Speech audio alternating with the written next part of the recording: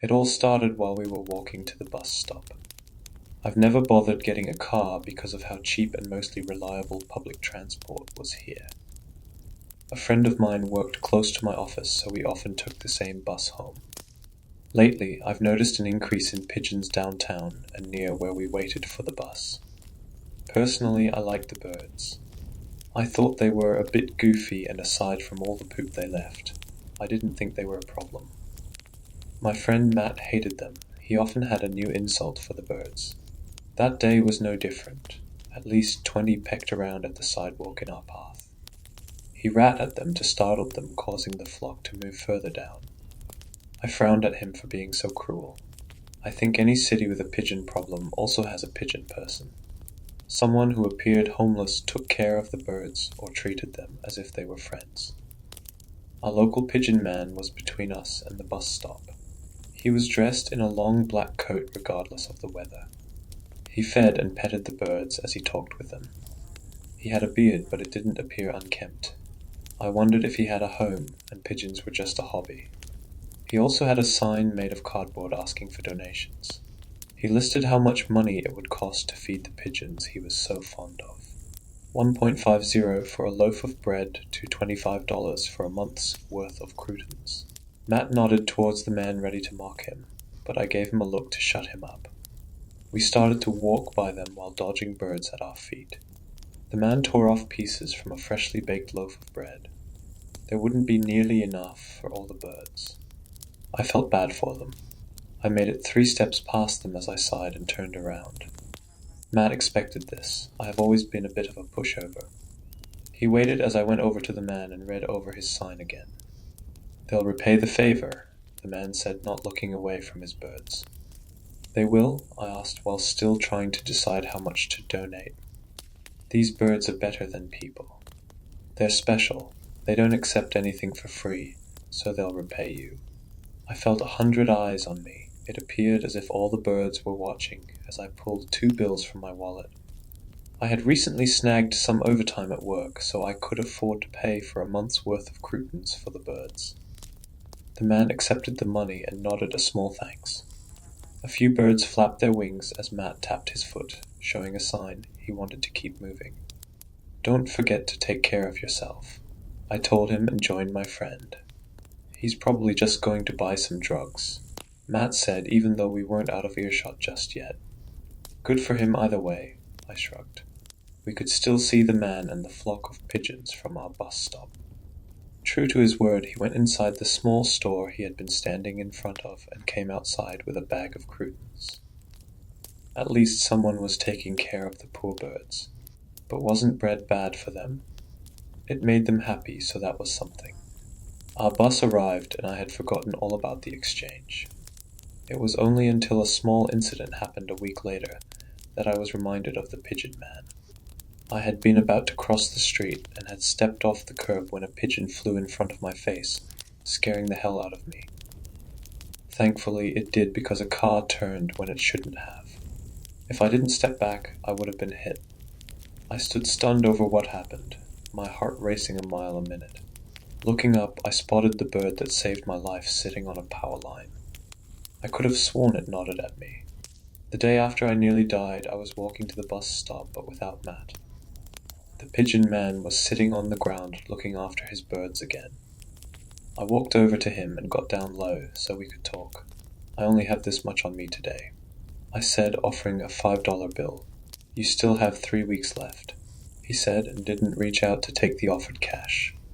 I was confused. Glancing over, I saw so many of those birds staring in my direction. Their eyes appeared as if they understood what was going on. A pigeon helped me out the other day. I wanted to repay it. Here. He finally took the bill, and I stood back up. It would be nice if I could feed the bird that saved my life regardless of whether it meant to or not. But who knew what one it was? And I also hoped this man was taking care of himself and not just the birds. I noticed my bus drive by us. I darted down the street hoping to catch it in time. I scared a few birds as I ran down the street expecting the bus to drive away at any second. When I reached the stop, I noticed the reason why it hadn't moved. A bunch of pigeons were sitting in the road blocking the bus and other traffic. They flew off after I got on. To be honest, I didn't give the man expecting favors from the pigeons. At first, I didn't even believe they were smart enough to do anything for a person, and thought the man had some sort of harmless illness. For a moment, I wasn't sure what I believed. Even if they were helping me out in some way because I bought their services, they were birds. What else could they even do? In the back of I was counting down the days until my so-called pigeon contract ended. On the final night, I came home very late because of some final project crunch at work. My girlfriend also had been working non-stop to finish a big project. She was an artist who did massive paintings that a local gallery sold. She would spend a few months creating new pieces and living off the pay from the last batch. We were both suddenly hurting for cash because the gallery ordered 3 more large pieces, and that meant she needed to pay for materials she hadn't budgeted for. Once they were finished, it would be worth it. "You're late," she commented, stretching and greeting me by the door. "I heard Matt was going out tonight. Did you go with him?" The apartment smelled of paint, even though she had all the windows open. She was covered with all sorts of colors and needed a shower. I bet that's just what she had been about to do before I walked in the door. "No, I was at work. I wanted to finish some stuff so I could have tomorrow off." Faintly, I heard a podcast in her painting room. Since she worked for long hours, she needed something to listen to. But I didn't fully approve of her listening to so many true crime podcasts. She got pretty freaked out after so many hours of them. "You need to shower. So do I. Let's save some water," I offered with a smile. I really wanted to hug her, but didn't want to get paint on my work clothes. "Can you take a rain check? I'm sore from working today," she suggested. She expected me to be disappointed. I was a little, and I snapped my fingers as if I had just lost a bet. "Darn it. Okay, next time. And how did you hear Matt was going out tonight?" "His girlfriend told me, but if you're not with him, that means he's going out drinking alone," she said while crossing her arms. Matt liked to drink at a bar about a 10-minute walk from my place. For lack of a better way to put it, Matt had a drinking problem. Unless someone was with him to keep him in line, he always got in trouble while on a night out. I knew what was even going to be said before the words came out of her mouth. "Maybe you should see if he's at the bar and get him home," she suggested. I groaned and rolled my eyes. I was thinking of excuses when she raised paint-stained hands in a threat. I raised my own in defeat. "Fine. I wanted to buy something from the store either way. Let me get changed first, and you need to stop listening to those podcasts," I told her. "I like Matt's girlfriend. He might get wasted and cheat on her, and she doesn't deserve that. Matt is dumb, but not dumb enough to cheat. Even if he tried, he's such a messy drunk, no one would take him. You just think he's going to be nabbed by those smiley face killers. Who aren't real, by the way," I said with arms crossed. She narrowed her eyes over just how easily I saw through her, and how I refused to believe a conspiracy she did. "If you keep that up, they'll get you next. They also target boyfriends who don't buy their loving girlfriends Cheetos," she said while backing up towards the bathroom. I guess she wanted Cheetos while I was out. I let her get into the shower as I left to get my friend into a cab back home before he caused any trouble. I should never second-guess my girlfriend. She was smarter than me because somehow she knew Matt needed help. I sent a few texts asking if he was at the bar. It wasn't a very popular one, so I could easily find him inside if he was there. I was a block away when I saw someone stumble out of the bar. 2 people followed behind him. My hand tightened over my phone, ready to dial the police if needed. I quickened my pace to try and catch up to the 3 of them. The pair closed the distance between the first man, and I heard my friend yell. They dragged him into a small alleyway as Matt drunkenly shouted for them to let him go. I turned the corner to see one man keeping a hand on Matt's jacket and was in his face over something. "Do you always go around talking to other people's girls?" "Huh? Do you really think she would give you the time of day?" The larger man accused. I suddenly felt exhausted. Why couldn't Matt just behave? He made things worse by not understanding how much trouble he was in. "I didn't know she was yours 'cause she didn't look at you all night," he shrugged. They got closer, both ready to knock some sense into Matt. I spoke up, causing all three of them to look in my direction. "I'm calling the cops if you give me a reason to," I said, not feeling as brave as I sounded. "Is he a friend of yours?" the taller man asked. Sadly, yes. That was not the right answer. They both decided that I needed the same kind of punishment as Matt. Since I most likely was going to call the police either way, they figured they would get something out of being arrested. The taller one landed a hard punch on Matt's face.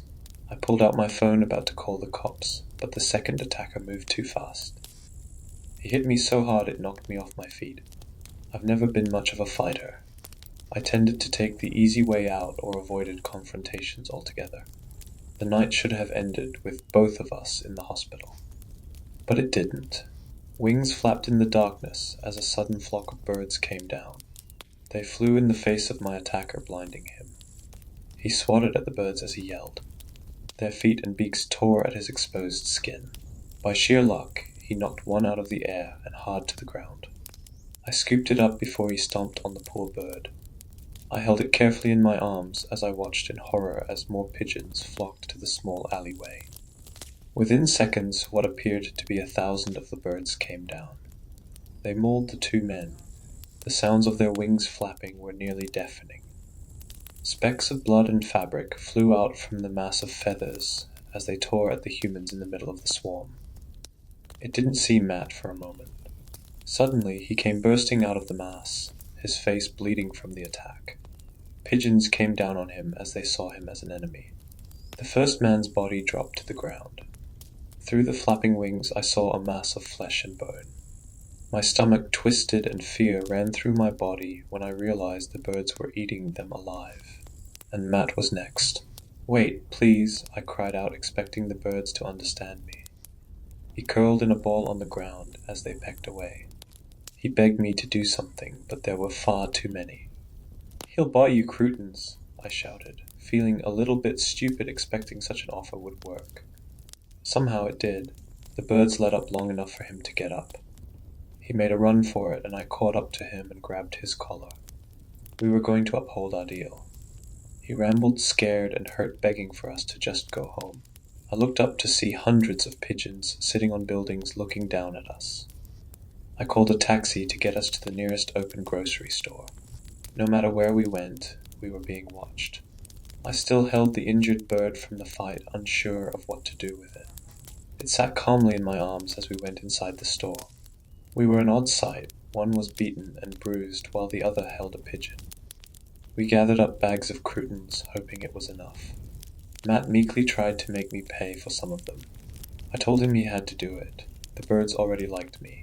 I wasn't certain how we would feed all the pigeons, but that was answered when we left the store. The pigeon man waited for us, and he accepted the bags along with the injured bird. "Can we go home now?" Matt said while looking around. He fidgeted, seeing so many birds watching us from all directions. I swear their eyes were glowing, but it may just be the streetlights reflecting off their pupils. "Your friend is in the clear, but the birds don't like you." "Matt, was it? You'll need to keep buying them food every month, so they won't punish you," the man said, almost sounding bored. "Punish me for what?" my friend demanded. "You kicked one of them outside the bar tonight." I looked over at Matt, frowning in disappointment. The fact we got away tonight was a miracle. These birds had been nice enough to give him a second chance after he hurt one of them. "It's just a bird," he protested. "No, it's not. In case you haven't noticed, this city is theirs now. They're just nice enough to let us live in it. Unless you want to end up as the others tonight, you'll feed them." Those words chilled me down to the bone. Flapping came overhead. A few pigeons landed near us, their dark eyes watching our reactions. Finally, Matt smartened up and nodded, agreeing to the deal. The man told him how much he needed to buy each month and let us leave. I made sure Matt got home, and we swore not to speak about what happened that night. I think he was worried the police wouldn't believe pigeons killed people who were going to kick his ass. I got home late as my girlfriend rushed over, clearly worried. Only when I saw her, I realized I'd forgotten the Cheetos. She didn't care about that. She wanted to know why I had a bruise on the side of my face. I made up a lie about two guys trying to make trouble, and we spent some time running around a few blocks, trying to lose them before heading home. She believed that, and I finally was able to relax a little from such a weird night. 2 months had passed since then. I was aware of every pigeon staring down at me as I went to work. Sometimes they watched me through the office windows. A small feeling of fear hit my stomach every time I saw one of them. I should have expected Matt to not be able to last 2 months. He disappeared last week. My girlfriend is spending a lot of time with his girlfriend to comfort her. It kills me that I can't tell them the reason why he was gone. I haven't heard of any reports of the bodies of the two men showing up. After all, two pecked-to-death men on the street would be a big deal. I've walked by where it happened during the day. Aside from some stains on the ground, there were no signs of what happened. I met the pigeon man again, cash in hand. "Can I pay for my girlfriend?" I asked him. He smiled, but didn't accept the money right away. They only attack people who wronged them. They'll do favors and look out for the people who buy them food. But I think someday soon they'll fully take over this city. I have a feeling that day will be a bloodbath. The only ones who will make it out alive will be the people like yourself. So, do you have any family that lives in the city? Luckily I didn't. I paid him and moved on silently, starting to plan when to move. It would be hard starting in a new place. My girlfriend has only sold work to a local gallery. I hoped she could do the same thing if we left here. I didn't know how much time we had left, but it feels as if more and more pigeons are appearing on busy streets. Do me a favor, take care of your local pigeon man. He might be more of a help than you first realize. And whatever you do, don't mistreat pigeons no matter how much you dislike them.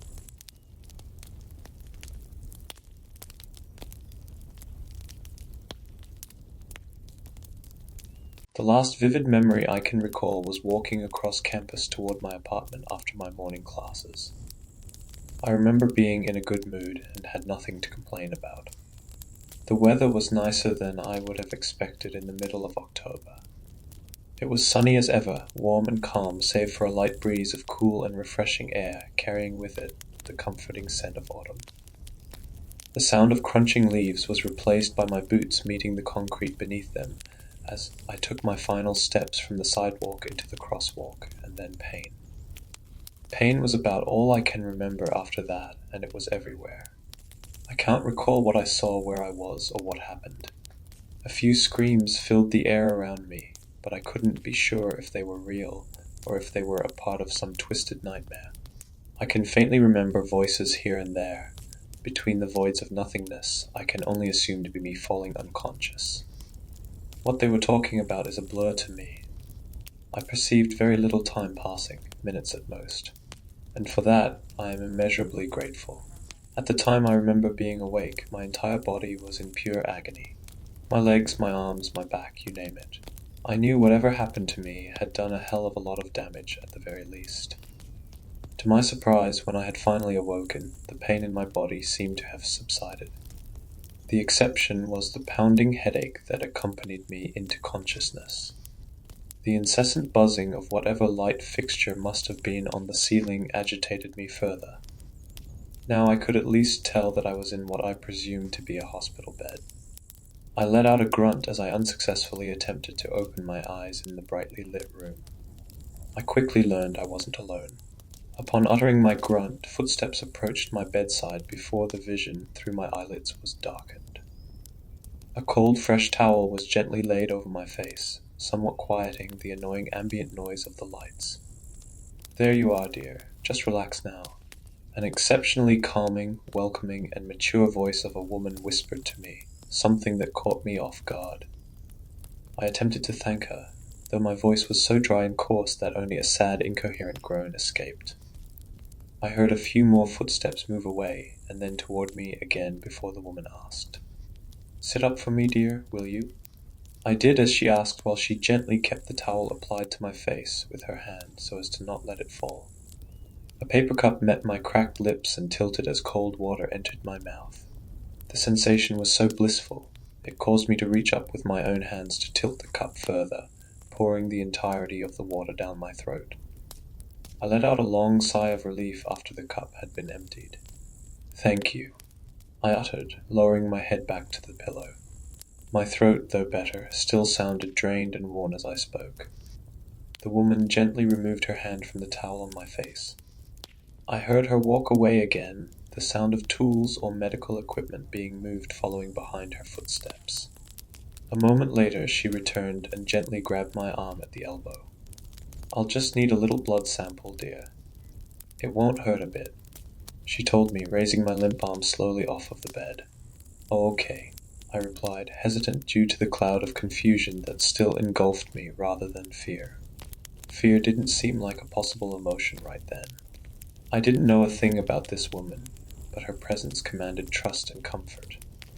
I felt the needle be inserted into my arm, and though it stung a little, it wasn't nearly as bad as I expected. This is when it finally occurred to me that I truly had no idea what was going on. "Wait, where am I? Am I in a hospital? What happened? Who are you?" I asked. The hint of panic in my voice grew with each question. I felt the needle exit my arm, followed by the woman wiping and bandaging it. Her soft touch alone was enough to cease my panic. "Yes, you are in a hospital. You were hit by a driver who was going far too fast through that little crosswalk, it would seem. And I am Dr. Wernick. I have been assigned to care for you until your release," she answered. Her last remark was filled with excitement, a clear indication she felt happy for me being able to leave soon. I felt a bit happy upon hearing such news, though I couldn't tell for sure if that's how I should feel. Being in a hospital in the first place was just as new information. More than anything, I felt tired and annoyed by my damn headache. Feeling a bit more comfortable with my now supposed doctor, I felt inclined to tell her. "Dr. Wernick, I have a raging headache." I managed to squeeze out. "Do you think I could?" "No worries at all, dear." She cut me off. Once again, she had me momentarily sit up before placing a small pill in my hand which I swallowed, followed by another cup of water. "The headaches are to be expected, unfortunately, but if I'm being honest, I believe you're lucky that's the extent of what's wrong with you. Hell, you might be the luckiest patient I've ever seen. When you first came in, you were banged up and bruised pretty bad. Sure, but we didn't find a single broken bone in your body. No organs were damaged, no severe internal bleeding, nothing. Everything seemed to be just fine." Again, I didn't know how I should be processing this. From the way she described it, it sounded as though the accident should have killed me. Before I could ask another question, Dr. Wernick spoke up. "Now that pill will help with the headache, but it'll make you feel quite drowsy, quite quickly. All I need you to do is take a good long sleep. Can you do that for me, William?" Her use of my name caught me off guard, but after thinking for a whole 2 seconds, it made sense that the doctor assigned to look after me would be familiar with my name. I simply nodded in response to her question. She let a light chuckle out before remarking, "Good." I heard her footsteps leave my bedside and travel across the room. A light switch was flipped off, ceasing the annoying ambient buzz. A door was open and closed as she stepped out of the room, and I was left alone in the silence. Dr. Wernick wasn't wrong. The meds she gave me put me to sleep within a minute. I hadn't even been given a waking moment to process everything I had just been told, but I didn't mind that much. I slept hard. For how long, I haven't the slightest idea. The first thing I noticed upon awakening was the absence of my headache, and what a relief it was. I must have remained lying still in the hospital bed for half an hour or so before I decided to remove the now dry towel, sit up, and open my eyes. I half expected my movement to be restricted by some sort of tubes or medical apparatuses, but surprisingly, no. There was no no catheter, and nothing taped to my skin to monitor my heart rate. The only unsurprising thing was the light blue medical gown I donned.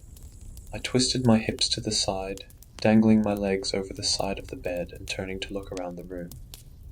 I couldn't see anything. I slowly pushed myself off the bed, letting my feet contact the cold, hard floor.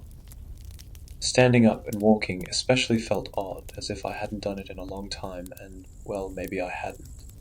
I carefully stepped in the direction I remembered Dr. Wernicke walking when she left the room, arms stretched out in front of me to feel anything I might run into. Eventually, I found a wall and followed it to a door. The handle refused to open.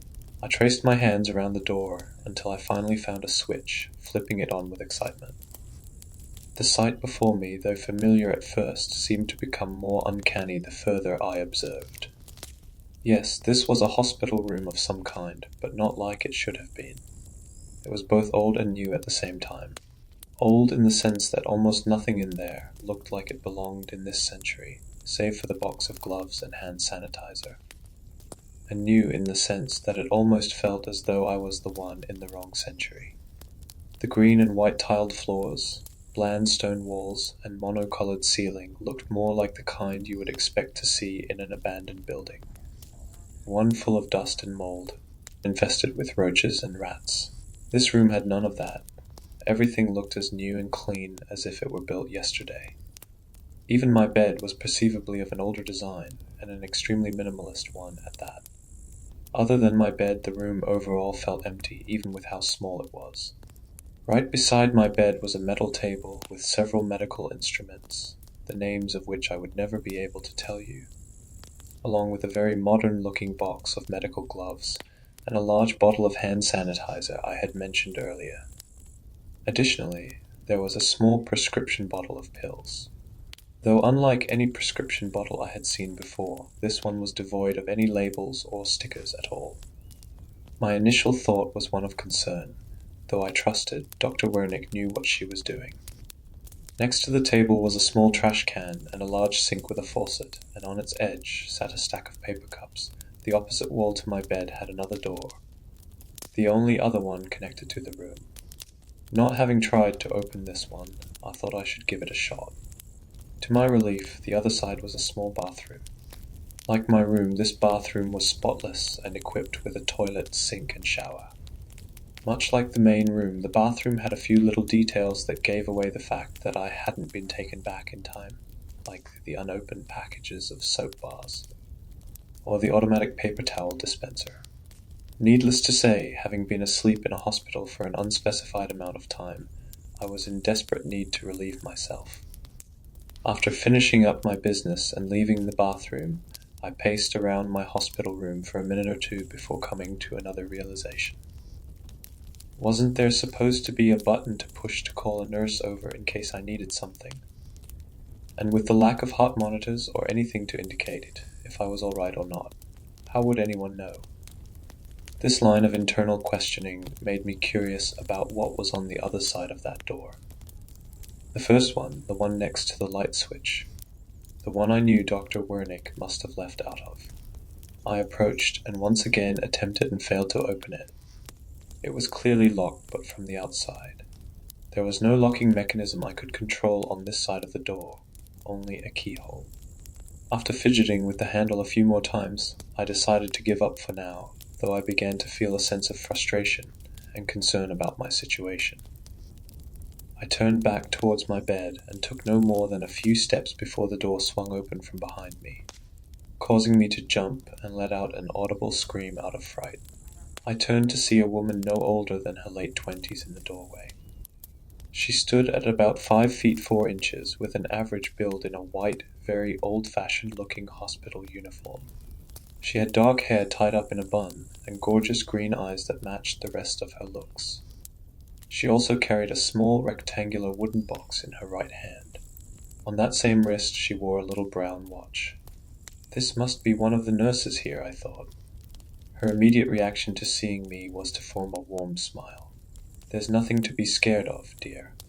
It's just me," came Dr. Wernick's voice, teasing me for being so jumpy. Once again I was surprised. I would never have imagined that the mature voice I remembered hearing earlier had come from the woman standing before me. They simply didn't seem as though they would match. "Oh, I'm sorry," I said, stepping back to the hospital bed and taking a seat on the edge. "It's good to see you're up and walking again. Is the headache still there?" she inquired, approaching the metal table and setting down her wooden box. No, actually it seems to be gone. Thank you." I replied. That's good, very good. If it ever gets real bad again, go ahead and take one of these pills here, but just one, okay? She asked, now having put gloves on before opening the wooden box and pulling out a syringe. Yeah, sure. What's that for? I failed to hide the slight hint of fear in my voice. Well, luckily for you, the medication we used to fix you up after that accident worked like a charm. Unfortunately, it does require that we take a new blood sample every 12 hours to monitor its effects and make sure you're all good to go. That's why we need to keep you here for just a couple more days. Does that make sense, dear? She replied, looking over at me for my affirmation of what she said. However, something didn't make sense to me. What medications would they have needed to use on me if there was nothing wrong with me in the first place? Or did I get hurt? This answer seemed to contradict what she told me last time. I'm no doctor myself, but it didn't seem responsible me for a hospital to risk a drug dangerous enough that it needs blood monitoring over days on end to patch up a patient with a little bruising.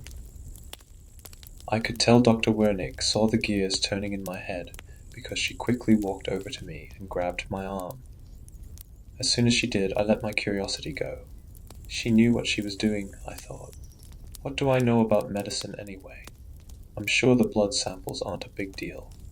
After she had finished taking my blood sample, she applied a new bandage. She carefully placed the syringe back into the wooden box and closed the lid, then turned back to me while she took her gloves off. All right, dear.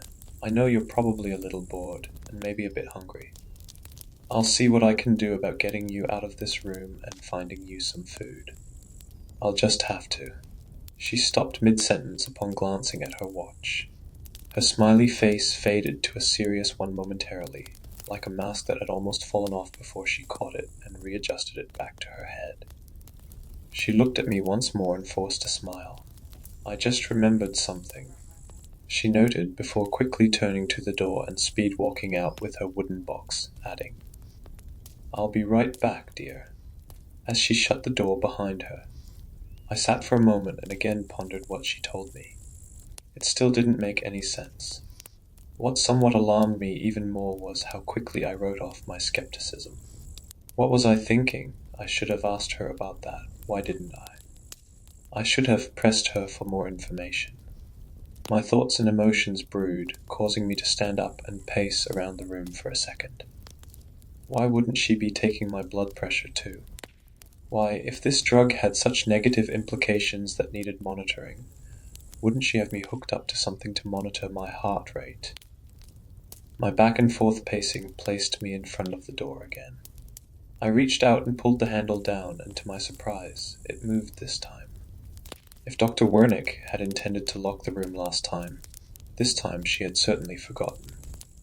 I ceased my pacing and pulled the door open, revealing a long corridor.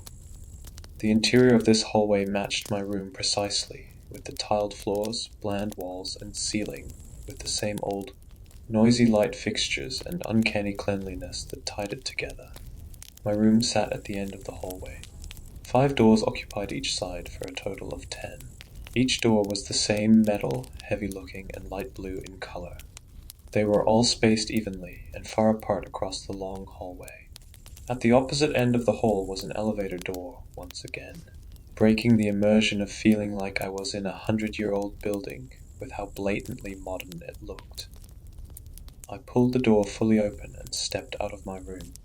I knew I probably shouldn't be out here, but with how quickly fed up I had gotten by a lack of sufficient answers and things not making sense in general, I was determined to find out something, anything.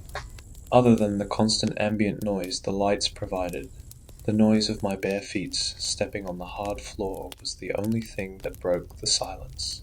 Something that I was hyper-aware of as I attempted to move down the hallway as quietly as possible, even keeping my breathing to a minimum to avoid being heard. It took me a while to reach the other end of the hallway at such a slow pace, and it felt even longer. Though, once I had reached the end, I didn't know what to do. There was nowhere for me to go in here. I momentarily considered using the elevator. It had both an up and down button, indicating that I wasn't on the lowest floor. I could try going up, I thought, but quickly shot down my idea. I felt somewhat off about leaving my room as it was. The elevator certainly wasn't going to be the first thing I tried. Instead, I began attempting to open each of the metal doors along the hallway. I stuck to the right side as I moved in the direction of my room. The first three wouldn't budge, but the fourth did. Before I entered, I turned and scanned the hall, as if waiting for someone to come and stop me. I pulled the door fully open, quickly stepping inside and pulling it quietly shut behind me. This room appeared to be the same size and style as my room, though it didn't appear to have its own bathroom or any other connected rooms as mine did. This room had a single metal table in its center, and its contents made my heart sink upon seeing them. On top of it were all of my personal belongings. My backpack, clothes, boots, keys, wallet, and phone all spaced out, as if they were being displayed like a museum attraction. I knew for certain this wasn't a normal hospital procedure. The first thing I grabbed was my phone, which still had a 67% battery and full bars, something that excited and confused me at the same time.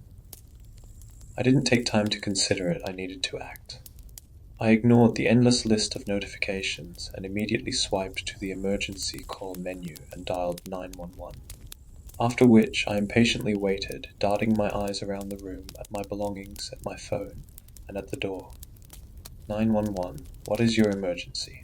I half expected the call not to go through, but I was more than happy that it did. I think I've been kidnapped?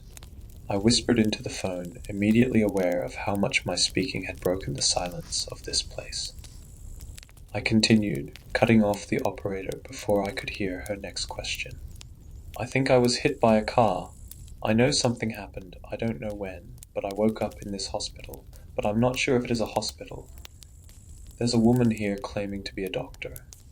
He might be, but she left me locked in a room by myself. She said her name is Dr. Wernick. I don't know what's going on at all. I whispered further into the phone. The pace of my speech was quickened by frightful haste as I continued to speak. As the words escaped my mouth, I reconsidered if calling 911 was the best idea. The more I spoke, the less sense I made, and more importantly, the less it sounded like my situation was an emergency. Then again, I was reminded of the sight in front of me. I had pinched my phone between my cheek and shoulder while I changed out of the hospital gown and into my clothes, throwing the rest of my belongings into my backpack. I need you to calm down, sir. Can you tell me your name? The operator asked. My name is William. Before I could include my last name, I stopped as I heard the line go silent. I stopped lacing my boots for a moment, and my heart skipped a beat. What the fuck? What the fuck? I muttered under my breath, which had quickly become increasingly quicker. Was I just abandoned by 911? This couldn't be right. I began to hyperventilate. However, my breathing again ceased for a moment when I heard a few beeps play through the call. I hadn't been hung up on. William, I need you to listen to my instructions very carefully. Can you hear me? The deep booming voice of a man asked. Yes. Wait, what? Who are you? What happened to the other operator? I questioned. The regular emergency services can't help you, but we can. The situation you're in is beyond your understanding. The woman you know as Dr. Wernick isn't a woman at all, or a doctor, not anymore anyway. Do not trust her, understand? And no matter what, do not let her touch you. The booming voice on the other end commanded. Though his speech was quick, it was also calm and collected. Although the last thing he said sent a shiver down my spine. What happens if she touches me? I asked, knowing full well she already had more than a few times. We know she's touched you before, don't panic. Her effects only last as long as her contact with you. What you need to know is that as long as she has a hold of someone, she has power over them. She can make you do whatever she wants, even your thoughts will bend to her will. Listen, William, I know you can't move much, but I need you to give me an idea of where you are. I quietly exited the room where I had found my belongings and entered the hallway, listening to the operator with one ear and trying to stay vigilant about anything I might hear with the other. I frantically walked around to each door, trying to open all of the ones I hadn't tried already.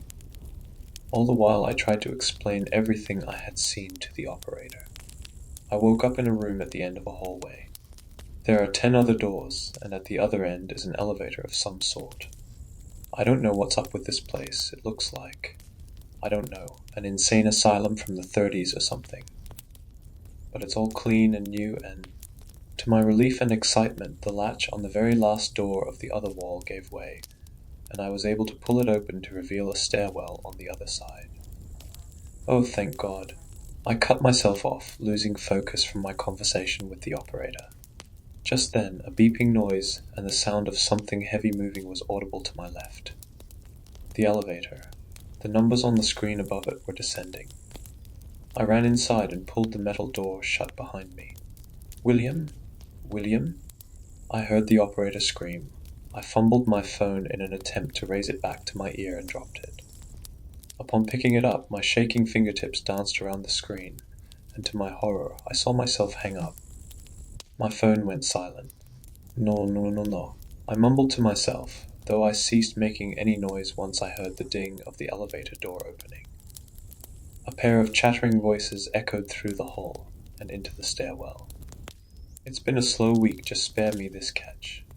Besides, you seem to have no trouble finding new mice to play with," spoke a man's voice, his demeanor that of a businessman attempting to reach terms for a deal.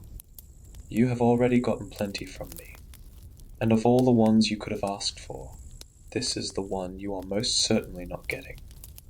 Dr. Wernick shot back angrily, a tone I hadn't heard from her before. She was fed up with whoever she was talking to. I slowly took one step at a time up the stairs, hoping that their conversation was enough of a distraction. The man's reply was as calm as he was previously. "The others are hungry. They are becoming ravenous for a taste. You know as well as I that if we do not meet their demand, they're your responsibility, and I don't want to hear it. I am months away from completing my development. Months. This one here is the most promising yet."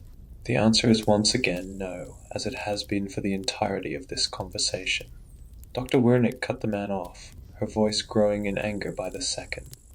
She continued, "And one more thing, convenience stores, apartment buildings, the back of grocery stores, I don't care. Hunt where you want, but stay the hell out of my territory." I had nearly climbed the first flight of stairs by this point, and the conversation had gotten quieter, though I heard Dr. Wernick say one last thing, this time speaking calmly. "If I catch you again, well, I think we both know." She followed up with a sinister chuckle, as if she had made a light-hearted joke. I felt my blood go cold, but kept moving up the second flight of stairs until I reached the next door, labeled as the first floor. The sight before me came as an immediate relief. I found myself in the halls of a very modern-looking hospital. From the floor to the ceiling, everything looked as you would expect the interior of a hospital to look, how it should look. Even brand new medical equipment was scattered about the way you expect it to be in a busy hospital. The only problem that remained, one that took me a moment of wandering the empty halls to take note of, was that I was still alone. Someone was keeping the lights on, someone had to have swept the floor for it to be as clean as it was, and yet there wasn't a person in sight. No patients, no nurses, no doctors. Nobody but me. Though the feeling of being this alone was haunting enough, the worst fear came from knowing that I wasn't. Dr. Wernick was still here, and she had to have discovered my escape by now. This thought provoked me to quickly snatch the phone from my pocket and pick up my pace, moving around each corner as quickly as I could, searching for directions, an exit, or anything that could tell me how to get out. Unfortunately, my headache from before had begun to make its return as well, something I tried to ignore as I kept moving. Between long strides, I opened my phone and redialed 911 in hopes of reaching the same operator. The call was picked up within a second of ringing. "William, are you there?" The same booming voice asked, a surprisingly comforting thing to hear. "Yes, I'm here. I'm sorry, I accidentally hung up, and then Dr. Wersick came back. She was talking to some man. They were arguing about something." I spoke, this time a bit louder yet clearer than last time. I was more concerned with finding a fast exit than anything else at this point. How did you? How did you escape? And what man? What did he look like? No, no, that doesn't matter. Listen, in order to get out, you need to go through the elevator. Take it when you can. I felt frustrated at the operator's instructions. I can't use the fucking elevator. That's where Dr. Wernick and whoever the hell she was with came from. I got lucky enough that they haven't found me yet. Alright, William the First, understand. Listen, there's no way for you to get out of there without going through the elevator. What the fuck does that even mean? I said, nearly yelling through the phone and cutting the operator off. Listen to me, he commanded back. I rolled my eyes a little, but stopped, becoming aware of my stupidity. He continued, I need you to lie low, stay out of sight if you can. It's a miracle that she left your phone within reach in the first place. But as long as you keep the call connected, we should be able to find your location. We nearly had it last time, but the call wasn't connected for long enough. Once we have it, we'll be sending in the 2 teams we have on standby. They're going to get you out of there. You're going to be all right, William, and soon. Although I found his last comments hard to believe, I had an instinctual trust in them. I believed him. I rounded another corner, determined to find a good spot far enough away from that hellhole of a basement, far enough that she wouldn't find me. Oh dear, where are you running off to? And who are you talking to? Dr. Wernick's voice called from behind me, almost playfully. I froze in place, my body feeling rigid and cold. I recalled what the operator had told me. I slipped the phone back into my pocket and slowly turned to face her. She stood about 30 feet down the hall, smiling at me, though the intention behind her deceptive face was clear to me now. Why don't you come back to your room, dear? I brought you some food. She suggested calmly, though my response was nothing but, What do you want? She put her hands up defensively as if to try and calm me down. Her facial expression changed to one of serious concern. She took a step forward. The small act of her getting closer seemed to have triggered my headache to become worse. Dear, I just want. Don't fucking call me that. I shouted. She kept her hands up but still approached slowly. With each step, my pounding headache became worse. I raised a hand to my head to soothe the pain as much as I could, gripping the handle of a hospital bed left in the hallway with the other. William, I think it's time for another pill. You don't look like you feel so good. My fear turned to adrenaline. It might have just been the heat of the moment, but felt like I had a higher sense of awareness. I could feel the blood running through my body with each heartbeat. I heard my painful moans turn to grunts of suppressed rage. If this was my fight or flight response, it would seem my body had chosen fight. I raised my vision to meet Wernick's eyesight. Don't touch me, I warned her. Though she kept her defensive body language, I saw her facade of a concerned face fade away, and a grin began to get a crack from the corner of her mouth. Something she tried to hold back. She saw my anger and she liked it. Though it was quiet, I heard the operator yell through the phone in my pocket. William, what's happening? She took yet another step closer. I looked down at the hospital bed I had held on to for support the moment before, the one my hand was still attached to. An idea entered my mind, one that felt alien to me, as if it wasn't me that thought it up. Throw it. It made no sense. The hospital bed before me was a modern one, a big one, the weight of which no one on earth could move with ease, much less throw, though at that moment my mind didn't have room for such rational thoughts. I had the urge and I acted. The corners of my vision darkened and all audio sensations seemed to quiet down. I adjusted my grip, using both hands this time, lifting the bed above my head in one quick jerk. It wasn't hard, it felt easy, and good if anything. Though Dr. Wernick's figure was nothing more than a blurry silhouette to me now, I threw the bed in her direction with as much might as I could muster. I screamed upon doing so and collapsed to my knees. The bed went crashing down the hall with ferocity, though to my misfortune, had narrowly missed Dr. Wernick. My vision and hearing returned to their normal state. just in time for me to see Dr. Wernick look at the destruction I had just caused, and then back at me with a wide, tooth-filled grin of satisfaction. She continued her approach, no longer feeling the need to keep her defensive stance. I crumbled from my knees to the floor entirely, facing up. I began to cry. No, no, no, please. I managed to squeeze between sobs. Dr. Wernick now stood directly over me. Now, dear, I think it is time for another pill, she whispered, reaching a hand towards me. The sound of rapid gunfire broke out in the hallway. Dr. Wernick retracted her hand and recoiled in pain, accompanied by a scream. I looked past her to briefly get a look at the group of men dressed in tactical gear grouped up at the end of the hallway. The sound of bullets meeting flesh filled the air around me. Splashes of black liquid painted the floor in front of my feet, coming from Dr. Wernick's back. Quickly it turned into a puddle. Her stance went from one of being provoked to one of being irritated. After a moment, the gunfire ceased, followed by shouts and the sounds of rifles being reloaded. In the brief few seconds of quiet, Dr. Wernick made eye contact with me before letting out a long, horrifying screech, one that sounded as if it came from 10 voices rather than one. Her eyeballs seemed to burn up, their contents melting to liquid like wax out of a candle, until they were no more. Simultaneously, each one of her pearly white teeth fell out of her mouth, clattering on the floor next to me, some of them landing on me directly.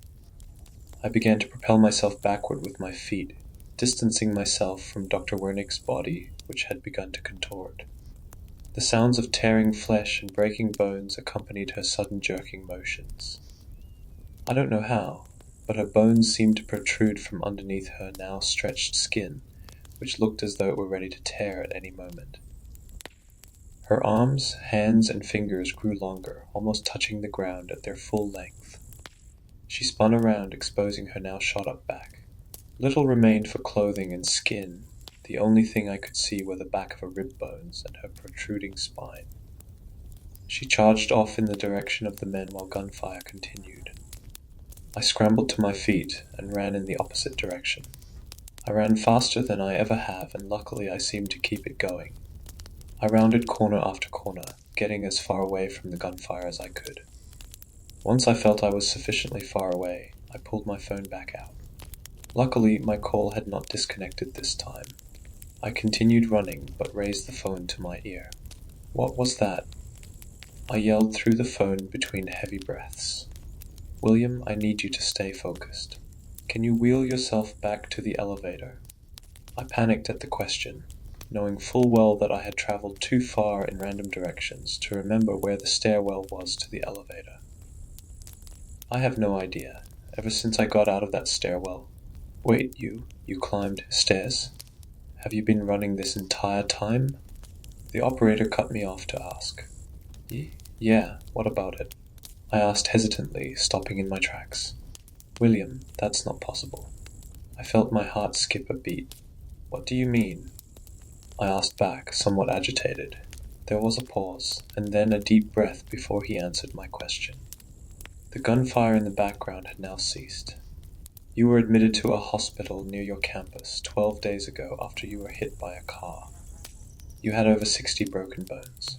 Your spinal cord was completely severed, leaving you paralyzed from the waist down. It's not possible that you're walking right now.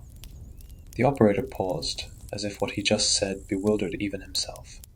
8 days ago, you were taken from the hospital by that thing that goes by Dr. Wernick. We know because police found CCTV footage of her taking you. After that, we intervened and have been searching for you since. She's been taking people from hospitals in the Midwest for the last 3 years. At least that's our earliest documented case. Of the few victims we've been able to find, you're the first one that's still alive. Though now, I'm not sure if that's a good thing. The adrenaline rushing through my veins made it almost impossible to stay focused on anything the operator had just told me, though some questions began to formulate. What? William, dear. I had been cut off by Dr. Wernick, who I once again locked eye contact with upon turning towards.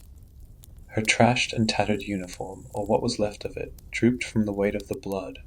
It was now freshly soaked in, though her body, face, teeth, and eyes seemed to have returned to their normal state. A crimson liquid trailed through the hall behind where she stood. "I tried to make this easy for you," she continued. "All you had to do was stay in your room, sleep and relax. Wait for them to do their work," she said while eyeing my body up and down. She began to walk towards me on an indirect path. I sidestepped to keep my distance, though my anger and headache had begun to return. "I was going to bring you back to the surface once you got better," I was. "You're the only one who is a strong enough host, and look at you now. You're all better, thanks to me. I would have brought you back myself, and then you would have been free. No one could ever hurt you again. I hope one day you'll come to see what I've done for you." My headache must have reached its boiling point while I listened to Dr. Wernick's ramblings, because the further she spoke, the darker my vision got until everything faded to black. After that, I don't recall what happened, save for small snippets of stimulation. I remember more sounds of flesh tearing, of more screams and screeches. I remember the cloud of blackness in my vision, receding enough momentarily for me to see the force of something tremendous crack the ground beneath my boots. Mostly, I remember what I felt. I felt euphoria as my fist struck violently, breaking bones, as my hands grabbed a hold of flesh and ripped it apart like meat off of a bone. Before it was over, I remember opening my eyes to the sight of Dr. Wernick's body being thrown violently through a glass window into the darkness. I woke up on the ground, covered in a puddle of black liquid that had trickled down and seeped between fresh cracks in the floor beneath my body. I sat up, rubbing my eyes while my headache slowly receded. For the next 10 minutes, I wandered back the way I had previously run in the hallway. That was about how long it took before I heard many pairs of boots accompanied by voices coming my way. I dissociated with the reality in front of me. For all I was concerned, the threat was gone.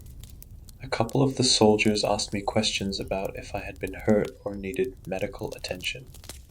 I gave them short answers, still uninterested. I was more interested in listening to the one standing off to the side, talking to someone through his radio. I picked up some of his conversation. The entirety of Team 1 was KIA by hostile entity. "We've secured the target. Should we proceed to the extraction site?" The man's face went pale, and his eyes drifted towards me as he received a reply from the other side.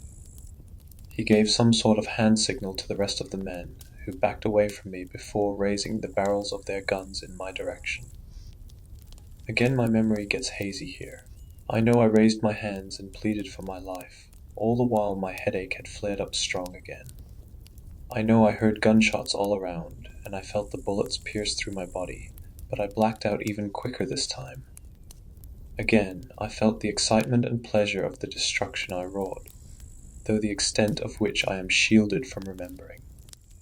When I came to, I had a fresh coat of dark crimson liquid over the black from Wernick. The men's bodies were in variously sized pieces scattered about the hall. It's been about 12 hours since that last gap in my memory. I've spent that time wandering the halls.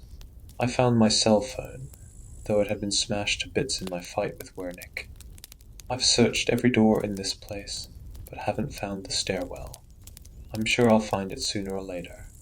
I remembered what the operator said.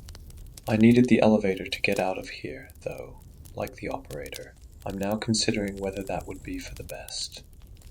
Whatever I am, it's not what I was the day I got hit by that car. Every once in a while, I'll pass by a window showing the dark emptiness of whatever is outside. They act more like mirrors in this place. I'll stop and stare for a few minutes at a time. Sometimes I'll get a glimpse of the thing that moves under my skin. I'll watch it slither while I think about the same thing over and over. What I did to Wernick, what I did to those men. The sound of their bones shattering, of their flesh being torn apart. If I stare too long, I can sometimes catch a grin forming on the face of my reflection. God help me if I ever do find that elevator. I liked it, and I want more.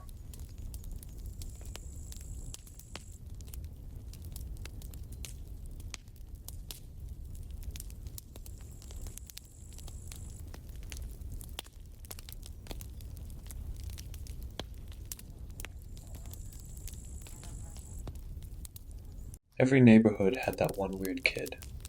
For us, it was Abel Casey. He was a 14-year-old skinny, tall kid with shoulder-length pitch-black hair and bangs that covered his eyes. His presence always felt off-putting. Even with the smile he always wore on his face, some of us felt uncomfortable being near him. Nobody ever talked to him, and by the chance someone even bothered trying to, he would drive them away by trying to base the conversation around the same topic: skulls. Whether human skulls or animal skulls, he'd talk about skulls nonstop.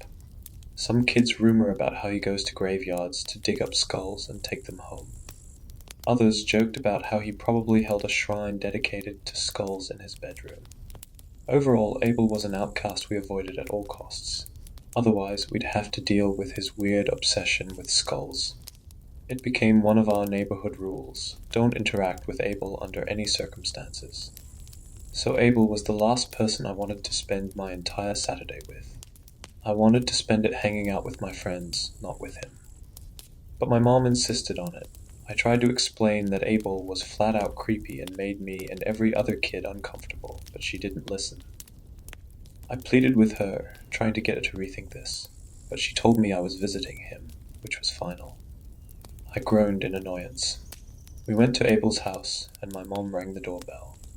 The door opened, and who I assumed was Abel's mom stepped out. She looked even weirder than Abel.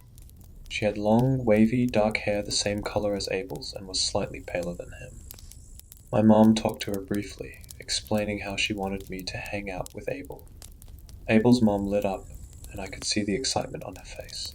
She was ecstatic, telling us that Abel never had any real friends, meaning he would probably love someone visiting him. I rolled my eyes, annoyed as they chatted.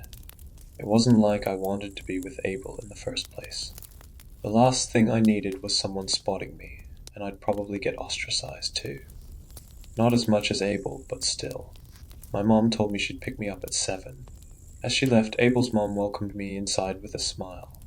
As I entered the house, I noticed strange decorations on the walls. They were odd pieces of bone attached to a string and spread across the walls.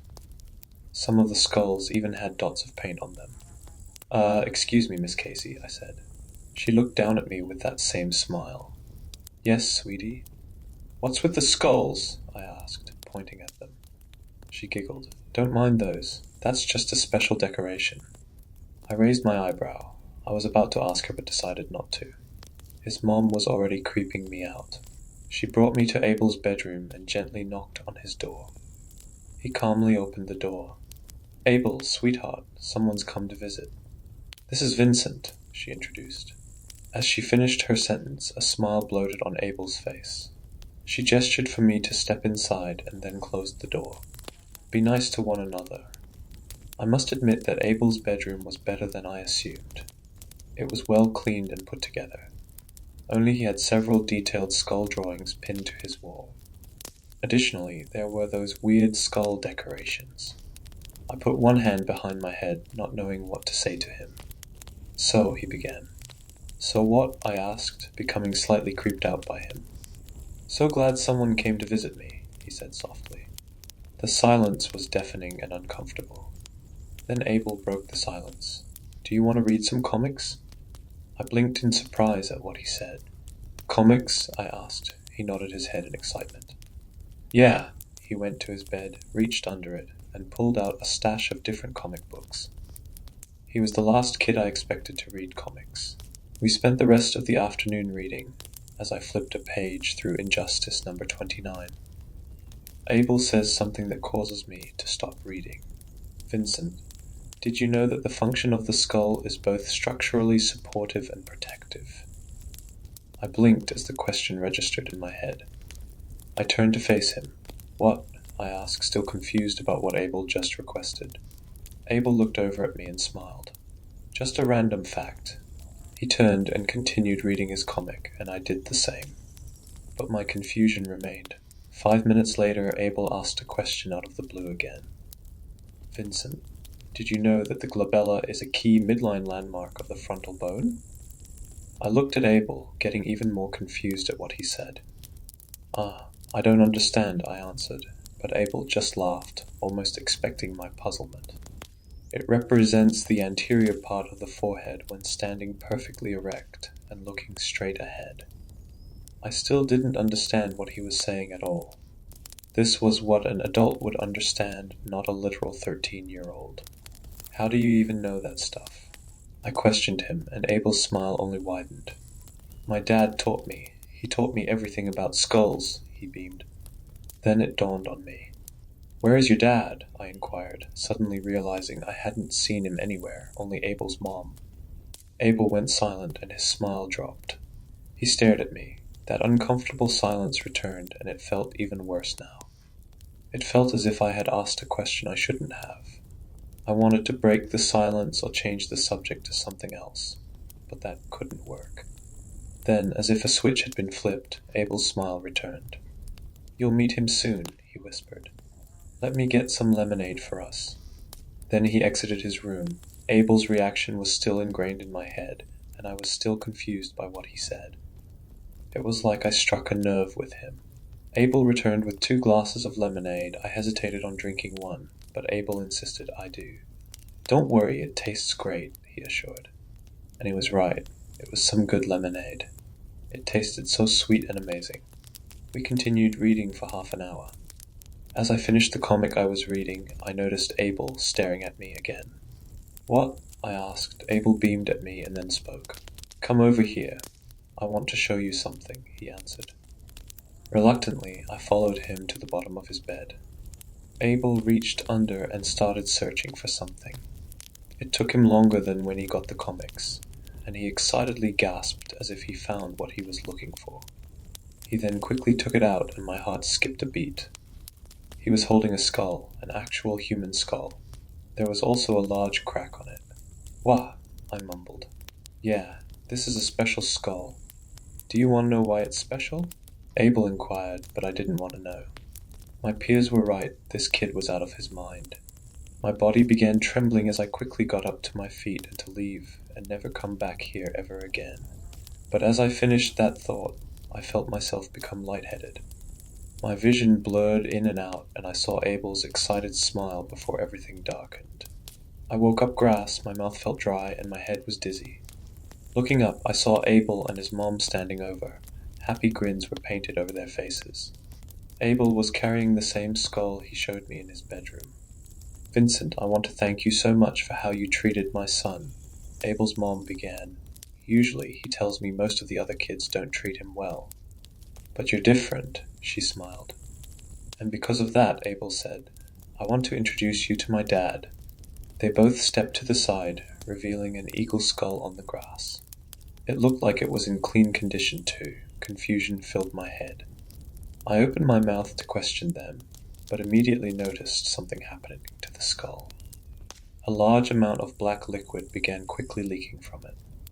A puddle of the black liquid expanded underneath the skull until it stopped suddenly. Then the black liquid seemed to morph and change as if it was being sculpted like clay. I will never forget the sound of bones cracking and popping as the black liquid seemed to take the form of a large adult male. It stared at me for a few seconds before walking towards me. Droplets of the black liquid fell off as it approached me. Abel and his mom's eyes were now wide, along with their grins. Upon stopping at my trembling body, it leant out its hand. Hello, I am his father. It is a pleasure to meet you, the thing said distortedly. Disbelief and panic mixed inside me. I pinched myself, thinking I was dreaming. But I wasn't. This was real. No, no way, I whispered.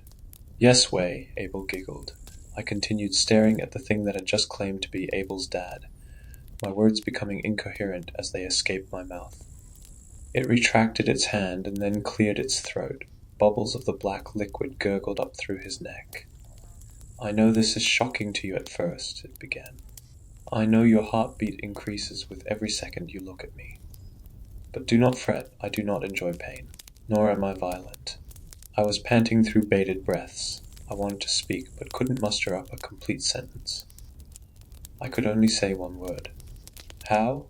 The thing chuckled at my response. Well, you see, I was once a normal man with a splendid job as a craniologist and a loving family, he gestured towards Abel and his mother. Everything was wonderful, my life was pure and fulfilling, until, filthy hooligan.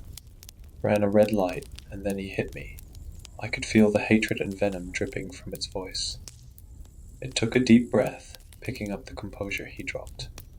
The despair and anger I held within me was agonizing, to say the least, it continued. I was trapped in darkness, thinking I would never return to my family ever again, but fortunately that wasn't the case. It turned towards Abel, holding the cracked skull. See, my wife and son had tracked down the driver who had taken my life, and let's just say they avenged me. The smile in his voice was clear, and I saw Abel proudly grin at the thing. It took a long time, but eventually I was reborn anew, all thanks to my beautiful, lovely Patricia. The smile never left its voice as it turned its gaze towards Abel's mom. Abel's mom only giggled as her cheeks blushed. I didn't know how to comprehend any of this. My thoughts were split into confusion and panic.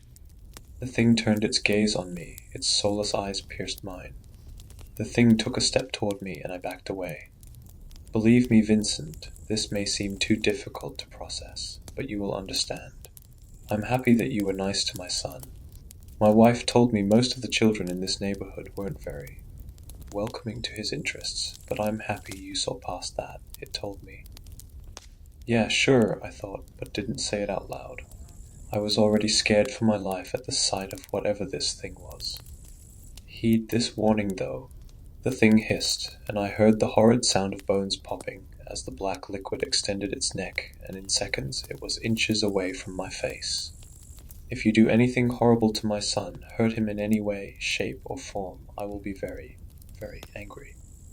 He dipped the last word in fury, and I felt like I was almost about to piss myself. Do you understand? It asked, a threat clear in its voice. I nodded profusely. Sweat was pouring down my face.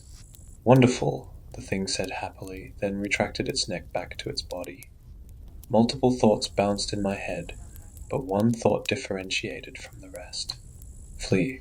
So now that that's out of the way, how's to say, I didn't let it complete its sentence. I bolted, out of the backyard, the house, and onto the street. My legs ached as I pushed myself to ensure I got as far away from Abel's house. My lungs burned as I ran past several blocks. I even fell on my knees so I could catch my breath. At that point, I thought my heart would burst open. Eventually, I made it back home, exhausted. Upon ringing the doorbell, my mom opened it. She was surprised I was back an hour earlier and asked if anything had gone wrong. I grimaced and lied. I lied that Abel wasn't so bad, but I went home after getting bored. I wanted to puke at the words my mouth forced out. I knew they were false, but I didn't bother telling her what happened. I didn't bother telling my friends or peers either. They'd look at me thinking I was crazy. Then I would be ostracized and labeled as the kid who was never the same after going to Abel's house. Abel was now someone I actively avoided altogether, just like my peers, but worse. I forced myself not to interact with him at all. I forced myself not to look, touch, talk, or even breathe next to me. But even when I passed by him in the hallways, I felt his eyes locked onto me, and his lips curl into a smile as I walked away. Last afternoon, my mom said a letter was addressed to me when sorting through mail. I opened the envelope and started reading. As I read each word, my heart dropped lower and lower. Dear Vincent, thank you for coming over. You have been a wonderful guest, and I want you to be more than that. I want you to be my friend. I'm sure my parents would be delighted to hear that, my dad especially. It's okay if you're scared, but just like my dad told you, it will take time.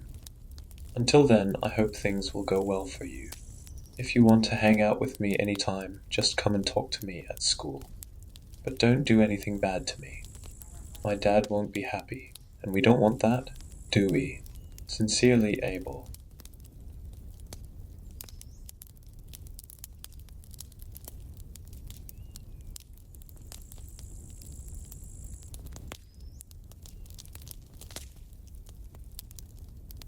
Back over the 4th of July, my family all got together at my parents' house. And while I was over there, my mom told me that she and my dad were remodeling their basement and asked me to get the rest of my stuff out. And as a quick side note, I'm going to change or omit my kids' names for privacy, but didn't think it much mattered with everyone else, for reasons you'll understand later. I'm 39, and haven't lived there in years, but had a handful of old belongings that I'd never bothered to take with me. Mostly old things from my childhood that I didn't have much need for, but held sentimental value, like a few favorite dolls and stuffed animals, old art projects, and the like. Thankfully, my mom had had it all in storage containers for years, making it easy to grab a few and take home with me. My sister, Nat, and her family live out of state and were staying at my parents' through the weekend, and my kids had their cousin, Nat's daughter, Bigsy, it's a nickname, stay at our house the following night since it was Friday. Looking for something to keep the kids busy that night, and feeling nostalgic, I went digging through the storage bins I'd taken home with me and found some old VHS tapes with haphazardly made labels reading things like The News with Lizzie at 5 and Primetime Update. When we were kids, my sisters Nat, the youngest, Steffi, middle, and I, oldest, used to have a blast making home videos, and our favorite subject by a mile was to create news shows with an anchor and then cut to different reporters on scene, covering stories consisting of either sensational events acted with our toys, human interest stories of us showing off our childish talents and hobbies, or ambush interviews and coverage of our parents and their friends. And one time the pizza man, who in hindsight was a pretty good sport about it. The subject matter, more often than not, was not only ridiculous but also rather morbid, or at least grotesque. Since vampire Cabbage Patch Kids attacking pet rabbits was much more fun and imaginative than more realistic news. This seemed like a perfect opportunity to show my kids and my niece what their moms got up to when we their age, while I took a walk down memory lane at the expense of my husband cracking jokes and never letting me live it down. I randomly grabbed one of the tapes and gathered everyone in the basement where we still have an old DVD VHS combo player hooked up for the kids to watch old DVDs on occasion. After a minute or two of messing with the tracking and making sure the component cables were in the right ports, I got the tape playing to see my 8 or so year old self, sitting at a little blue and yellow plastic table with a notebook and pencil in hand, and giant glasses from the 70s on, trying my darndest to look like a serious and sober news anchor. 8-year-old me had hardly gotten through saying, "Welcome to Lizzie's News tonight," when my husband, oozing sarcasm, said, "So exciting.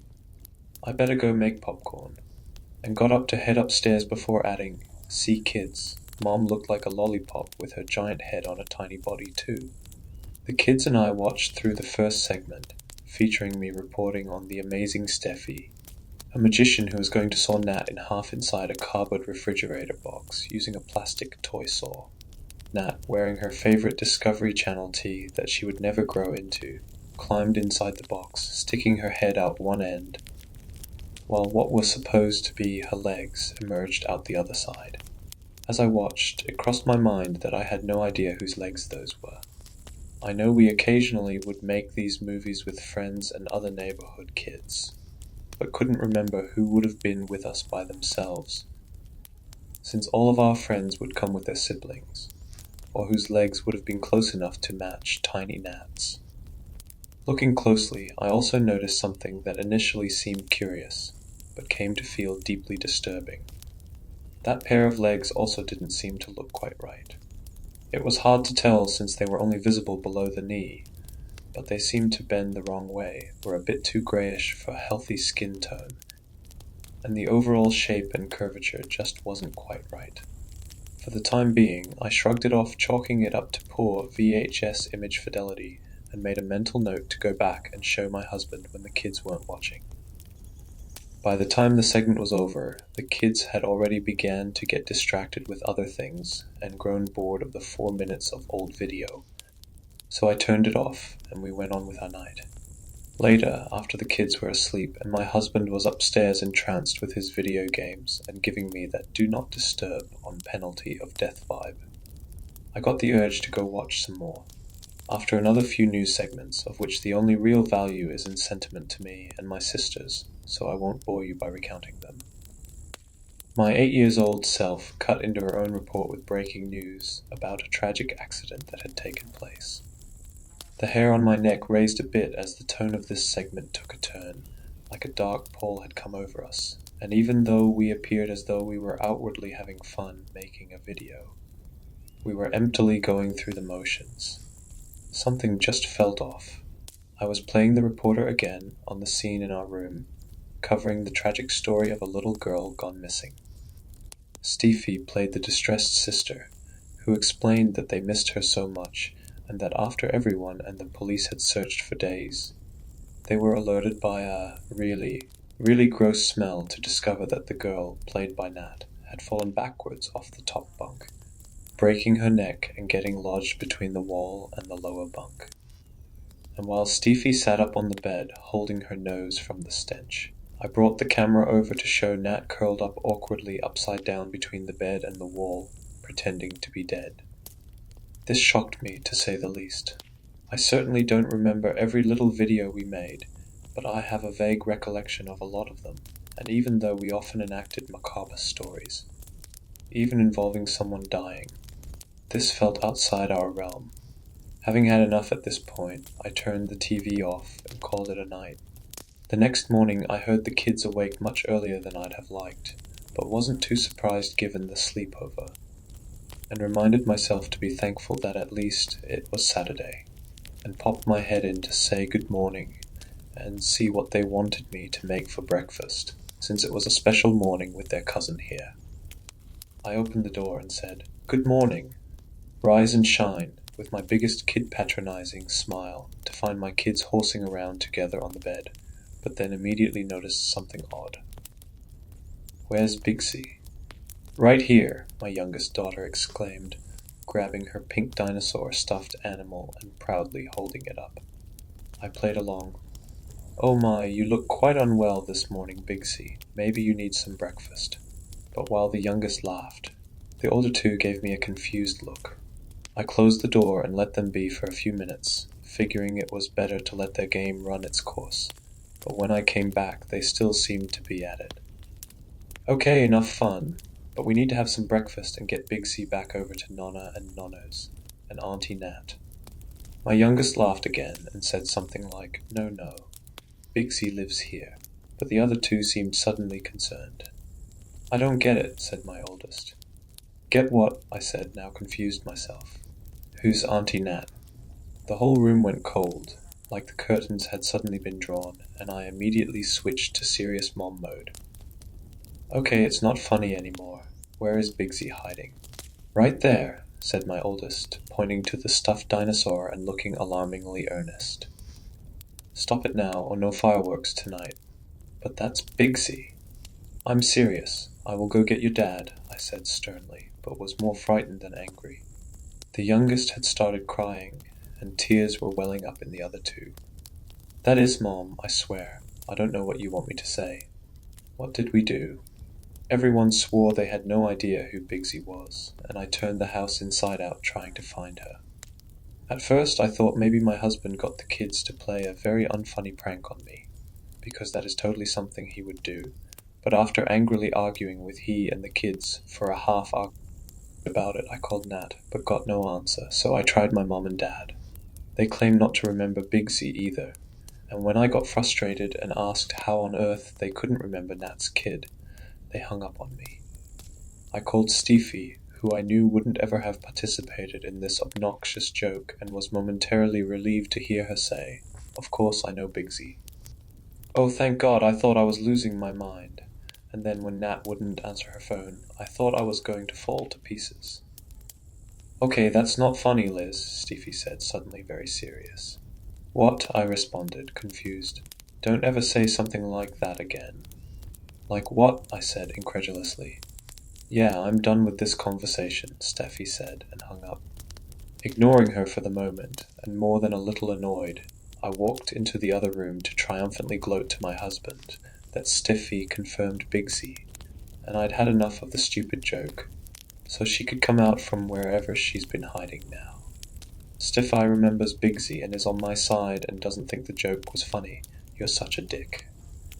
"Well, of course she is.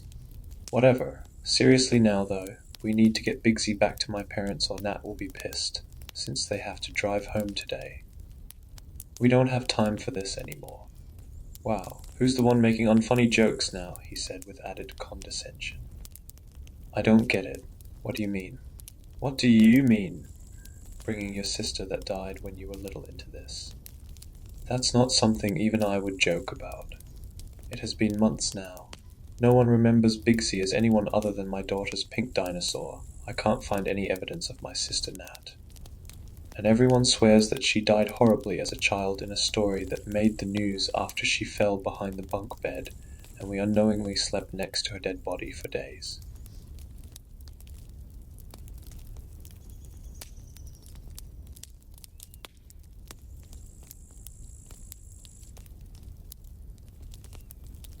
It all started when I woke up in the middle of the night and found a strange, suffocating weight on my chest, like someone was sitting on me.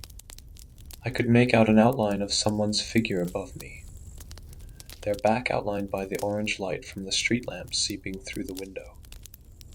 I tried to scream for help or turn my head to look at my husband, but I couldn't move. I didn't regain control of my body until after the weight had lifted, and I heard a deep male grunt from a man pulling himself off me. I heard his footsteps too. I saw his silhouette leave through the door. And it was only hours later of laying in that same position that I felt I could move again. It started with a pinpricking sensation through my toes and fingers, then spread through my entire body, like the feeling you get when your leg falls asleep and you have to wake it back up. I immediately went to my husband and shook him awake. He was distraught and confused, asking me to slow down, to tell him what happened. He was so scared by my hysterics he was moved to tears. Even still, he didn't believe me. He said he was right next to me. He'd have woken up if someone came inside our room.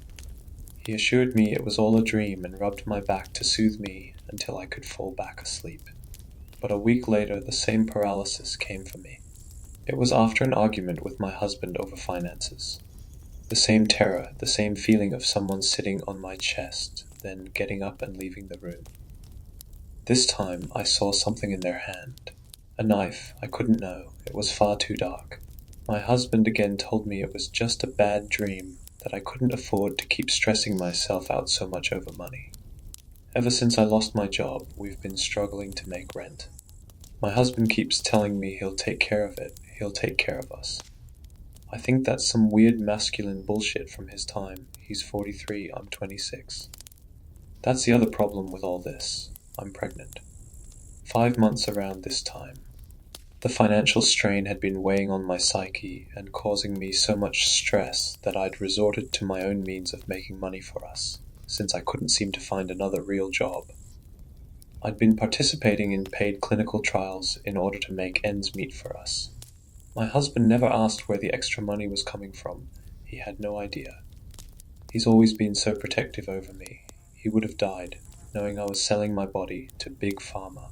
It was a clinical drug trial for preeclampsia, and all they did was give me a small pill, take my blood and my vitals, and send me on my way once a week. Maybe the pills were causing these sleep paralysis episodes.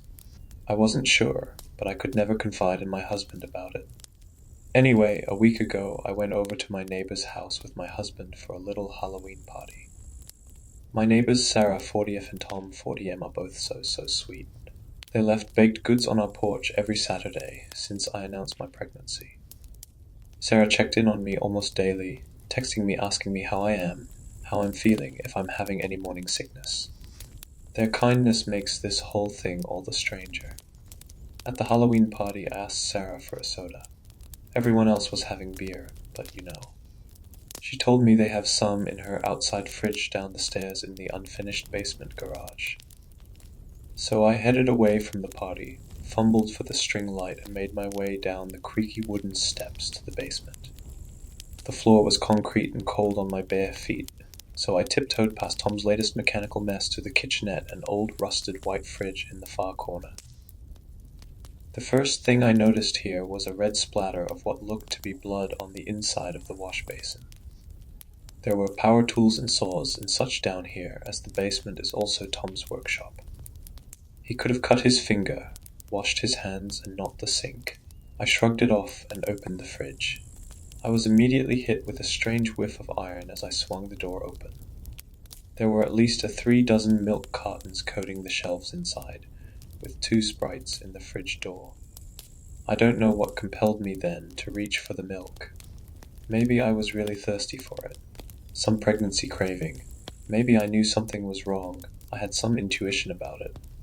But I grabbed a carton. It was heavy, and the liquid inside didn't slosh the way I expected it to. It sounds strange, like something you wouldn't be able to notice, but I did. I placed it down on the single countertop of the kitchenette, found a glass in the top shelf of the cabinet above, unscrewed the cap of the milk carton, and began to pour. What came out wasn't milk, it was red. It was blood. I vomited in the sink. Tom must have heard me, or knew I was digging where I shouldn't have been. He came down and held back my hair while I emptied my stomach, whispering calm words like easing a brood mare. He called down my husband, who took me back upstairs. He threw my coat over my shoulders and talked quietly with Tom and Sarah by the door. "She'll be fine, just scared is all. No worries. Thank you, yes." I stood there with nothing to say, eyes wide, unsure of what to make of it all. My first ridiculous thought was that Tom and Sarah were vampires. It wasn't till we were walking back across the street to our house that I was able to ask Tom, "What was that?" Tom looked at me strangely, his brow furrowed. "Why were you poking around where you shouldn't be? Are you serious? They had blood in their milk cartons." Tom sighed, pulled away from me. He was obviously frustrated. "They own a farm, Liv. Okay? You don't know how slaughtering an animal works, do you?" He was so angry, I could see his hands bunched into fists, shaking slightly. "What are you talking about?" "They drain the pigs of blood after slaughter." I chewed on this, shaking my head, both of us standing at odds with each other in the middle of the road. "So, are you trying to tell me they've filled milk cartons with pig's blood?" "Yes. Why the hell would they do that?" "Because it's a thickening agent, high in protein. It's used in a wide variety of dishes. You've probably eaten it before and haven't even known it." I stared at my husband indignantly, feeling shame rising up in me. The last thing I wanted to do was apologize. But here I was, saying sorry in the middle of the street, just to get us back inside the house. My sleep paralysis stopped for a few months after. At my 7th month of pregnancy, it started again. Once a week, usually Sunday nights, I would take my prenatal vitamins before bed and wake up around midnight to find it almost impossible to breathe. At this point, I was no longer sleeping on my back. I was sleeping on my side. Still, the sleep paralysis demon or man would straddle my shoulders, his back rising above me like a mountain so I couldn't see anything but the bottom of his feet. Bare, black soles, long toenails that scrapped against the sheets. Dirty jeans. Sure enough, it should have been a dream. But one night I woke, crying once again, and after I settled, I found dirt rubbed off on the white pillowcase by my head. A deep red stain on the bed. That same morning in the shower, I checked myself for any hints of damage. When I was paralyzed like that, I couldn't feel a damn thing except the relentless weight on top of me, the inability to fully breathe.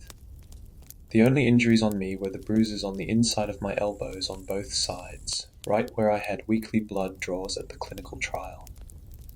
The clinical trial my husband still didn't know about, though he should have seen the discoloration on my arms when we had sex, which now was more and more frequent. Leading up to my birth, my husband's behavior toward me became even stranger. He worried incessantly over me, taking me to sleep trials which revealed no abnormalities, arguing with doctors that something was wrong. Describing my dizziness, my fatigue, the bruising on my arms, the first time I realized he'd noticed. The doctors said this was all normal for someone during pregnancy, especially nearing the end. I remember at the end of my 7th month of pregnancy, I again had a bout of sleep paralysis. This time, during it, I swear I could hear my husband crying softly. It was hard to make out over the grunts and heavy breathing above me. I asked him over breakfast what he'd been crying about. He was very quiet, and told me only that he had a bad dream that I was being hurt.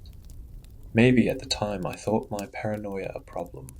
Either way I obeyed it. I no longer trusted my husband.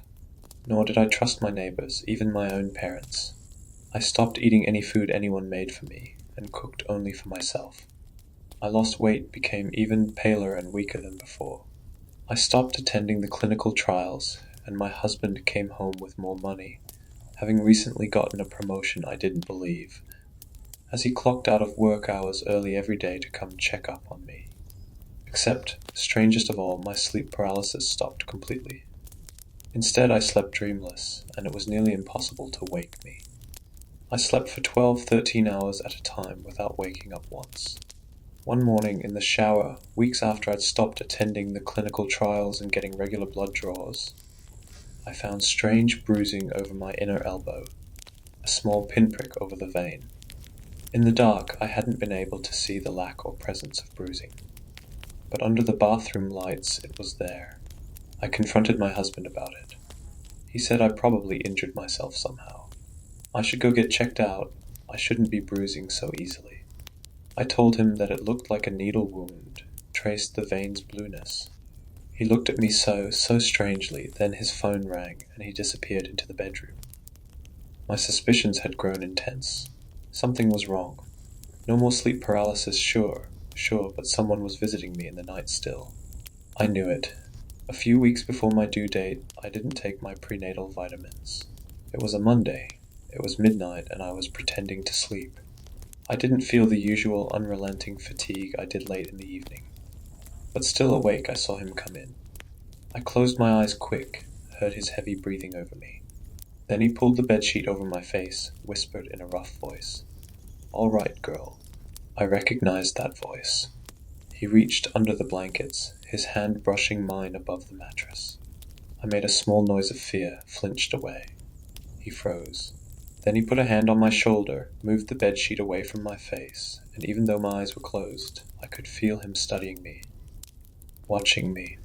Once I calmed myself, he continued, taking my wrist in his hand and holding the inside with his 2 fingers. He was wearing gloves, nitrile, and he was taking my pulse, I realized. Counting to a minute, the longest minute of my fucking life. Then he placed a hand on my belly, and it took everything in me not to scream. Something cold replaced his fingers, and he held it there. My stomach churned, and my baby reared up inside me. I was going to throw up. No, I couldn't. "That's it," he whispered to me, to no one. I realized then how I recognized the voice. Tom. It sounded just like Tom. That was all I could take. I jolted out of my sleep and upright, my eyes meeting his in the dark. Sure enough, Tom was staring back at me. I screamed at him, and he raised his gloved hands. There was a stethoscope around his neck, like he was cosplaying a fucking doctor. My husband shot up from the other side of the bed. For a moment, him and Tom just stared at each other. Then my husband raised his voice in a way I'd never heard before. "Get out! Get out!" Tom shot out of the room quicker than I could process. My husband chased him out, his shouts and threats echoing through the house. When he came back, I told him we should call the cops. He said no, that wasn't a good idea. He would deal with it. He took a bat from underneath the bed and headed out with it. I tried to stop him, but he left out the front door and didn't return till the next morning. By then, I'd found the milk carton laying on its side by my fallen bedsheets, a plastic funnel on the ground next to it. I felt sick, so fucking sick to think about all that blood in Tom's fridge. My blood. I went to the bathroom and emptied my stomach till I couldn't anymore. When my husband came home, he told me he'd taken care of it. There was blood splattered on his face and the bat. He washed it off in the kitchen sink. I was silent, at a loss for words. Afterward, I watched him put locks on all the doors, draw the shades, and set the alarms. "Did you kill him?" I asked. My husband just shook his head no. As he locked our bedroom window, he said, "Just to be safe, okay?" For the rest of the day, we cooped ourselves up inside, watching movies, taking it easy as he put it. Laying low, I asked him what the hell Tom would want with cartons of blood. My husband looked wildly uncomfortable, said that men are scary. It could have been anything. Could have been selling it on the dark web. That shit makes a lot of money, supposedly. He kissed my forehead and pulled me close. I asked him for the second time then if we should call the police. He didn't reply. Over the next week, he told me I needed to stay home, that he'd go out for groceries, meds, etc. Almost my entire pregnancy, he'd been pushing for a home birth, but now he was adamant about it. Meanwhile, I was having second thoughts. What if something went wrong? What if Tom came by? Whenever I shared these concerns with my husband, he got angry. Eventually, after a heated argument, I asked him if he planned to keep me cooped up like a dog till I gave birth or died. He just glared at me. I said I was going to leave for a little while, give him some time to work through things. As soon as I did, he grabbed me by the arm and begged me to stay. He burst into tears, saying that everything he did for me. That he was sorry for how he'd been treating me, how he'd scared me. But he was scared. God, he was scared. He asked me to stay with him. So I did. When he went to take a shower that night, I again checked our bedroom for anything Tom might have left behind. I don't know what I was expecting to find. Nothing on the floor, of course. It had been a week after all. I would have tripped over anything left over. But under the bed was a spool of rope, cable ties, duct tape. My husband and I had never participated in bondage or anything of the sort. That was my final straw. I had a horrible, horrible feeling. I called my mom and asked her if I could come over. She said of course. I tried to go out the front door, but it was locked from the outside. I didn't even know that was possible. I tried the back door, locked again. At this point I was so panicked I started to cry. I checked the kitchen window. Locked. Finally, the giant office window was open. 8 months pregnant, I hauled my ass out the window and dropped 5 feet into the garden. And I ran, caught an Uber and made my way to my mom's place. I've been here 2 days now. I have endless missed calls from my husband. I don't know what the hell to say to him. I'm not sure if I think he's just paranoid or if he's somehow a part of this whole thing with Tom. What the fuck should I do? Should I go back home? I don't want to give birth without my husband, but he's scaring me. Tom is a whole other problem I'm too afraid to fully confront. I'm thinking of going back home tomorrow and explaining myself to my husband, getting answers to the questions that have been plaguing me, and leaving if I need to. I don't want to do anything too drastic, like call off the marriage before I know the whole story, but I guess I'm afraid to know what the hell the real story is. What do you think? Should I try and fix things before I give birth? Should I call the police?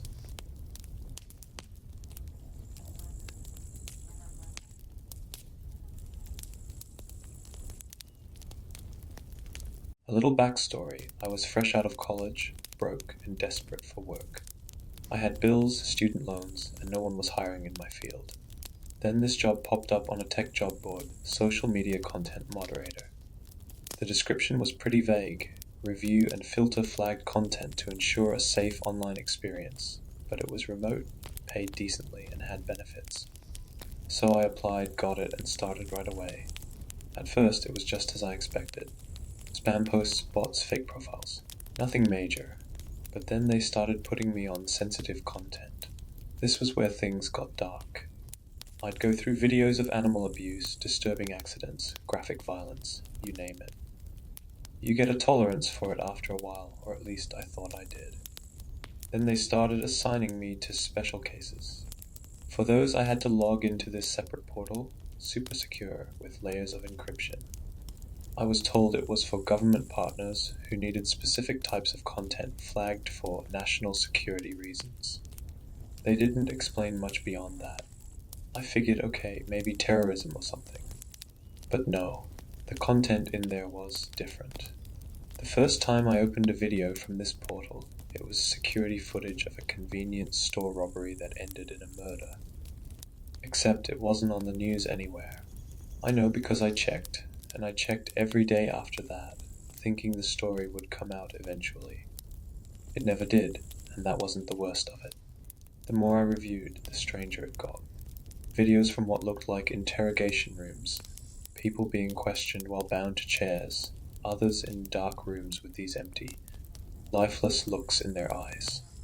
I'd see people breaking down in front of the camera, confessing to things I don't even want to repeat. And every time, I'd check for a news story or a police report. There was nothing. These videos were ghosts. Then one day, I saw a video of a man sitting in what looked like an abandoned warehouse. He was crying, begging, but I couldn't hear anything, just muffled audio. There was a timer in the corner of the screen, counting down. When it hit 0, the man's chair dropped through a trapdoor. I didn't see where he went, but I heard his scream. The video cut to black. The message on the screen read, "Content reviewed and flagged for internal record." After that, I had nightmares, couldn't sleep. I told my supervisor I needed a break, but she brushed me off, said they needed all hands on deck for a high-priority contract. They even offered me a pay raise to keep going. I thought about quitting, but the money was too good, and I was too hooked on finding out what the hell was going on. Then about 2 weeks later, I found her. My sister, sitting in one of those videos, strapped to a chair, looking terrified out of her mind. She'd gone missing 6 months before, and no one had found a single trace of her. The police told me it was likely a runaway situation, that she'd come back on her own eventually. But there she was on my screen in this hellhole, begging for her life, as a faceless figure stepped into frame, holding a knife. I started screaming, crying, trying to message someone, anyone, but my chat feature was disabled, and all I could do was watch. They did things to her I can't even bring myself to describe. When the video ended, the screen went black and showed the same message: "Content reviewed and flagged for internal record." I lost it. I threw my laptop across the room and quit on the spot.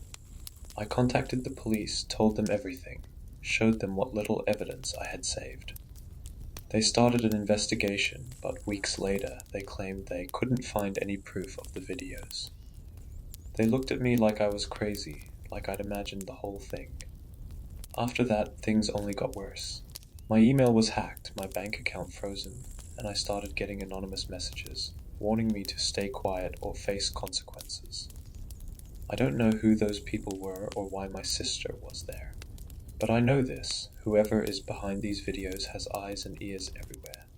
I keep my head down now, avoid social media, never talk about it. Because if you're seeing this, just know, there's a price to looking too deep. And some things, once you see them, never let you go.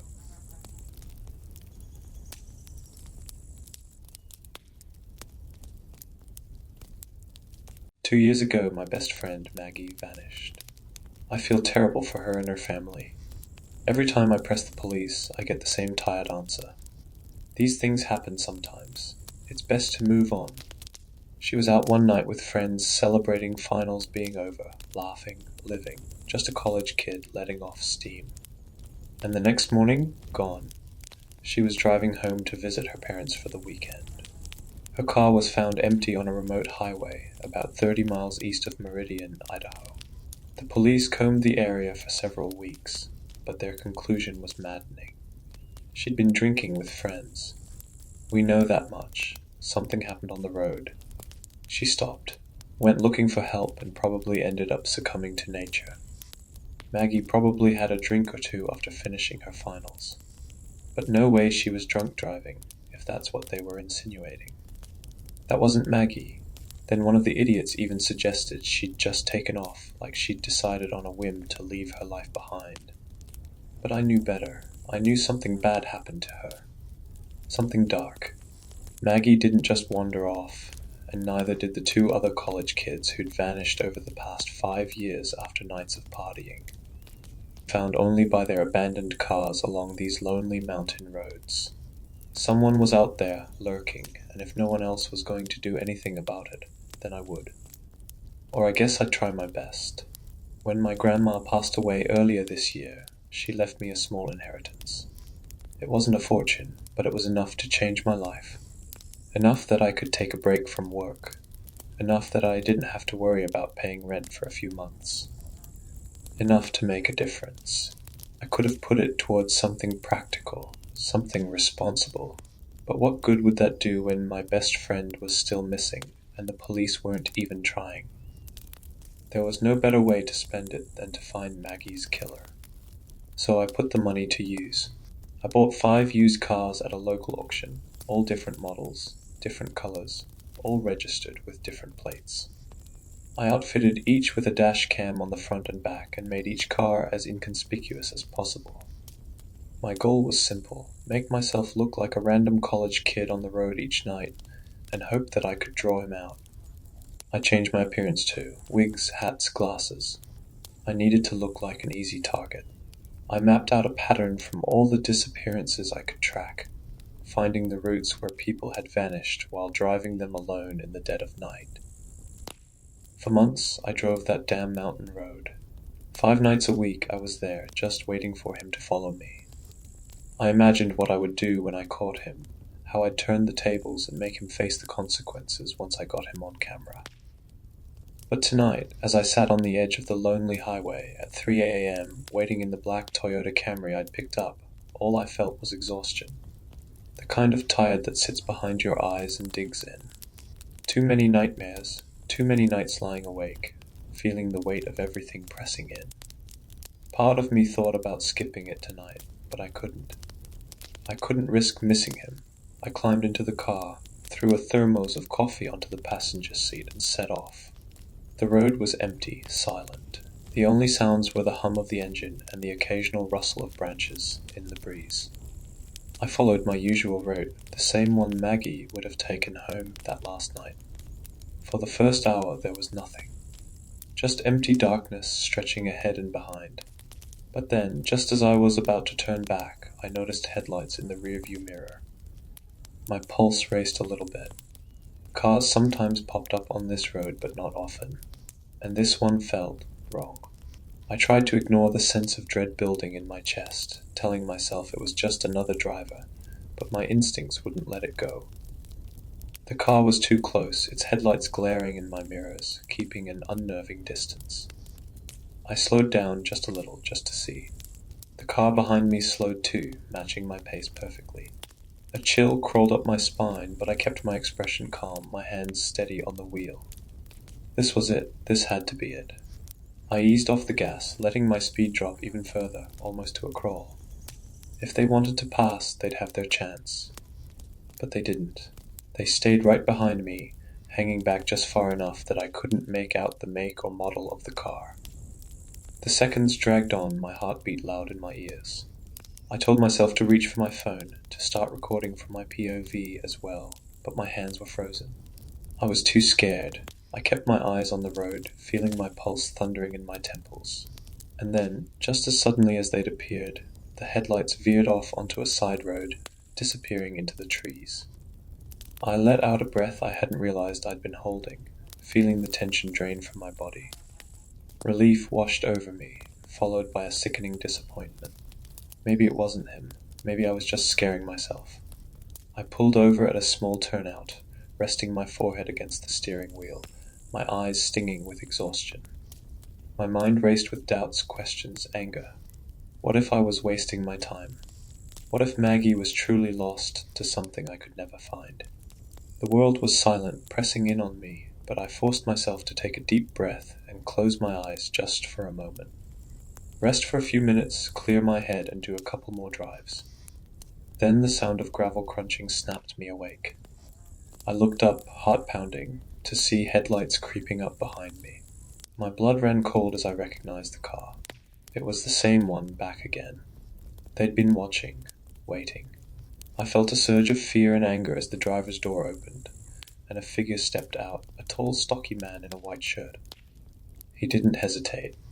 He was sprinting toward me, his steps heavy and determined. Panic took over, and I fumbled with the keys, my fingers trembling as I jammed them back into the ignition. The engine roared to life, and I slammed on the gas, the tires spinning on the gravel before gripping. I shot forward, the headlights disappearing behind me as I sped down the road. In the rearview mirror, I saw him standing there, his face twisted in anger or disappointment. I couldn't tell which, but I'd seen that look before, on other men, other nights. The look of a predator who had just lost his prey. My hands were shaking as I drove, adrenaline flooding my veins, my mind a whirlwind of fear and fury. I'd been so certain I was in control, that I could outsmart him. But in that moment I realized how wrong I'd been. I'd been playing with fire and it almost consumed me. I kept driving, my eyes darting to the rear-view mirror every few seconds, half expecting to see those headlights reappear. But the road remained empty, stretching out ahead of me like an endless dark tunnel. It was only when I reached the lights of Meridian that I finally felt a little bit more at ease. When I finally pulled into my driveway, I just sat in my car in silence. I still didn't have the answers I wanted, but I felt like I was closer to finding the truth about what happened to Maggie. And one thing was abundantly clear. He was still out there, waiting for someone else to stumble onto that road, another college kid, just like Maggie. Honestly, I'm a little overwhelmed tonight. I'm gonna go get the USB memory cards from my dash cameras in the morning. I'm not ready to look at what's on them yet. I know once I do, there's no going back.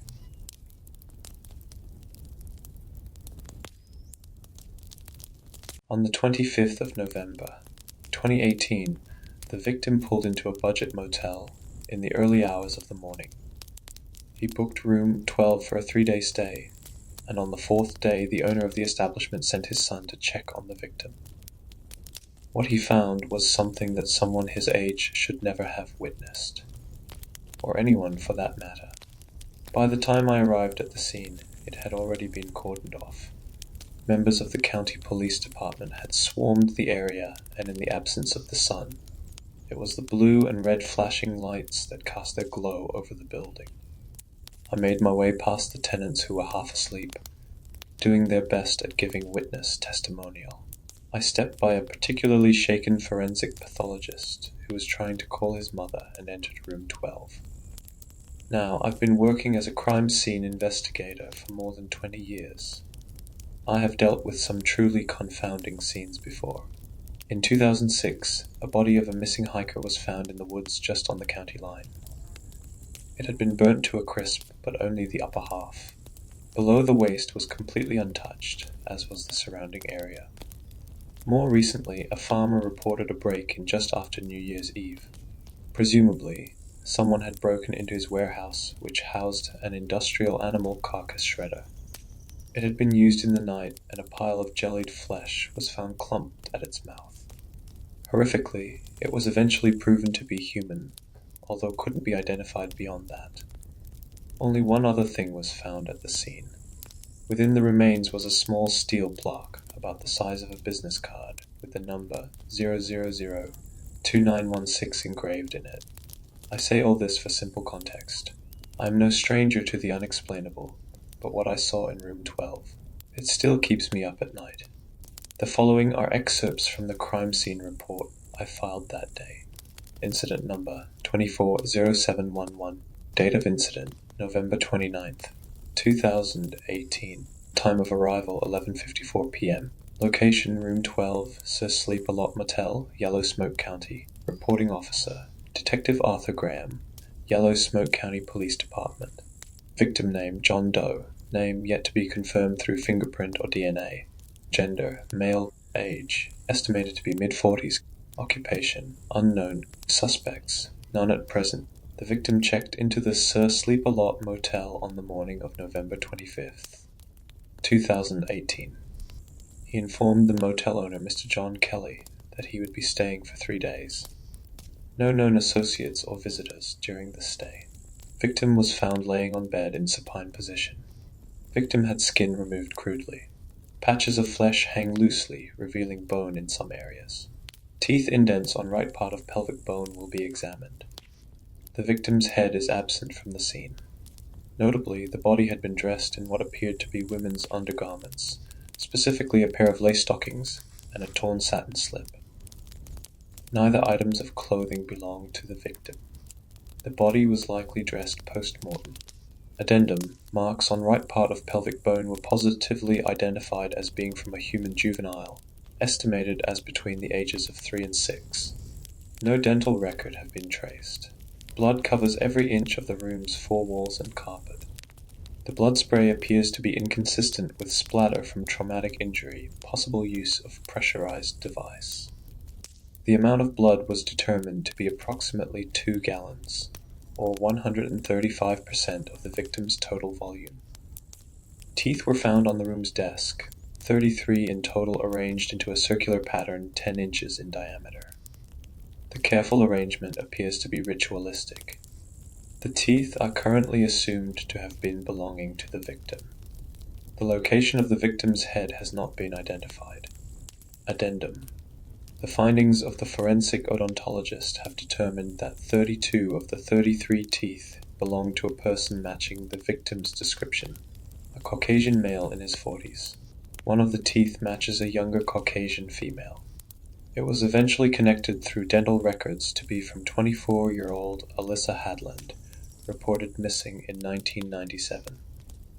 The Hadland case was archived in 1999 due to absence of evidence. The victim's tongue was discovered in the bathroom sink, exhibiting a complete severance at the base. The incision appeared clean and precise, suggesting the use of a surgical grade or extremely sharp cutting instrument. Notably, the tongue was found in isolation within the sink, devoid of any other biological material, indicating that it may have been intentionally relocated post-excision. First responders noted signs of tampering on the coin-operated television in the room, which intermittently activated to static approximately once an hour. The television will be deconstructed for forensic examination to recover latent fingerprints and other trace evidence related to its manipulation. Addendum. Both of the victim's eyes were recovered from the interior of the room's coin-operated television. The television screen had been removed, and the eyes were placed within the cavity where the cathode ray tube was situated. This positioning suggests deliberate placement, indicating a possible symbolic motive. The only item of clothing found at the scene belonging to the victim was one pair of denim jeans, which witness John Kelly recalls being worn by the victim the morning he checked in. The jeans were contaminated with the victim's blood. In the pockets were found a one-way bus ticket from the towns of Cosgrave to Mayor's Income, one packet of apple-flavored gum, and a button. No other possessions of the victim were found. A pair of small leather lace-up shoes were found at the foot of the bed. From the lack of blood stains, we can assume the shoes were placed there after the homicide. Addendum A. A shirt likely belonging to the victim was found 3 weeks later partially buried in a field in San Tommaso, a small town 240 miles south of Yellow Smoke. The shirt matched the description given by John Kelly of the victim. Blood samples taken from the shirt were a strong match to those taken from the crime scene, although without the identity of the victim, a definitive link is challenging to corroborate. Addendum B. The small shoes found at the crime scene were dated to 1909 and determined to have some value among antique dealers. Due to their small size, they can be assumed to be children's shoes. The room showed no obvious signs of damage. The furniture appeared to have been undisturbed, although a Bible was missing from the bedside cabinet. Neither John Kelly nor his son David, lead witnesses of the case, recall seeing the victim with any luggage. For this reason, it is unclear if his possessions were taken, or if he simply had none to begin with. The motive of this homicide remains unclear. I'll save you the rest of the procedural formalities. I've lost track of how many nights I've spent awake, staring at my computer screen reading and rereading this report. It's stayed with me for the past 6 years, constantly at the back of mind. At my personal behest, the case remained open despite insufficient evidence and a complete lack of any leads. When it was finally shelved at the beginning of this year, they were no closer to solving it than we were the day we found him. Earlier this week, I learned that it had been reopened by the FBI. I assumed that there must be someone else in this department who felt the same way about the case as I did, strong enough to reach out and request assistance from the feds. I was tasked with compiling any and all digital evidence we had on the case onto a USB flash. I felt weird combing through all the reports, files, and forensics. It felt like I was visiting an old friend. I added the documents I wrote up on the day, the dozens of crime scene photos and witness statements. I've studied them all meticulously myself. I doubted some Yale boy with a corner office could do any better. I kept trailing through the earmarked files, checking and double-checking if there was anything I'd missed. It was dark now, I spent the day working from home, hunched over my computer in my sorry excuse for a library. That's what my job mostly consists of now. I couldn't wait for retirement. Maybe then I would have the time to read some of these books I have lying around. I decided I was finished for the night. I'd squeezed every piece of relevant information I could find onto that hard drive. It was up to the FBI now. I only hoped that if our victim left any family behind, they could one day get some closure from this. I was about to shut my computer down when something caught my eye. Witness 1, MP3. It was an audio file. Somehow I hadn't noticed it before. Hell, I don't think I had even listened to it before. To my knowledge, all the witness statements taken that night were written. I clicked on it, figuring it must have been taken from David Kelly, the kid who'd found the body. I took a sip of my last dregs of coffee and sat back in my chair, jacking up the volume. The audio wasn't the best quality. It was shrouded in the static of an analog recording, and to my shock, the supposed first witness had a woman's voice. The following is a transcript of what was on that file. First responder. What were you doing in the area before you discovered the body? Witness 1. I'm staying in room 14, the room next door to where it happened. Been there for the past 2 weeks, thereabouts. I've come on hard times recently, you know how it is. I was living out of a van until this, but it wasn't exactly reliable. First responder. Apologies, ma'am. I meant what were you doing immediately before discovering the body? Witness 1. Right. Well, I came back from work around 9. I clean at the elementary school in town. I came back and spent the rest of the day in my room. I had dinner and I was just catching up with the news before I went to sleep. First responder. Can you describe how and when you found the body? Witness 1. Gee, it must have been around 10. I was turning in for the night when I heard a banging noise from next door. I guessed he must have brought a lady friend over, so I tried my best to ignore it, but it kept getting louder. It didn't sound like a headboard, neither, more like someone chopping wood. It was too much for me to ignore, so I got up to go complain. I found the door unlocked, and it opened wide up when I knocked. That's when I saw him, that poor man. First responder. Could you please describe the scene you came across as detailed as you can? Witness 1. It was terrible, just terrible. I saw my neighbor kneeling in the corner of his room. His head had been cut off. Can you imagine that? There was blood covering everything around him. I almost vomited there and then. Then I saw the man in the bathroom. There's a pause. First responder. Could you please go on? You said there was someone else at the scene? Witness 1. Yeah, a real weirdo. I didn't notice him at first. He was just peeking out from behind the bathroom door, watching me. When I did finally notice him, we just stared at each other for a moment or two. Then he just strolled out from his little hiding place. Another pause. First responder. Please continue. I assure you everything you have to say will be of some importance to our investigation. Start by describing this man you saw. Witness 1. Okay then, he was a freak, I'll say it. When I got a good look at him, I saw that he had this great bulbous head. He was bald as a newborn, and the entire back part of his head was all deformed and sagging down. I think he had this disease, or what's it called? A boy I went to school with had it. First responder. Are you thinking of hydrocephalus? Witness 1. Yes, yeah, that's it. Hydrocephalus, but it was much worse than that kid I knew. Sorry if I'm coming across as rude, but it looked like some horrible octopus. And the front part of his head was far too thin. He has this pointy chin and cheekbones. His eyes were as bulging as his skull. All yellow and white. I think he had cataracts. Oh, and he must have been around 7 feet tall at least. He was hunching over where he met the ceiling. First responder. Can you describe what he was wearing? Witness 1. Sure. He had this battered old duster coat on. It was black, but he was covered in these stitched rags of red and green. The coat hung down to the floor, but I could make out the tips of brown leather boots poking out from the hem. First responder. Can you... Witness 1. Oh, pardon my interrupting, but the man, he was holding this. Well, I don't know what it was.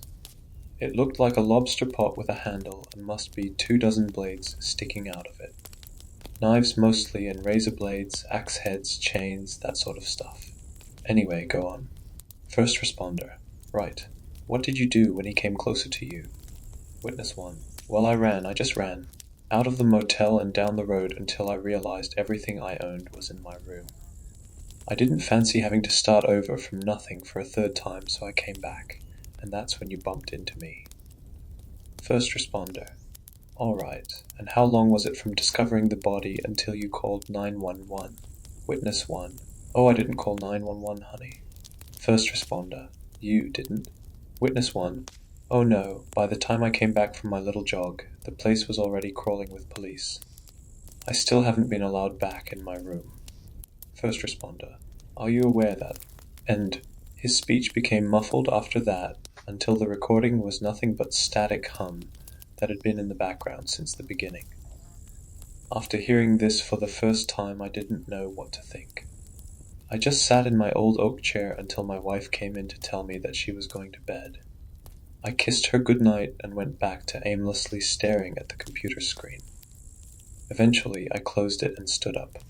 I took the USB stick and left it on my desk. I left the room and locked the door behind me. I changed, washed, and climbed into bed with my wife.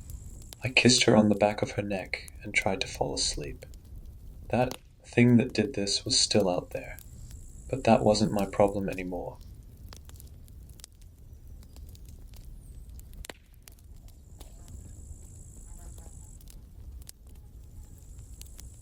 When my best friend Cal and I started the channel, it was just for fun. Urban exploring in New York City had been our thing for years, and YouTube was just a way to share it. Abandoned buildings, forgotten hotels, that was our brand. But as our channel grew, so did the demands of our audience. They wanted the extreme, the more hidden parts of NYC. It was Cal's idea to investigate the sewer people rumor. Think about it, man, he said one night, eyes gleaming.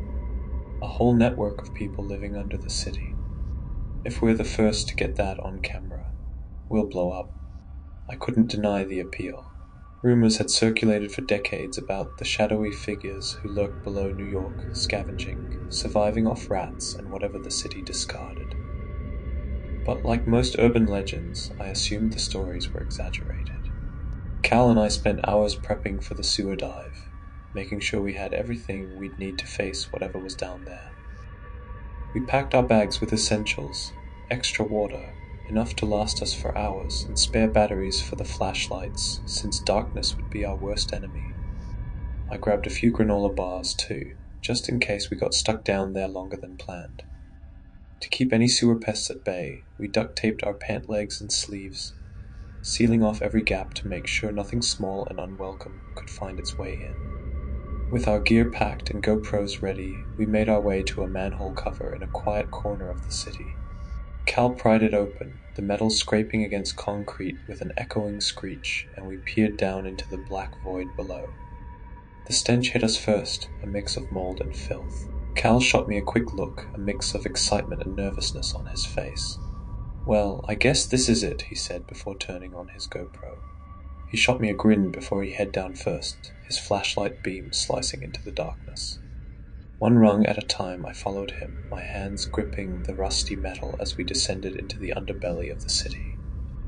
The sounds of the street above faded with each step, replaced by the steady movement of water echoing around us, and the hum of distant machinery.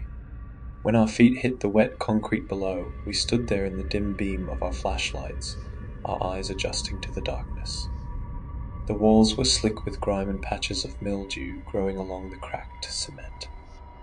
Somewhere in the dark, we heard a faint scuttle, the unmistakable skitter of rats just out of sight. Among the gear, I'd packed several rolls of reflective tape. In these dark, winding tunnels, getting turned around would be all too easy, and the last thing we wanted was to get lost down here. Every few yards, I peeled off a strip and slapped it on the wall, watching as it shined in the beam of our flashlights like a tiny beacon, marking our way back. It felt reassuring, each piece of tape reflecting back to us, a reminder that we had a trail back to the exit, no matter how far in we ventured. For a while, this routine was all we had, exploring the narrow tunnels, stepping around filth and cockroaches, chatting to our cameras, cracking jokes to mask the tension. We spoke in low voices, our words bouncing off the walls and echoing down the tunnels. Every so often we'd hear scuttering and faint splashes of water, but nothing more. No signs of human life, no movement. I started to wonder if the stories about the sewer people were just nothing more than rumors. I told Cal as much. I gotta say, man, I'm starting to think the stuff about sewer people is just bullshit. Yeah, you're probably right. We'll push a little further, then we'll head back, Cal replied. We kept pushing further. The smell had been bad from the start, but now it was clawing its way into my head, thick and unrelenting. Every breath felt like I was swallowing damp rot mixed with decay, the odor sinking into my lungs. My stomach starting to twist and churn. I gagged, pulling my shirt up over my nose in a useless attempt to filter the air, but it barely helped. The feeling of nausea and claustrophobia began to take hold of me. I glanced at Cal, who seemed focused, oblivious to my growing panic. I started to feel like the walls of the sewer were inching closer, getting tighter around us. My chest tightened, breaths coming shallower, and the concrete felt like it was pressing down on me. We were far away from our exit now, from fresh air, from daylight, and the reality of how deep we ventured hit me. I wanted to turn around, to trace our way back to the manhole and climb out into the open air. I forced myself to take another breath, hoping it would steady me, but all it did was fill my lungs with that choking, nauseating stench. Cal, I think it's time we get the hell out of here, I said. Cal paused a moment, considering what I had said. I knew he was fumbling inside his brain, trying to decide if we had gotten enough footage for a video. All right, yeah. Let's go, he finally replied. Just as we were about to turn back, I felt something crunch beneath my boot. A sharp, brittle sound that sent a shiver up my spine. I froze, the weight of my foot still pressing down on whatever I'd just stepped on. Ah, gross, what the hell? I muttered, lifting my foot carefully and instinctively shining my flashlight downward. The beam caught it instantly, casting a light on a line of severed rat heads stretched out across the floor in front of us. Each one was cleanly cut, like they'd been sliced off with a blade, neat and precise, the way a cook might prepare a fresh chicken. Their dead eyes stared up blankly, fur still glistening with damp, while rows of teeth that gaped out of tiny mouths in frozen agony. And there were dozens of them, arranged in a long trail leading deeper into the sewer, like some type of twisted bread trail. Cal's light joined mine, and I heard his sharp intake of breath as he took in the scene. We both stood there, speechless. A faint smell of something else joined us, a dead smell, something like sulfur. I felt my pulse quicken, a wave of nausea rising in my throat as I stared at the trail of severed heads. My mind screamed at me to turn back, to get out of here before whatever had left this realized we were here. It felt like something we weren't supposed to see. We need to leave, man, I said, my voice coming out quieter than I meant. I glanced over at Cal, but he was still focused on the trail of rat heads, his flashlight sweeping back and forth. We've seen enough. No video is worth all this. Cal didn't respond right away. He just kept looking at the heads. Then finally he turned to me, his eyes intense. No, we need to go further, he said, his voice steady but with a fire beneath it. This is exactly why we're here. This isn't just some random mess. Whatever did this, they cut these off clean. A person did this. I felt a cold pit form in my stomach. I didn't want to know who or what would do that. Cal, that's insane. People don't just... I cut myself off, my words getting tangled. We're in over our heads here, man. We don't need the video that bad. But Cal was already shaking his head, his eyes wide, his excitement slowly turning to obsession. No, we do need to find it. Think about it. We actually found something, right? This is what we came for. We've been talking about this for months, and now we have proof, man. This is the real deal. I opened my mouth to argue, but Cal was already moving, stepping forward. I hesitated. Every nerve in my body screamed at me to stop him, to pull him back, but I couldn't. Something about his conviction pulled me in, even though every instinct was telling me to run the hell out of there. I paused for a moment before following him further into the sewers. As we ventured deeper into the tunnels, I couldn't help but notice the appearance of the sewer began to change.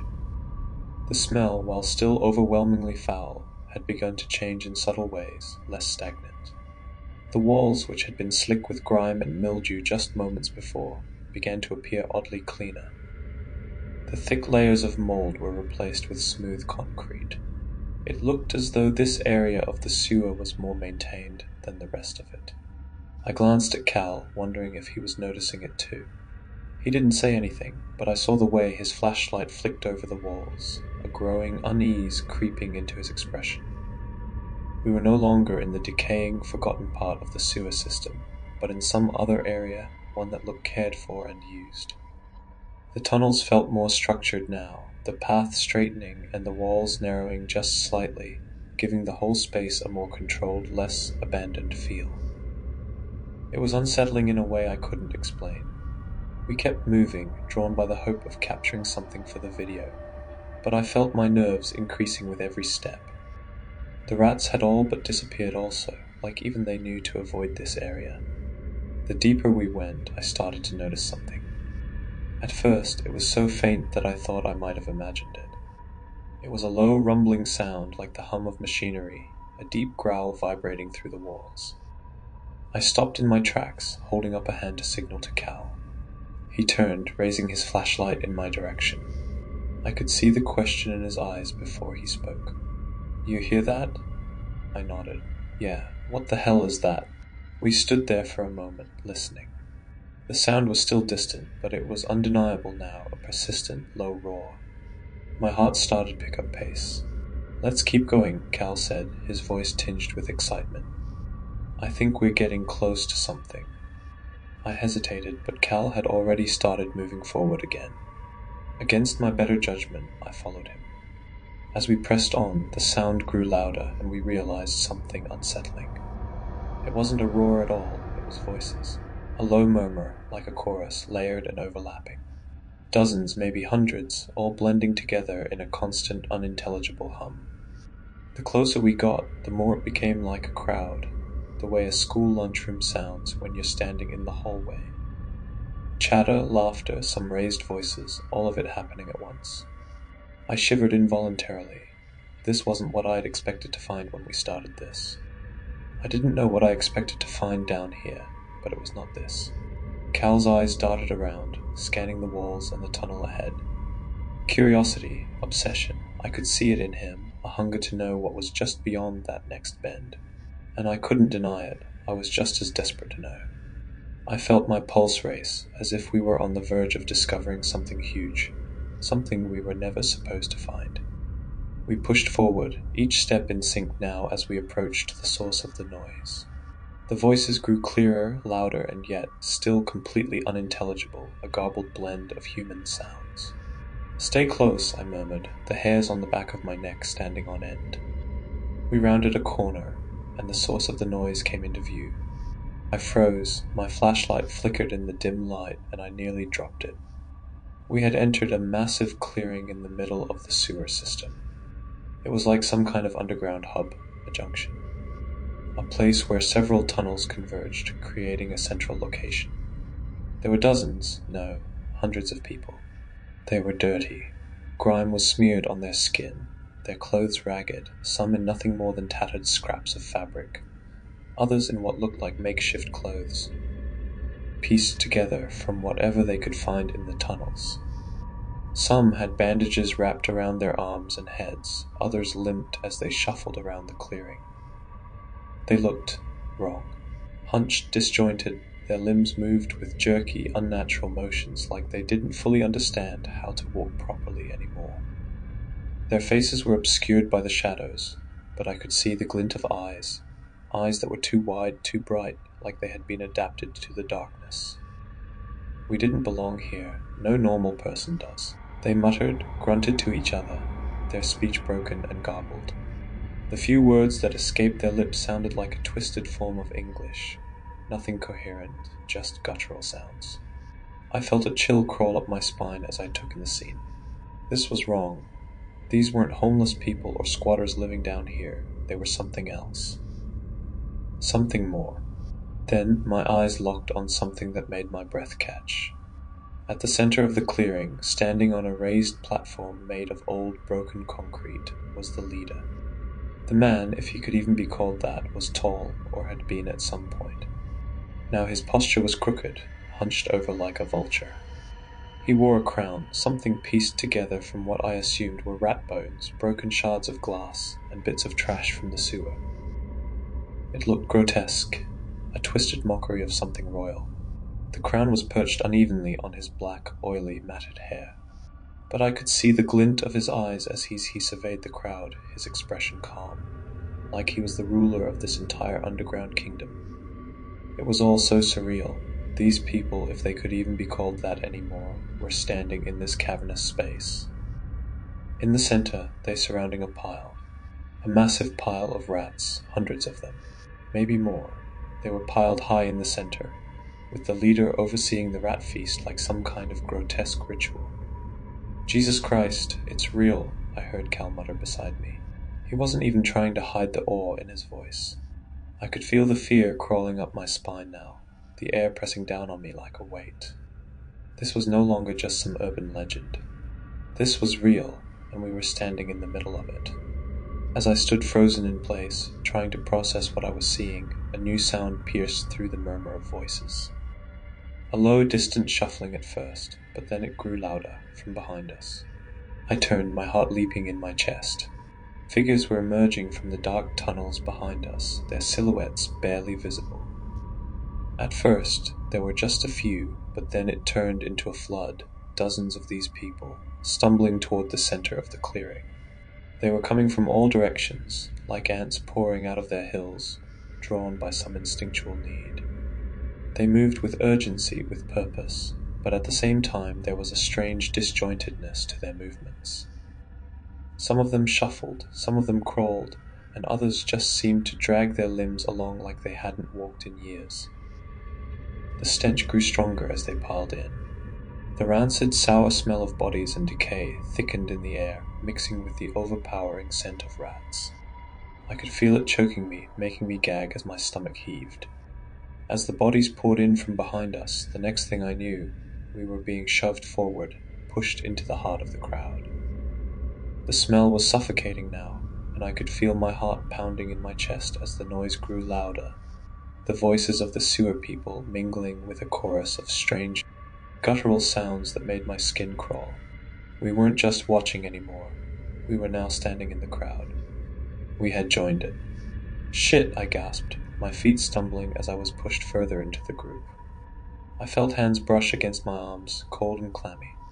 I tried to push back, to fight my way free, but the crowd was too strong, too dense. My flashlight bounced wildly in my hand as I was shoved again, deeper into the center of the clearing. People, things, limbs were bumping against me, pressing in from all sides, their skins slick and cold with grime. I could hear their breath, heavy and labored, and the low guttural muttering as they moved past us. And then I saw it, the leader, standing on his makeshift platform, staring down at the chaos unfolding below. The glass and jagged rat bones in his crown seemed to gleam in the dim light. He raised his hand slowly, and in that moment the entire crowd fell silent. I didn't know what it meant, but I knew it wasn't good. I could feel my chest tightening, my breath coming in shallow gasps as I looked around. The people were all staring now, some with wide, hungry eyes. The king, as I started to think of him, raised his hand again, a slow, deliberate motion that commanded the crowd. His eyes flicked from person to person, and as if on cue, the crowd began to shuffle forward, toward the massive pile of rats in the center of the clearing. One by one, people stepped forward, bent down, and grabbed rats from the pile. They didn't hesitate, their hands trembling as they selected their prize, some ripping the poor creatures free from the heap, like they were choosing cuts of meat at a butcher's stall. Then they turned and retreated back to the edges of the clearing, crouching down to wait patiently. A sick realization hit me like a punch to the gut. This was some kind of feast. My heart raced as the crowd shifted, pushing me closer to the rats. I looked over at Cal, but his expression was distant, his face flushed with something I couldn't place. His eyes were fixed on the rats. I felt the crowd pushing me forward, and before I could even think about what I was doing, I was right there, standing at the edge of the pile. The rats were piled high, some of them twitching, others limp, their bodies cold and stiff. The scent of death hung thick in the air, a noxious mix of decay and rot that clung to the back of my throat. I didn't dare breathe too deeply. Not now. I glanced around at the others, at the people who had already taken their rats, and saw that no one was looking at me. No one was paying attention. The last thing I wanted was to be discovered as an outsider, someone who didn't belong. I couldn't risk it. So, with shaking hands, I bent down and grabbed a rat. It was cold and stiff beneath my fingers, its fur matted and slick with filth. The weight of it was almost comical at first, like I was holding something that didn't belong in my hands. But I held onto it tightly, trying to ignore the disgust that bubbled up in my throat. Up close, the pile of rats was even more massive than I thought. It was a huge, mountainous pile. There were thousands of them, more than I could ever count. Their eyes were wide open, frozen in a permanent state of terror, their little bodies twisted and mangled. I felt a shiver crawl up my spine as I imagined the horror of whatever had made them like this. But the people around me were all so calm, so unbothered by it. It was as if this was just normal. I could feel the tension building inside me, but I gritted my teeth and held onto the rat, walking slowly, head down, back toward the edges of the crowd, just like the others had done. I couldn't let anyone know. I couldn't let them see that I was different, that I was scared, that I didn't belong here. I swallowed hard and forced my legs to move, my body stiff and rigid as I made my way through the crowd. The moment felt endless. Every step felt like a violation. I could feel the eyes of the sewer people on me, could sense their gaze following me as I walked past, the oppressive weight of their attention pressing down on me. But I didn't look up. I kept my eyes fixed straight ahead, my hand clenching around the rat, my mind begging me to run. When I reached the edge of the crowd, I crouched down, just like everyone else. I sat on the cold, damp floor, holding the rat in my lap, my hands shaking as I tried to force myself to calm down. But I couldn't. I couldn't stop the panic from creeping in. Couldn't stop my mind from screaming that I was in too deep, that I was surrounded by people who were no longer human. And yet, I had just done the same thing they had, picked a rat from the pile, just like them. I knew that something was about to happen. Something horrible. Something I wasn't ready for. But I had no choice but to wait. I sat there in the filthy, rat-infested sewer, surrounded by hundreds of people who were no longer people. I hoped that this rat wasn't going to be the last thing I ever saw. Then, with a guttural, broken voice that seemed to scrape against the very air itself, the king bellowed, "Eat!" The sound that followed was like nothing I'd ever heard before, like the gnashing of wild animals tearing at fresh meat, the sound of skin being shredded and bones cracking under the weight of savage hunger. The crowd erupted in a frenzy. The rats, still limp in their hands, were immediately ripped open. Flesh was torn away in great savage chunks, and fur flew everywhere in the dim, flickering light of the flashlights. The guttural sounds of gnawing and tearing filled the air, mingling with the sickeningly wet squelch of flesh being ripped apart. I couldn't tear my eyes away, even though I wanted to, even though every part of me screamed to run. But my legs refused to move, and my body was frozen, paralyzed with both fear and disgust. I tried to block out the sounds, the images, tried to convince myself it wasn't real. But no matter how tightly I shut my eyes, the sounds wouldn't stop. And then, through my blurred vision, through the tears that blurred my sight, I saw him. A man kneeling beside me, staring directly at me with an unblinking, curious look in his eyes. His face was covered in grime, his teeth stained with dark red, but it was the expression in his eyes that froze me. It wasn't hunger, it wasn't madness. It was curiosity. A chill ran down my spine. I knew then he was studying me, trying to figure out if I was one of them, if I was part of the feast. The realization hit me like a blow to the gut. My heart started pounding, and I felt my breath catch in my throat. I had no choice. I had to blend in. I had to eat. I hesitated. If I faltered for even a second, I knew I'd be exposed. I couldn't risk it. Without thinking, without even acknowledging what I was doing, I leaned down and brought the rat up to my mouth. The scent of decay hit me first, the stench of rot, of death. I almost gagged at the thought of it, but I pushed it down, forced myself to swallow my pride and my fear. I tore into the rat. The meat was cold and rubbery, its flesh stringy and tough. My teeth sunk into it, but the texture was wrong, so wrong. I could taste the filth in the rat's skin, the decay that clung to its bones. My stomach lurched, but I forced myself to swallow, to pretend that it didn't make me sick. I could feel his eyes on me, the man beside me still watching, as if waiting for me to flinch, to break, to betray myself. I couldn't let him see it. I couldn't let anyone see it. I kept chewing, even though I wanted to vomit, even though I wanted to scream. The crowd around me was consumed by their own feeding frenzy, ripping, tearing, devouring the rats with an almost animalistic fervor. The sound of gnashing teeth and guttural growls filled the air, drowning out everything else. When I glanced back toward the man, he wasn't watching me anymore. He was tearing into his own rat. I knew I had done it, I had succeeded. With everyone preoccupied with their meal, I decided now was my chance to escape. Crouching low, I made my way through the crowd, toward the tunnel which we had come. I tried to find Cal in the crowd, but he was nowhere to be seen. In a moment of internal conflict, I tried to decide whether to stay and look for him, or whether to leave. Cal must have left already. He's probably already halfway back to the surface. I convinced myself. I tried to reassure myself of this, but it did little to calm the growing panic in my chest. Still, I knew I couldn't stay. If I waited too long, if I kept looking for him, I'd draw attention to myself. I had no choice. With a deep breath, I turned away from the crowd, my legs barely holding me as I crept back toward the tunnel. My heart raced, pounding in my ears, almost louder than the cacophony of noise behind me. Every step felt like it could be my last, but I didn't stop. I moved swiftly, but as quietly as possible, my hands shaking as I gripped my flashlight. The stench of decay still clung to the air, mixing with the sickly metallic tang of blood. I could hear them behind me, voices, grunts, the sound of tearing, gnashing teeth, but none of it mattered now. The only thing that mattered was getting back to the surface.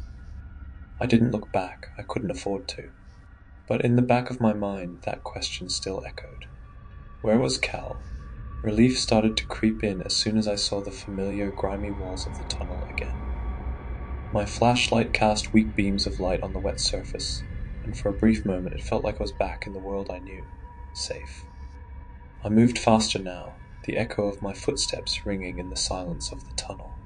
The overwhelming stench of the rats, the blood, and the decay was fading with every step I took away from the nightmare. I focused on the tape, the reflective strips I'd laid down earlier, each piece glinting faintly as I passed. The orange markings were a lifeline, a trail leading me back to the surface. My legs ached, but the relief of being out of that hellish clearing, the noise of the feast growing more distant with each step, made my pulse steady a little. Just then, passing by an intersection of tunnels, my flashlight cut through the shadows, illuminating something, someone. I stopped dead in my tracks. It was one of them, a child, a goddamn sewer child. They were alone. Their eyes were wide, bloodshot, their skin pale and filthy, the same ragged clothes as the others. We stood there staring at each other for what felt like an eternity. They didn't move, and neither did I. My brain screamed at me to run, but my legs felt like they were frozen in place. For a split second, the world seemed to hold its breath. In an instant, their eyes widened, their lips curling into something resembling a hiss. Without a word, without hesitation, they bolted rushing past me with surprising speed. I stood frozen for a moment, the weight of the realization crashing over me. They were running back to the clearing to alert the others. Panic surged through me, and in that split second, I turned and ran, heart pounding in my ears. My lungs were on fire, each breath coming in sharp, desperate gasps. My legs felt like they were made of stone, but I didn't stop running. The tape whizzed by, just a blur of orange as I sped past it, barely able to keep track of where I was. Finally, I saw the ladder. My heart skipped a beat. The rungs were barely visible in the faint light, but I could make them out just enough. I shoved myself toward it, my hands trembling as I grabbed hold, yanking myself upward. The manhole cover was still off. I could see daylight streaming through the opening. The outside world and safety was just a few feet away. I didn't hesitate. My hands scrambled for the ladder as I hauled myself up, every muscle in my body screaming, but I didn't care. Freedom was right there, just above me. I pushed harder and harder until the light hit my face, and I crawled out into the daylight, gasping for air, my heart still pounding in my chest. The first thing I did when I stumbled out into the light was vomit. It hit me all at once, violent and uncontrollable. My stomach twisted, and before I could even catch my breath, the black, disgusting bile came up. It wasn't just any vomit, it was thick, putrid, and oily, like something from a nightmare. My body convulsed, and I couldn't stop it. The rat I had eaten, the taste, the texture, the sickening act of it, came rushing back. I threw up everywhere, all over the ground, the reek of rotten bile filling the air. I barely had time to brace myself before it came again. It was like my insides were churning as if they wanted to escape my body entirely. The horror of what I'd just done, what I'd been forced to do, felt like it was coming out of me in waves. I looked around, hoping, praying that Cal managed to make it out before me. But there was no sign of him. I waited outside the manhole for hours, pacing back and forth, staring at the dark hole, hoping he'd appear out of it, safe and sound. But he never did. I went to the police, my hands shaking as I tried to explain what we'd seen, what I'd experienced down there. I showed them the GoPro footage, hoping they'd take it seriously. I thought for a moment that they might. A detective brought me into a room and watched the footage on my camera. They took the GoPro and assured me they'd take care of it. For a moment I believed them and felt a feeling of relief. But as I left the police station that day, deep down, I couldn't shake the feeling that I'd just made a huge mistake. When I went back to the station to check in, they acted like they had no idea who I was. They denied ever having talked to me, denied ever seeing the footage. And then, to make it worse, they threatened to arrest me for trespassing if I didn't leave the station immediately. The footage, the evidence, it was all gone. They never gave it back to me. They covered it up and acted like it never happened. Cal was reported missing, but they chalked it up to him just running away, maybe with a girl or something. He was an adult after all. I've never seen him again, and I know now with a sickening certainty that he either got discovered by them and met a terrible fate, or arguably worse, he's still down there, trapped, forced to join them, that he's now one of them.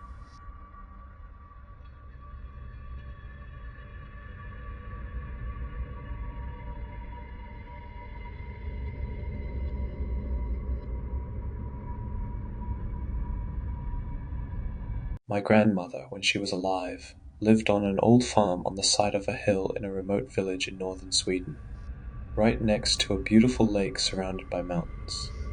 Whenever we were there, we would spend all day swimming or fishing for perch and crayfish.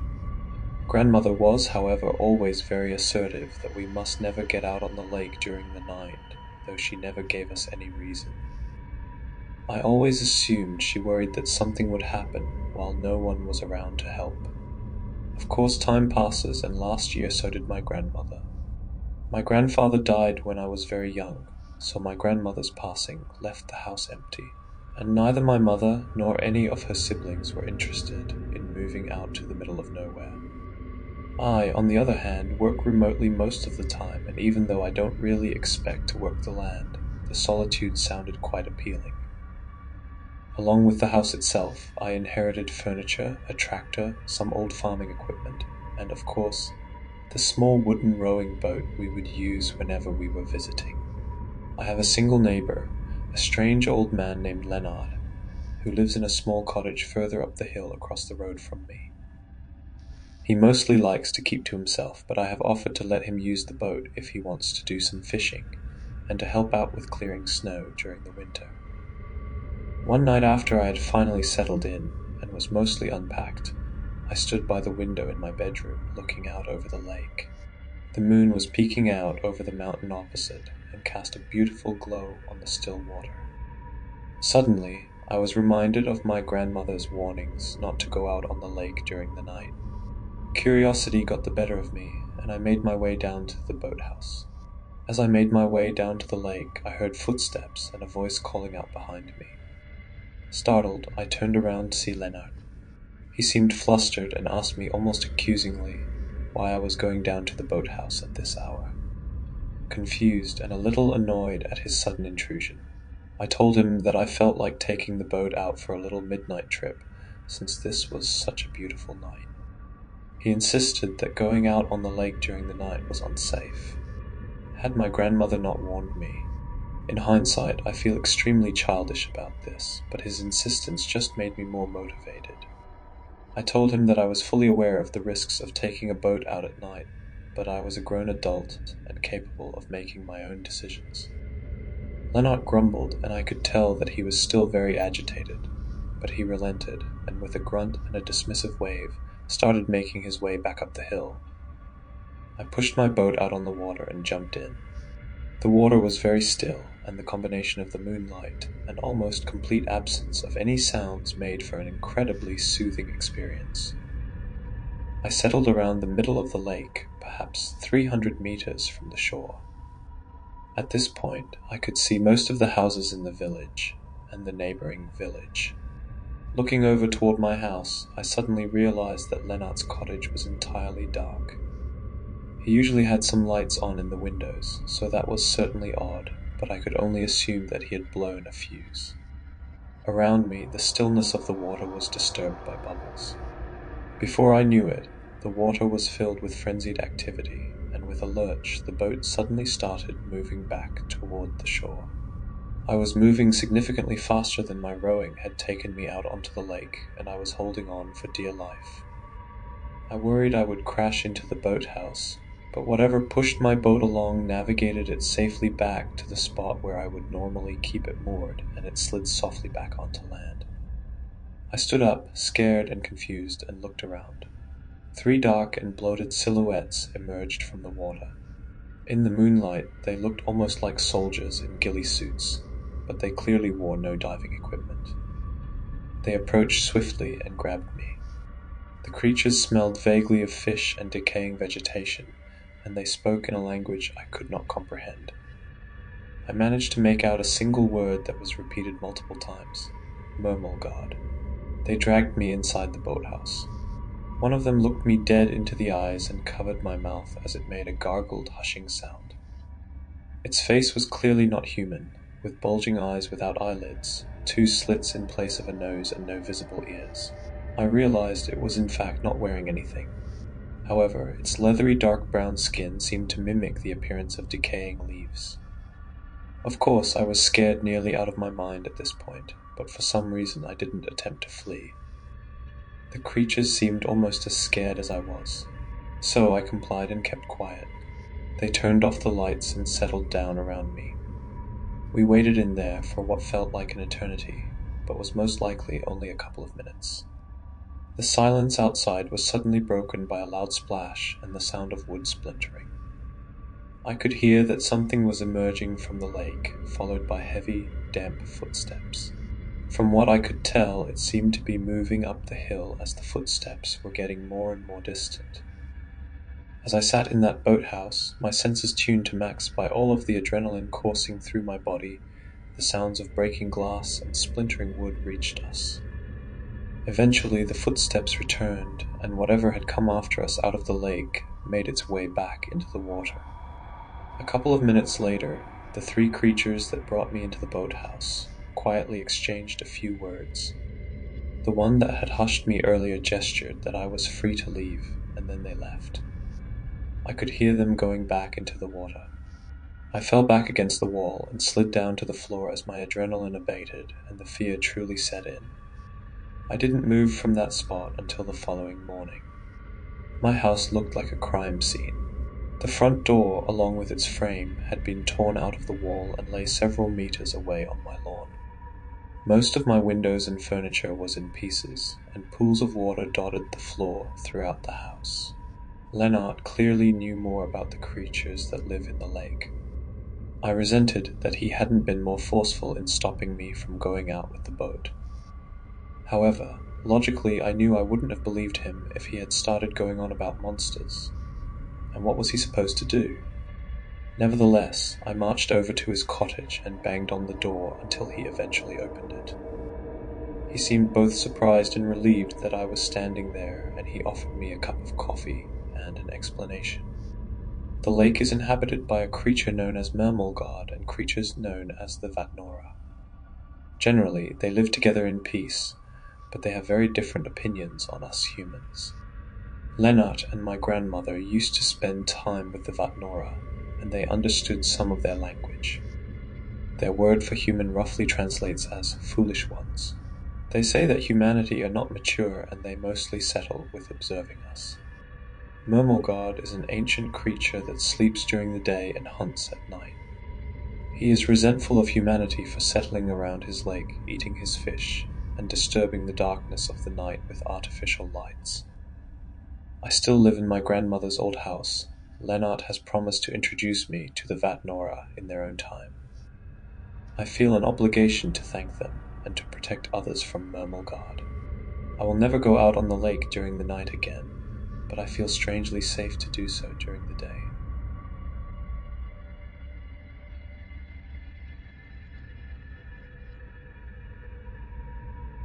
When I got the call that my uncle had been arrested again, I wasn't surprised. He was charming, reckless, and unpredictable, the kind of guy who knew his way around trouble and didn't seem to mind it. But this time felt different. It wasn't just a few months, he was facing 10 years. A decade behind bars for possession of over a pound of cocaine. They said it was hidden in the trunk of his car, packed away as casually as groceries. It stung. He'd promised us he was clean, that his wild years were behind him. Even at Thanksgiving, he'd go out of his way to remind us all that he was on the straight and narrow. We'd had our doubts. Old habits don't vanish overnight after all. But a pound? None of us had seen that coming. My uncle swore up and down the drugs weren't his, said he was framed, that someone wanted to see him gone for good. But when we pressed him on it, he'd just clam up, muttering that spending a decade locked away was better than what they would do to him. After he was sentenced, my mom called, her voice tight, asking if I could go to his place and sort through his things. It was typical family duty, the kind of thing I couldn't turn down. I wasn't close with him, but family ties run deep enough to leave you feeling responsible, even when you know you shouldn't. So, with him locked away for the next 10 years, I volunteered to clear out his apartment, move his things to storage. I didn't know why I was so eager, but maybe I felt like it was the least I could do. The place was a disaster, exactly as I expected. His kitchen cupboards were filled with thrift store pots and pans, each one more scratched and mismatched than the last. I could see him at the stove, cigarette dangling from his lips, stirring whatever random meal he'd thrown together in those beat-up pans. The living room was its own kind of graveyard. Ashtrays covered nearly every surface, filled with weeks' worth of cigarette butts, and the walls were a deep, sickly yellow from years of constant smoke. Even the light switches had turned the same shade, crusted over from the nasty habit that had stained every inch of the place. It was clear he hadn't cracked a window in years. I found myself running my fingers along the walls, almost wondering if the yellow residue would come off. It didn't. In one corner of the room was his pride and joy, a collection of Star Trek figurines and posters, lined up on a crooked shelf he'd likely hammered up himself. He'd been a fan for as long as I could remember, always rambling about episodes I'd never seen and characters I couldn't name. Dozens of plastic figures with blank, determined stares watched me pack up their home. My uncle's treasures boxed up and ready to be hidden away for who knew how long. It took a few days, but I finally got the majority of the place packed. 3 trips in my truck, hauling boxes and crates to the storage facility across town until the apartment was stripped bare. The only things left were the stained carpet, the nicotine-coated walls, and the broken blinds barely hanging in the windows. There was no way he was getting his security deposit back. The damage was practically baked into the place. But it didn't matter anymore. As I sorted through the last of the kitchen, my hand brushed against something tucked away in the shadows of the cabinet. I pulled it out and found myself holding a small leather-bound book. The cover was cracked and worn, the leather soft from age, with a faint smell of cigarette smoke clinging to it. The pages inside were yellowed, brittle, and marked with years of kitchen chaos, stains, smudges, and scribbled notes everywhere. The entries were scattered, written down in no particular order, almost as if whoever kept this book had jotted recipes down the moment they'd been created, without thought of organization. As I skimmed the pages, a feeling crept over me that this book might have belonged to my grandfather. He was the one who'd brought the family together, year after year, with his homemade dishes. Every holiday felt anchored by the meals he'd cooked, recipes no one had ever been able to quite replicate. This book could very well hold the secrets to those meals, a piece of him that had somehow made its way into my uncle's hands after my grandfather passed. And yet, I couldn't shake a strange sense of dread as I held it. The leather was cold against my hands, almost damp, and a chill worked its way through me as I turned the pages. It felt wrong somehow, as if there was more in this book than family recipes. Curious about the book's origins, I brought it to my mom. She took one look at the looping handwriting on the yellowed pages and nodded, her face softening with recognition. "This was your grandfather's," she said, almost reverently, tracing her fingers along the ink. She hadn't seen it in years, and when I told her where I'd found it, a look of surprise flickered across her face. She had been searching for the book for ages and had never realized her brother had kept it all this time. As she flipped through the pages, nostalgia mingled with something else, maybe a touch of sadness or reverence. I could tell this book meant a lot to her, which only strengthened my resolve to preserve it. Could I hang on to it a little longer? I asked. I want to scan it, make a digital copy for myself, so we don't lose any of his recipes. My mom agreed without hesitation, grateful that I was taking the time to safeguard something she hadn't known was still around. So I got to work. Over the next few weeks, in the gaps of my day-to-day life, I carefully scanned each page. I wasn't too focused on the content itself, more concerned with making sure each recipe was clear and legible, and didn't pay close attention to the strange ingredients and odd notes scattered throughout. My only goal was to make the text accessible, giving life to a digital copy that would be preserved indefinitely. Once I finished, I spent a few hours merging the scanned images, piecing them together to create a seamless digital version. When it was finally done, I returned the original to my mom, feeling a strange mix of relief and satisfaction. The family recipes were now safe, and I thought that was the end of it. But that sense of unease I'd felt in the kitchen, holding that worn leather cover, lingered longer than I expected. In the months that followed, I didn't think much about the recipe book. Scanning it had been a small project, the kind I'd meant to follow up on by actually cooking a few of my grandfather's old dishes. But like so many side projects, I got wrapped up in other things and the book's contents drifted to the back of my mind, filed away and forgotten. Then Thanksgiving rolled around. I made my way to my parents' place, expecting the usual turkey, stuffing, and the familiar spread that had become tradition. When I got there, though, I noticed something different right away. A large bird sat in the middle of the table, roasted to perfection, but something about it didn't look right. It was too small for a turkey, and its skin looked darker, almost rougher than the golden brown I was used to. "Nice chicken," I said, figuring they'd switch things up for a change. My mom just shook her head. "It's not a chicken," she said quietly. "It's a hen." I gave her a confused look. "What's the difference?" I asked, half laughing, expecting her to shrug it off with a quick explanation. Instead, she just stared at me, her eyes unfocused as if she were lost in thought. For a moment, her face seemed distant, almost blank, as though I'd asked a question she couldn't quite place. Then suddenly she blinked, her gaze snapping back to me. "It's just what the recipe called for," she said, a strange edge to her voice. Something about it made the hair on my arms prickle, but I pushed the feeling aside, figuring she'd just been caught up in the cooking chaos. Yet, as I looked at the bird again, a small flicker of unease crept in, settling in the back of my mind like an itch I couldn't scratch. After dinner, I pulled my dad aside in the kitchen while my mom finished clearing the table. "What's the deal with Mom tonight?" I asked, keeping my voice low.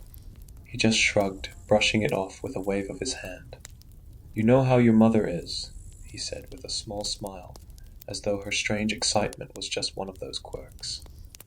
He didn't give it a second thought, already moving on. But I couldn't shake the weirdness. The whole meal had been off. The hen, unlike anything we'd had before, was coated in a sweet-smelling sauce that seemed to have a faint hint of walnut to it, almost masking its pale, ashen hue. The bird lay on a bed of unfamiliar greens, probably some sort of garnish, alongside perfectly sliced parsnips and radishes that seemed too neatly arranged, like it was all meant to look a certain way. The whole thing was far too elaborate for my mom's usual Thanksgiving style.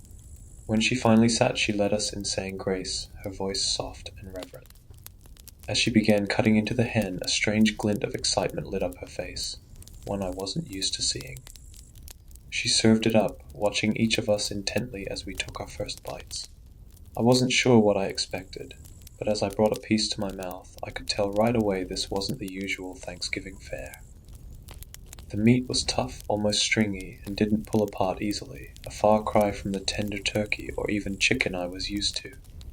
Mom kept glancing between my dad and me with a kind of eager glee, as though she were waiting for us to say something. It was unsettling, her eyes wide, as if she were waiting for us to uncover some hidden secret. When I finally asked, "What's got you so excited, Mom?" she just smiled, her expression softening. "Oh, it's just this cookbook you found from Grandpa's things. It's like having a part of him here with every meal I make." She spoke with a reverence I hadn't heard in her voice for a long time, as though she were talking about more than just food. I gave her a nod, trying to humor her. "Tastes good," I said, hoping she'd ease up. I enjoyed it, but in truth I wished we'd had a more familiar Thanksgiving dinner. The meal wasn't exactly bad, but something tasted a little off. I couldn't put my finger on it, and maybe I didn't want to. After we finished, I said my goodbyes and headed home, trying to shake the lingering sense of unease. My mom's face, her excitement, kept replaying in my mind. And then there was the hen itself. Why a hen? Why the pale ashen sauce? There was something almost ritualistic in the way she'd prepared it, a strange precision I'd never seen from her before. The night stretched on, the questions gnawing at me, taking root in a way that wouldn't let me rest. When I got home, I couldn't shake the weird feeling from dinner. I sat down at my desk, opening the scanned file I'd saved to my desktop months ago. The folder had been sitting there, untouched, and now that I finally had it open, I could see why I'd put it off. The handwriting was dense and intricate, almost a kind of calligraphy, each letter curling into the next. The words seemed to dance across the pages in a strange, whimsical flow. I had to squint, leaning closer to make sense of each line. As I scrolled through the recipes, a chill ran down my spine. They had unsettling names, the kind that felt more like old spells than recipes. Mother's last supper porridge, binding broth of bone and leaf, Elder's ember bread, hollow heart soup with morning onion. I wasn't sure if it was my imagination, but I could almost feel a heaviness creeping into the room, the words themselves holding an eerie energy. Then I found it, the recipe for the dish my mother had made tonight, Ancestor's Offering.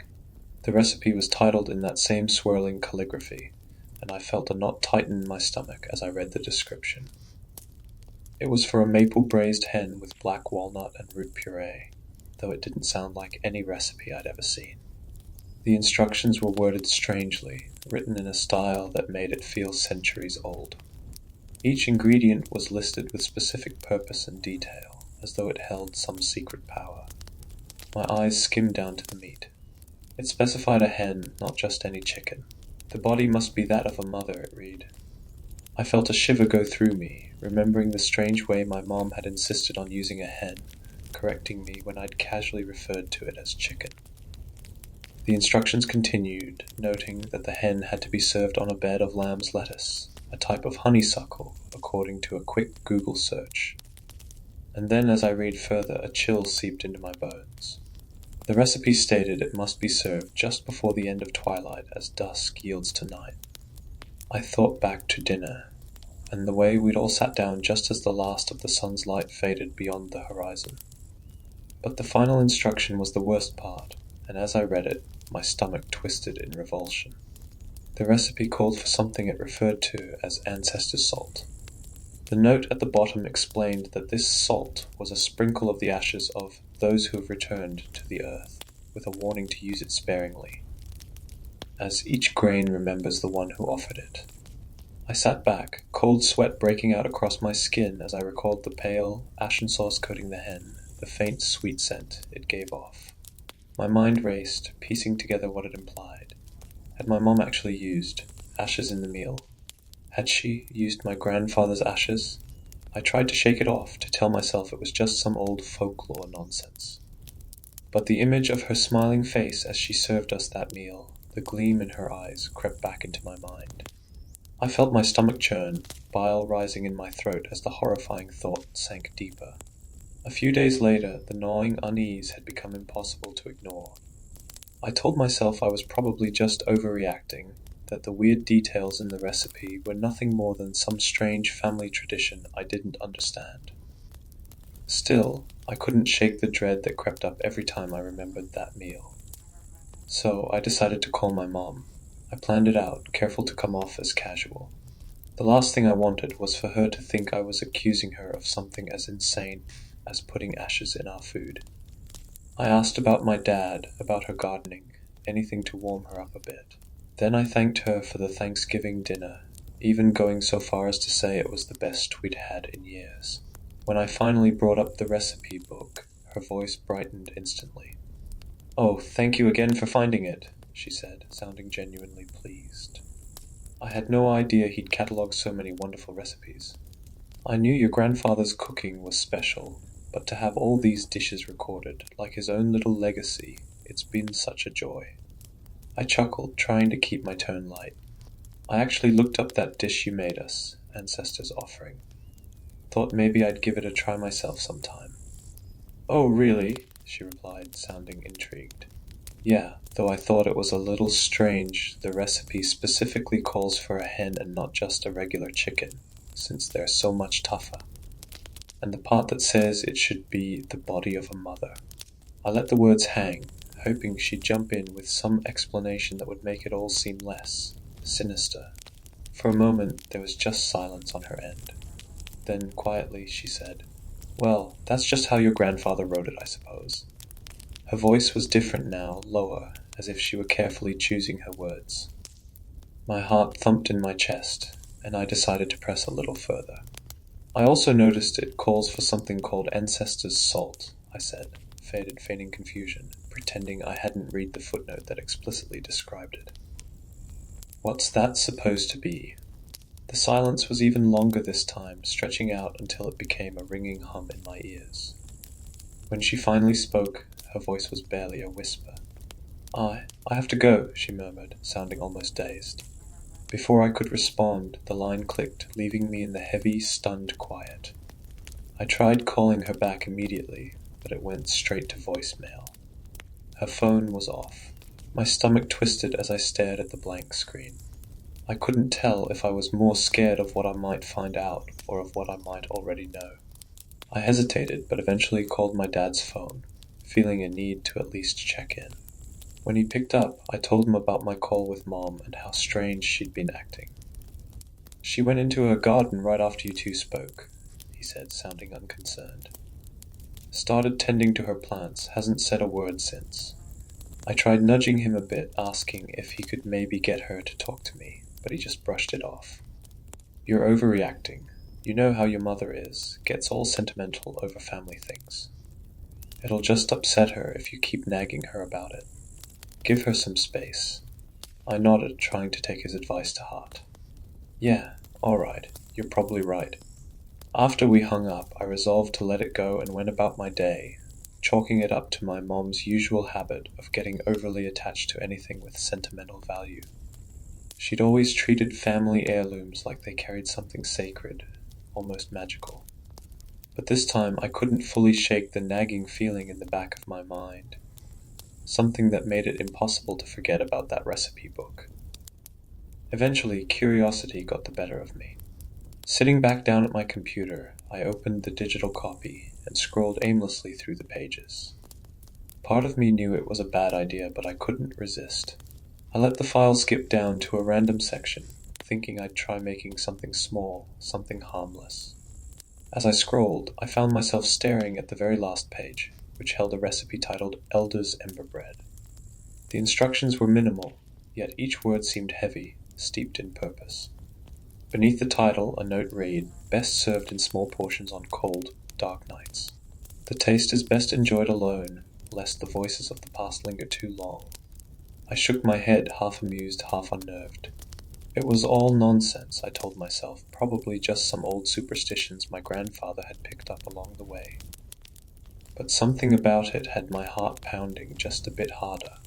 Ignoring the rising chill, I printed the recipe and took it to the kitchen. I'd play along, I figured. It was just bread, after all. I scanned the list of ingredients for Elder's Ember Bread, feeling time slip away as though I'd been pulled into some strange trance. My mind blurred over, details of the process fading into a fog, yet I couldn't stop moving. I gathered everything without really thinking about it, each step drawing me deeper, as though I were following some ancient, well-worn path. I remembered flashes, the sweet scent of elderberry and honey, the earthy weight of raw rye, the dry, pungent aroma of wood burnt to charcoal. At some point I murmured something under my breath, words of thanks to my ancestors that I hadn't consciously decided to speak. The smell of warmed goat's milk lingered in the air, blending with a creamy, thick butter that had blackened over low heat. A faint scent of yew ash drifted up as I worked, curling into my nose like smoke from an unseen fire. By the time I came to my senses, night had fallen, the kitchen shadowed and still. And there, sitting on the counter, was the bread, a dark, dense loaf, blackened at the crust, but glistening with an almost unnatural sheen. It looked rich and moist, and as I stared at it, a strange sense of pride swelled up within me, unnatural and unsettling. Like a voice in the back of my mind was urging me to feel pleased, insisting that I'd done well. Without really thinking, I cut myself a slice and carried it to the living room, feeling compelled to enjoy my creation. I took a bite, and the bread filled my mouth with an earthy, bittersweet taste, smoky yet tinged with a subtle berry sweetness. It was unusual, nothing like I'd ever tasted before, but it was oddly satisfying. As I chewed, a warmth bloomed deep in my chest, spreading through me like the steady heat of a wood stove. It was comforting, almost intimate, as if the bread itself were warming me from the inside out.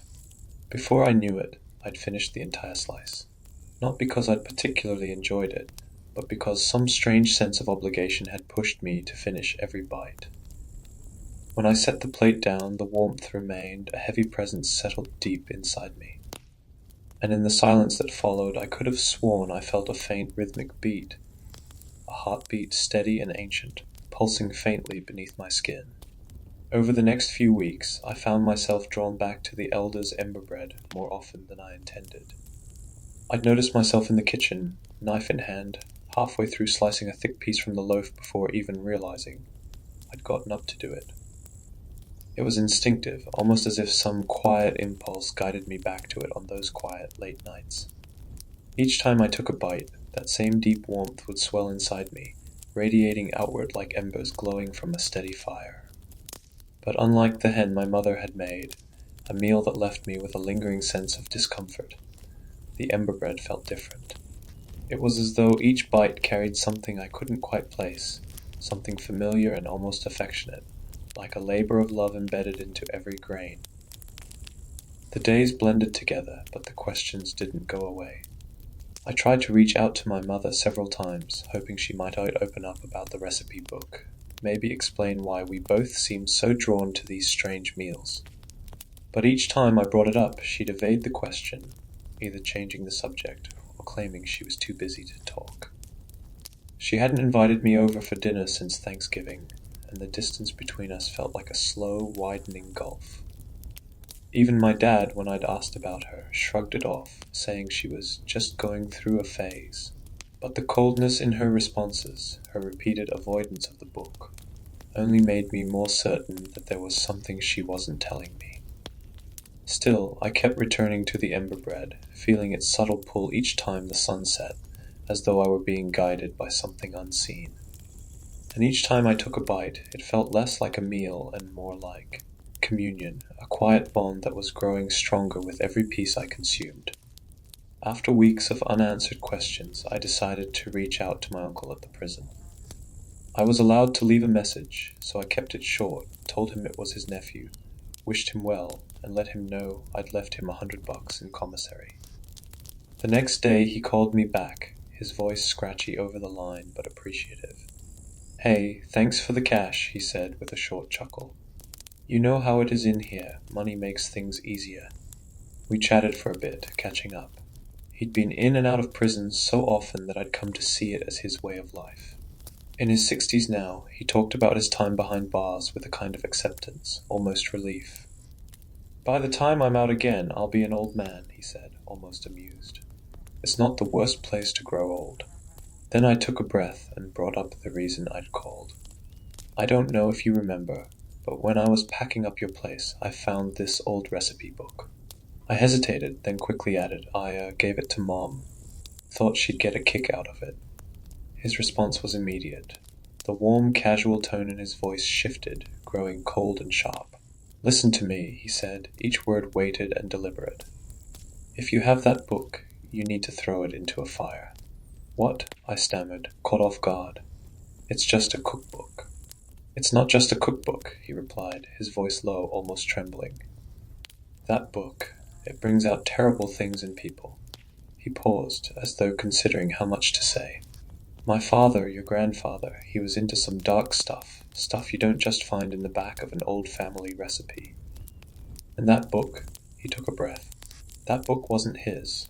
It belonged to his mother, your great-grandmother, passed down to him before he even knew what it was. My mother used to say those recipes were meant for desperate times." The gravity of his words settled into me, and I felt the weight of it all suddenly make sense. "They were used to survive hard times," he continued, voice quiet.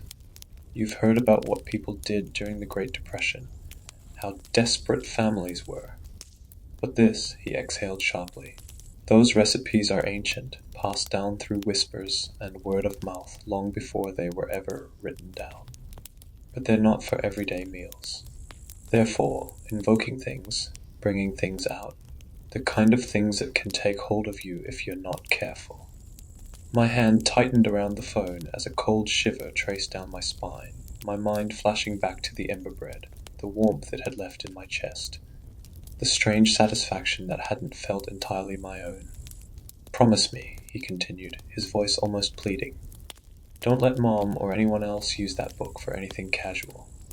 Those recipes can keep a person alive in hard times, sure, but they weren't meant to be used.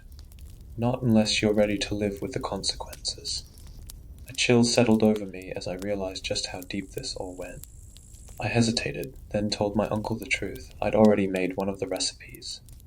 I described Elder's ember bread to him, the earthy sweetness, the warmth it filled me with, leaving out the part of how I'd almost felt compelled to eat it.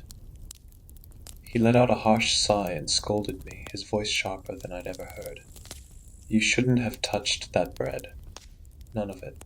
Do you understand me?" I felt a pang of guilt. "I know, I'm sorry. I promise I won't make anything else from the book." "Good," he said, his voice calming a little. "But that's not enough. You have to get that book away from my sister, your mother, before she does something she can't take back." I tried to assure him I'd do what I could, but he cut me off, his tone deadly serious. "You need to do this. Something bad will happen if you don't." Over the next few weeks, as Christmas approached, I stayed in touch with him, paying the collect call fees to keep our conversations going. Every time we talked, the discussion would circle back to the book. I'd tell him about my progress, or lack of it, how I'd tried visiting my mom, only for her to brush me off with excuses, saying she was too busy or that it wasn't a good time. And each time I talked to her, she seemed to grow colder, more distant, as if that recipe book was slowly casting a shadow over her. One day I decided to drop by without any notice at all. When I showed up on her doorstep, she didn't seem pleased to see me. "You should have called first," she said with a forced smile. "It's rude, just showing up like this." Her tone was tight, her words clipped. I tried to play it off, shrugging and saying I'd just missed her and wanted to check in. But as I scanned the house, I felt a creeping sense of unease. I looked for any sign of the book, hoping I could find it and take it with me, but it was nowhere to be seen. Each time I'd leave empty-handed, feeling like I was being watched from the shadows as I walked out the door. Every call with my uncle became more urgent, his insistence that I retrieve the book growing into a kind of desperation.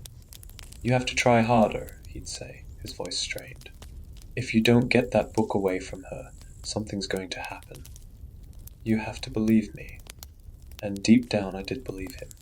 The memory of the ember bread, the strange warmth, and the subtle pull of that old recipe gnawed at me, as though warning me of something far worse waiting in that book. But it was more than that. Something in my mom's voice, her distant gaze, even her scolding felt off. And every time I left her house, I felt a chill settle over me, like I was getting closer to something I wasn't prepared to see. Christmas Day finally arrived, and despite my mother's recent evasions, there was no avoiding me this time. I gathered up the presents I'd bought for them, packed them into my car, and drove to their house, hoping the tension that had grown between us would somehow ease in the warmth of the holiday. When I knocked, she opened the door and offered a quick, half-hearted hug. The scent of baked ham and sweet glaze wafted out thick and rich, and for a second, I thought maybe she'd set aside that strange recipe book and return to her usual cooking. I relaxed a little, hoping the day would be less tense than I'd feared. "Where's Dad?" I asked, glancing around for any sign of him. "Oh, he's in the garage," she said, waving it off. "Got a new gadget he's fussing over, you know him." She gestured toward the dining room, where plates and holiday decorations were already set up. "Why don't you sit down? Lunch is almost ready." I took off my coat, glancing back at her. She was already turned away, busying herself with the last touches on the table, and I couldn't help but feel a pang of discomfort. Her movements were stiff, almost mechanical, and I could sense the familiar warmth in her was missing. It was like she was there but somehow absent. Not wanting to disobey my mother on Christmas, I placed my gifts with the others under the tree and took my seat at the dining table. The plate in front of me was polished and waiting, a silver fork and knife perfectly aligned on either side, but the emptiness of it left an unsettling pit in my stomach. "Should I go get Dad?" I called out, glancing back toward the hallway that led to the garage.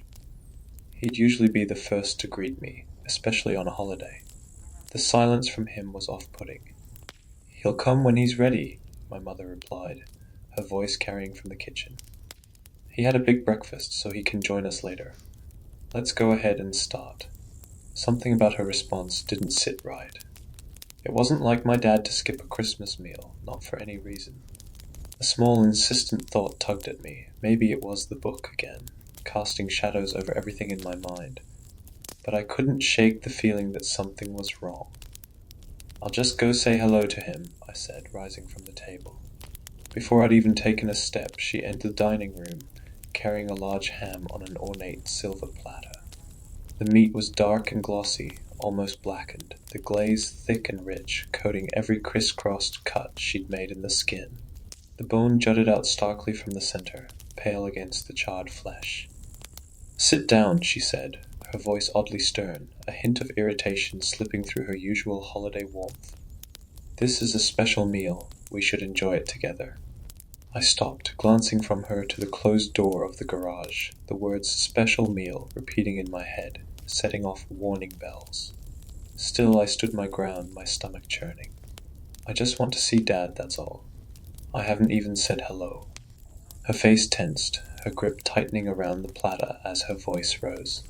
"Sit down and enjoy lunch with me." The words hung in the air, heavy and unyielding, like a command I was supposed to follow without question. But I couldn't shake the feeling that something terrible was lying just beneath the surface of her insistence. No, I snapped, my voice echoing through the dining room. I've had enough of this, Mom. You've been obsessed with that damn recipe book, and I'm done with it. My heart pounded as I looked at her, my words hanging thick in the silence, but I didn't back down. I'm going to the garage to get Dad. We're putting an end to this right now. Her face contorted, desperation spilling from her eyes. Please, just sit down, she pleaded, her voice cracking as she looked at the untouched plate in front of me. Let's have this meal together. It's important. I took a step toward the garage, determined to get my dad out here, to make him see how far she'd gone. That book had wormed its way too deep into her mind. She shrieked and threw herself in front of the door, arms outstretched as if to block my path. Her face was flushed, her voice frantic. Don't go in there. Please, just sit down. Enjoy the meal, savor it, she begged, her hands trembling as she reached out, practically pleading. There was a desperation in her voice that sounded like fear, not just of me, but of what lay beyond that door. Mom, you're acting crazy. We need to talk, and I need to see Dad. I tried to push past her, but she held her ground, her body a thin, shaky barrier. Please, she whispered, voice thin and desperate. You don't understand. Don't disturb him. Dad, I called out, raising my voice over her pleas. Silence answered at first, followed by a muffled sound, a low, guttural moan, thick and unnatural, rising from the other side of the door. I froze, my blood turning cold as the sound slipped into a horrible wet gurgle. My mother's face went white, her eyes wide with terror as she realized I'd heard him. I felt a surge of adrenaline take over, and before she could react, I shoved her aside and yanked open the door. The sight that met me would be seared into my memory forever. I stepped into the garage and froze, my stomach lurching at the scene before me. My dad lay sprawled across his workbench, his face pale and slick with sweat. His right leg was tied tightly with a belt just above the thigh, a makeshift tourniquet attempting to staunch the flow of blood. A pillowcase was wrapped around the raw, exposed flesh where his leg had been crudely severed, and blood pooled on the concrete floor beneath him, glistening in the cold fluorescent light. He lifted his head weakly, his eyes glassy and unfocused. His mouth moved, trying to form words, a barely audible rasp escaping as he struggled to speak. Help me. I didn't waste a second. I pulled out my phone and dialed 911, my fingers shaking so badly it was hard to hit the right buttons. My mother's shrill screams erupted from behind me as she lunged into the garage, her hands clawing at the air, pleading. Stop, please, just sit down, just have lunch with me, she wailed, her voice high-pitched and frantic. Her face was twisted in desperation, tears streaming down her cheeks. But I didn't listen. I couldn't. I backed up, keeping a wide berth between her and my dad, and relayed the horror I was seeing to the dispatcher. It's my dad. He's lost his leg. He's barely conscious, I stammered, voice cracking. Please, you need to hurry. The dispatcher assured me that help was on the way, asking me to stay on the line, but my mother's desperate cries filled the garage, creating a haunting echo. She clutched at her head, her fingers digging into her scalp as she repeated, Please, just come back to the table. Just eat. You have to eat. I kept my distance, heart pounding, as I watched her spiral into a frantic haze. But she never laid a finger on me. She only circled back to the door, wailing and begging in a chilling frenzy that made my blood run cold. The police arrived within minutes, their lights flashing against the house, and rushed into the garage to assess the situation. My mother resisted, screaming and flailing as they restrained her, her pleas becoming incoherent sobs as they led her away. I could barely breathe as I watched them take her, her voice a haunting wail that echoed down the driveway, begging me to come back and join her at the table.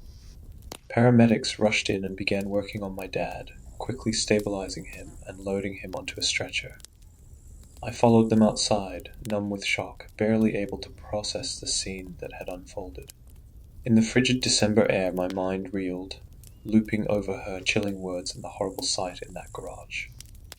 That Christmas, the warmth of family and familiarity had turned into something I could barely comprehend, twisted into a nightmare I would never forget. I stayed by my father's side every day at the hospital, watching over him as he slowly regained strength. On good days, when the painkillers were working and his mind was clearer, he told me everything he could remember about the last month with my mother. She'd been making strange, elaborate meals every single night since Thanksgiving, insisting he try each one. At first, he thought it was just a new holiday tradition, a way to honor Grandpa's recipes. But as the dishes grew more unusual, more disturbing, he realized something was deeply wrong. She had started mumbling to herself while she cooked, almost like she was speaking to someone who wasn't there. Eventually, he'd stopped eating at the house altogether, sneaking out for meals at nearby diners, finding any excuse he could to avoid her food. He even admitted that on Christmas morning, when he tried to leave, she had drugged his coffee. Everything went hazy after that, and the next thing he remembered was waking up to pain and the horror of what she'd done to his leg. We discussed the recipe book in hushed tones, both coming to the same terrible conclusion. The book had changed her. My father was hesitant to believe anything so sinister at first, but the memories of her frantic insistence, the look in her eyes, made him certain. Somehow, in some dark, twisted way, the book had drawn her into its thrall. By New Year's Eve, he was discharged from the hospital. I promised him I'd stay with him as he recovered, my own guilt over the role I'd unwittingly played gnawing at me. He accepted, his eyes carrying the quiet pain of someone forever altered. My mother, meanwhile, was undergoing evaluation in a psychiatric hospital. Since that Christmas, I hadn't seen her. I'd gotten updates from the doctors. They said she was calm, coherent, but that her words remained disturbing. She admitted to doing what she did to my father, repeating over and over, "We need to do what we must to survive the darkest days of the year." Her voice would drop to a whisper, a distant look in her eyes, as though the phrase were a sacred mantra. On New Year's Eve, as the minutes ticked toward midnight, my father and I went out to his backyard fire pit. I carried the recipe book, feeling its familiar weight in my hands one last time. Without a word, I tossed it into the fire, watching as the flames curled around the old leather, devouring the yellowed pages. It crackled and twisted in the heat, the recipes that had plagued us dissolving into ash. My father's hand on my shoulder was the only anchor I had as the smoke rose, dissipating into the cold night air. But as the last ember faded, I felt a pang of something like regret. Later, as I sat alone, staring at my computer, I hovered over the file on my desktop. The digital copy, each recipe scanned and preserved in perfect chilling detail. I knew I should delete it, erase any trace of the book that had shattered my family. And yet, I couldn't bring myself to do it. I fear that it may have a hold on me.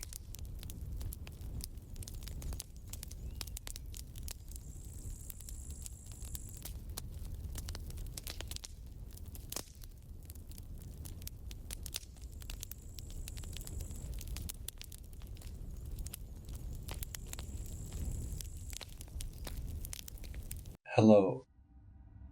Let me start by saying I don't believe in curses, and I'm not religious. My name is Doug, and my wife and I have struggled with our son. He has sleep problems that just came from nowhere. It all started one night. It was only a week or so ago, on the night of the first rainfall. We live in a pretty small eastern coastal town of Brigham. So when it rains, it can get pretty bad. I was at my home watching reruns of Miami Vice, while my wife was getting dinner ready. We live in my childhood home, a single story. I had our youngest daughter in her walker, when the rain started to hit the window. That was when Charlotte and I realized we didn't know where Finn, our 10-year-old, was. We called all over, from his friends' parents to the school. No one knew. My wife started to blame me while I was getting my coat on to go, at this point. I was a few beers down the chute when I opened the door, ignoring my wife's rant, and there he was. He stood there on the front step, drenched. I don't know how long he was there or what. I just took my son in and hugged him. I carried him inside and put a towel around him, trying to warm him up. My wife started to draw a bath through her cloudy eyes. I asked him where he was and why no one knew where he went. He just said, "I wanted to go to the woods." I didn't find anything wrong with this. I used to go to the same woods all the time when I was a kid with my brother and with friends. Near the creek, He nodded. Did you see anything? My boy just looked up at me, his blue lips barely hanging onto his face, and shook his head. Something red. I didn't know what the hell that meant, so I helped walk him over to the bathroom where my wife was, and she started to take care of him. I just walked back towards the family room, aghast at what I allowed to happen. I didn't know what to do, so I just thanked whoever was listening in my head. My wife and I knew that he was probably going to get a cold or something worse from this, so we kept an ear open and barely slept ourselves that night. His coughs kept us up as we took shifts while sitting nearby. Some were empty like a wheeze, scratching the walls of his throat while they escaped. Others were full of gunk and sludge, followed by him rolling over and spitting the excess in the nearby trash can. It was around 5 a.m. when I tapped my wife out, letting her go to sleep for an hour or so. I sat there after brewing some coffee and listened to Finn go through hell. In times like this, it's good to have a wife who's as caring as Charlotte. When I have to go to work, I know that she will be here with my kids. I was slightly nodding off around 5:30 before I awoke. Something was off. I didn't know why yet, but I could feel it. That was when it hit me. I was dozing off because the house was silent. I jumped up from my seat and ran into my son's room. The door slammed against the wall as I dove at my son, fearing the worst, swearing at myself for not taking him to the emergency room. But as I got to him, I realized his chest moving up and down. He was fine. He was better than fine. He looked as peaceful as ever sleeping, lying on his side, his left hand under his head. Even my landing on him barely made him budge. I scratched my head, looking around. When I looked in his garbage off the edge of the bed, where I imagined seeing a mound of flame and mucus, but nothing was in there. Nothing at all. Thinking I lost my mind, I just shook my head and walked out of his room. Over a day or so, Finn was all back to normal health and at school. A few nights later, it happened. I got up out of bed around 1 a.m. I was the one having trouble that night. I walked into our kitchen and opened the fridge, reaching into the case and opening the tab on the side so it wouldn't crack too loud and wake my wife. I took a long sip of it, following it with a loud breath. The cool lager put my mind at ease as I turned from the fridge. He stood there. Half covered by the door frame, he watched me. I put the can behind my back, failing to hide what he clearly already saw. "What's up, buddy? Why do you drink so late, Dad?" I just shrugged, bringing the tone down in the conversation to again not wake my wife. I put my finger up to my mouth to shush him a little. I opened my mouth to try to answer. "Do you drink because of Kevin?" My answer got caught in my throat before it could exit. He blinked at me twice. Then he turned around and went into his room, leaving me speechless. I could only clench my teeth together, hidden behind my cheeks. I drank the last bit of my beer and couldn't help but open another. I barely told Finn about Kevin. I barely told Charlotte. I kept it in my head and just with my parents. I still never understood. Kevin was my little brother. I don't know if I wanted to get into it, but over the last few nights, I need to talk about it. See, Finn has gotten worse, not coughing or anything. He hasn't been right. He just hasn't slept at all. It was bad. Charlotte found him one night. She checked on him, just slipping her head through the cracked door. He was in bed, but sitting straight up, staring at the wall. He didn't even turn to her when she called him. He was in a trance, mouth open, his breathing in deep and out shallow. She ran over to him, rubbing his back. His breathing got better, but his eyes stayed on the wall. When she came to our room and told me, I had nothing to say. I chalked it up to maybe a horror show or movie he caught when we weren't paying attention. I told her that I was going to check on him as she got into bed. I left my room, but on my way to his something overtook me. I couldn't have him ask more about Kevin, at least not yet. I turned into my kitchen and grabbed my bottle of vodka from above the fridge and walked out into my garage. I only took a few pulls, but it was hard to keep down. I got so used to just beer. I walked into my home after getting a good bit of the bottle down.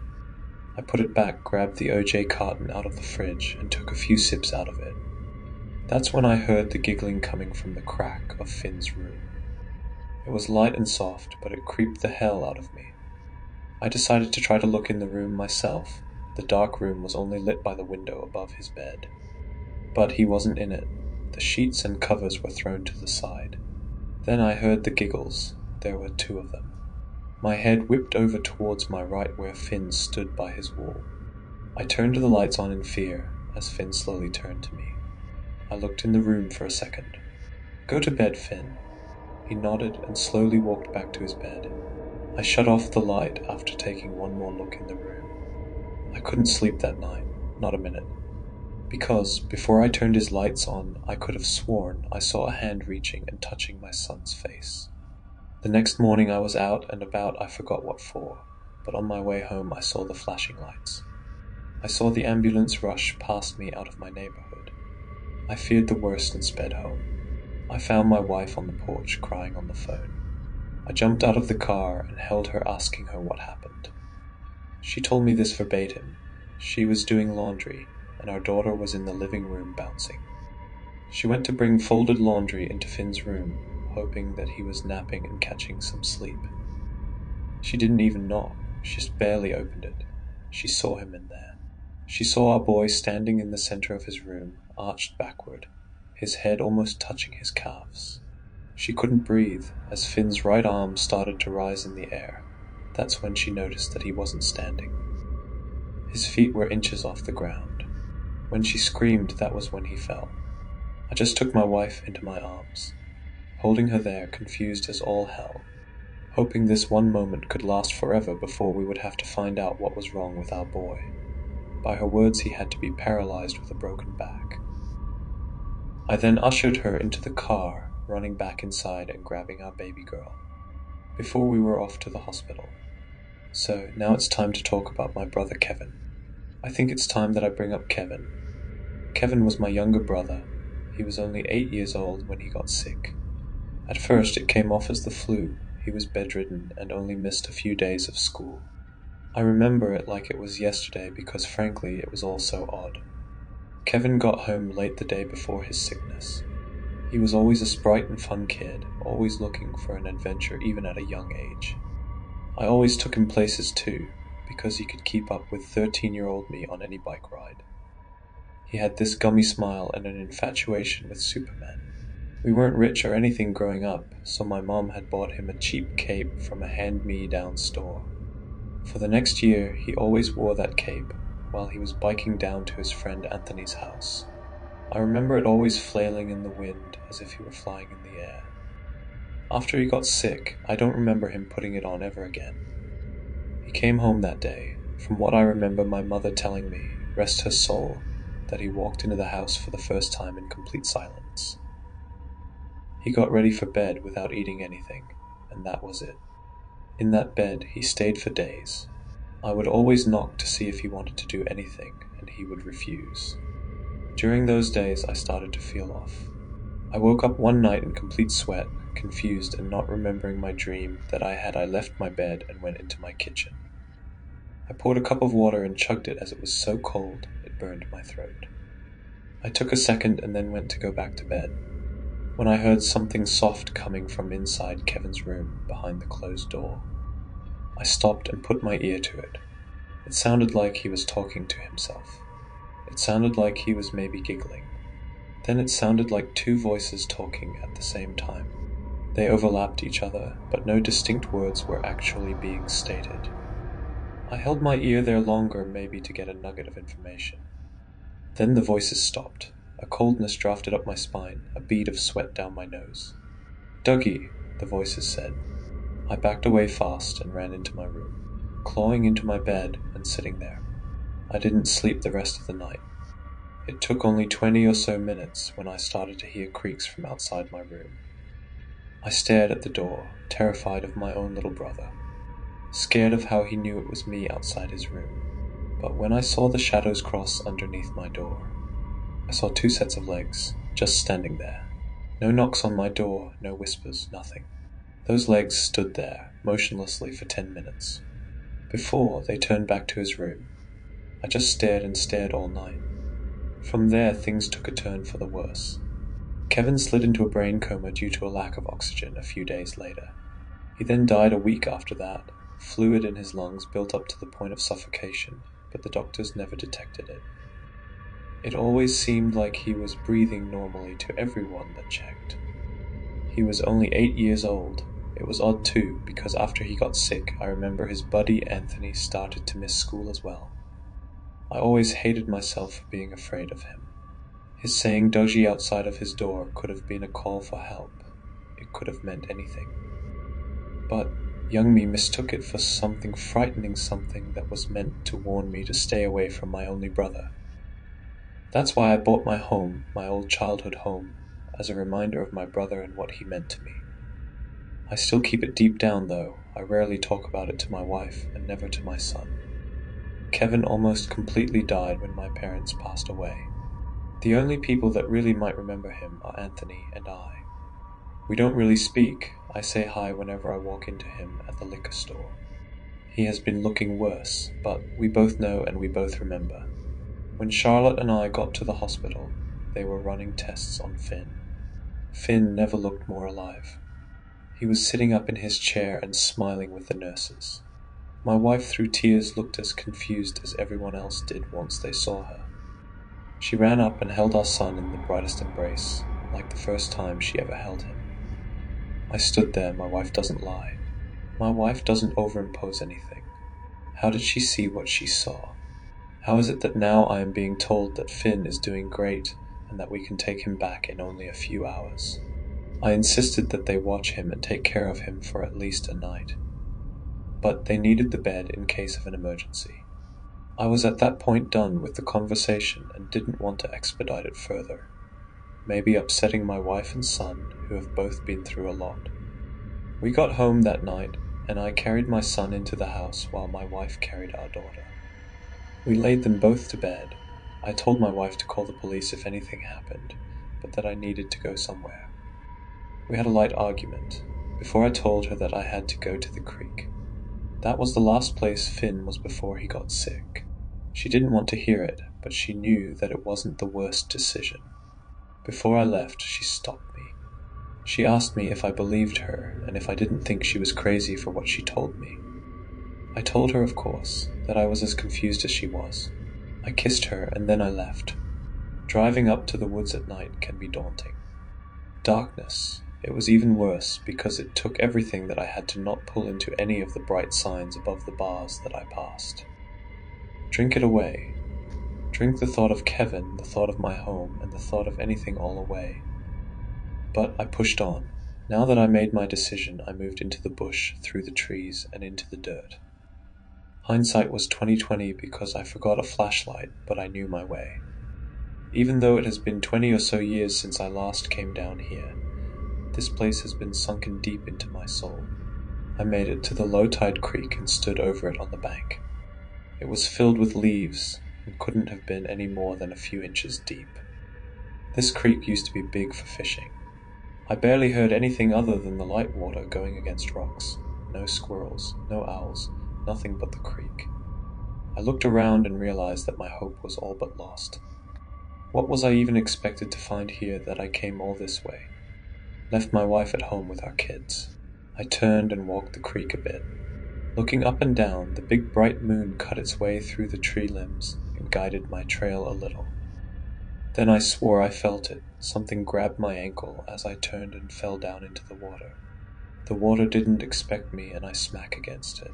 My head hit the edge of a rock and I stayed in the water for a second, using it to cover my scream of agony. I then pulled myself up and looked around. I swore I felt something grab me, that I didn't just catch the lip of the bank. That I wasn't that clumsy, I swear it. I clung to the dirt as I crawled up the side of the bank, hoping that my head wasn't bleeding too badly. I got to the edge and looked over. It was then that I saw it. I saw what Finn saw. It was red, but it was covered. I got out of the bank and ran up to it. I looked down and my heart sank.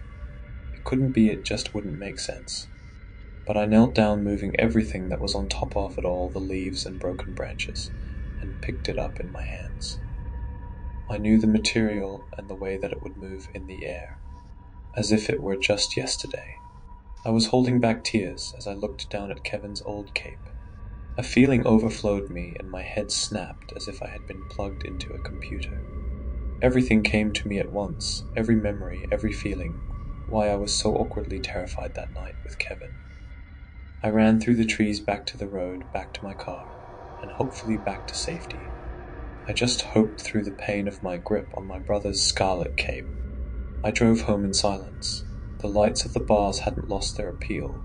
They shined even brighter. But I pushed ahead. I needed to get back to Charlotte, to my wife, to my son, and to my daughter. I pulled onto the driveway. I walked up, opening the door. Charlotte jumped at the door when I walked in. She was wide awake on the couch. I looked at her, with every word on the tip of my tongue ready to spill. But just one glance at her was enough. I think she saw something was wrong. I hope she did. Because I stood there and I wept. I fell to my knees as I couldn't hold back anymore. She stood up, and this time she held me while I didn't have the strength myself. When I touched that cape, it took over and I couldn't let go as much as I wanted to. All of the memories that I pushed out that I didn't care for flooded back into my mind. They clenched on with knives and bit with teeth as they seeped back into my brain. I then told Charlotte about my last day with Kevin before he slipped into his coma. I was in the living room watching television when I heard him coughing from his room. I went to go check on him, and there I saw him sitting straight up in his bed like he was waiting for me. I went and sat at his side. "How are you feeling, Kevin?" "Good. How are you?" I nodded at him. "Dougie, I never got to tell you something." "What's that?" "Well, it's just that I am worried for you." "Why are you worried?" Something in the corner of my eye caught my attention, and I looked down at his trash. Inside the bin laid a large mound of black gunk, which must have been a week's storage. "Because your son is going to die just like I will." I looked at him. It wasn't my brother.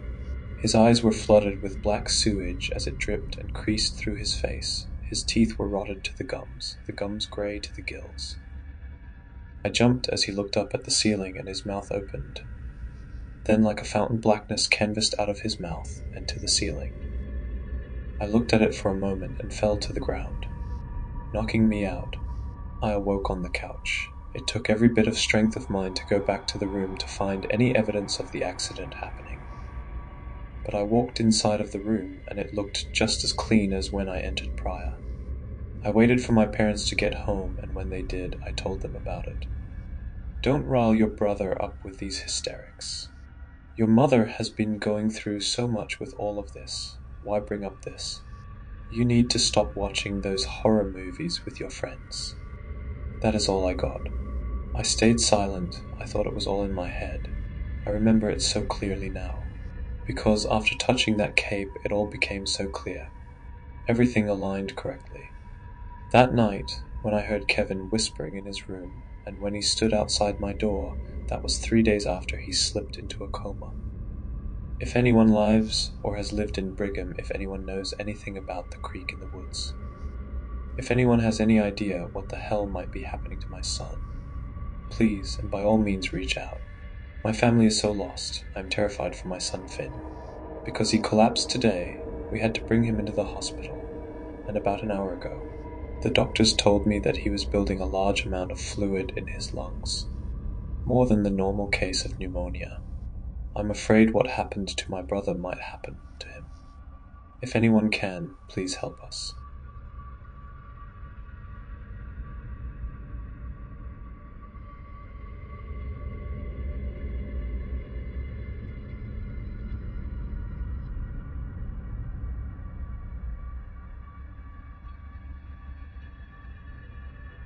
The night started out like any other, cold, quiet, just a light flurry of snow coming down.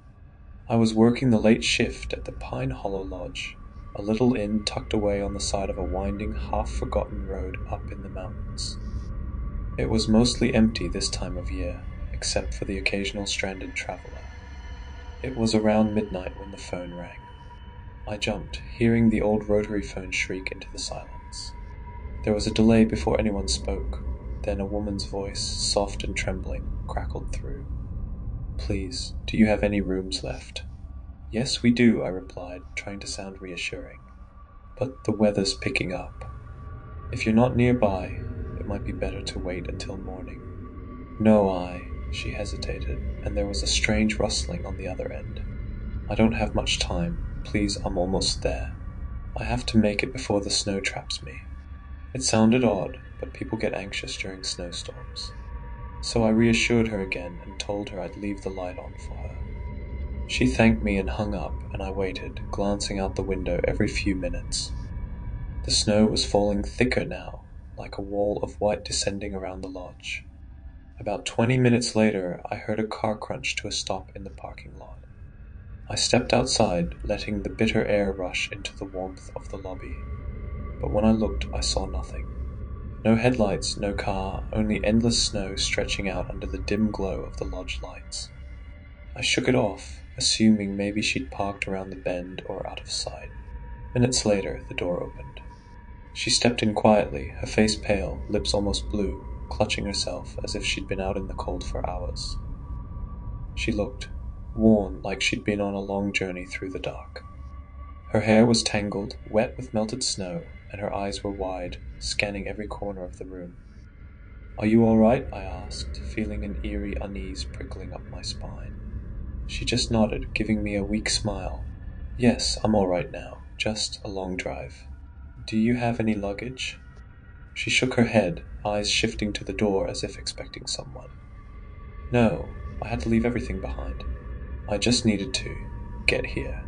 I didn't press her further. It wasn't my business, and she looked like she needed rest. I checked her in quickly, handed her a key, and told her I'd be at the desk if she needed anything.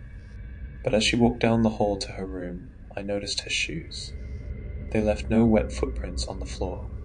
I blinked, figuring I must be imagining things, but then a gust of wind rattled the windows, and the lights flickered. For the next few hours, I tried to focus on paperwork, but I kept catching movements in the corner of my eye. Shadows, faint sounds of footsteps that would vanish the moment I looked up.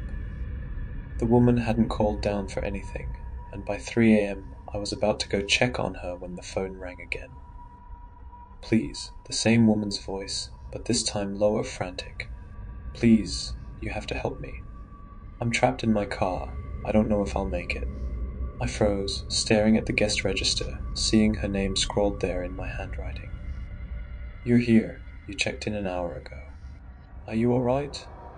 There was a silence on the other end, then a horrible strangled sound, like she was choking. "He's coming. I see him. He's walking through the snow. He's—" The line went dead. Heart pounding, I hung up and sprinted down the hall to her room. I knocked, but there was no answer. I fumbled with the master key, feeling sweat run down my back despite the chill in the air. The door creaked open, and the room was dark, empty, the bed untouched.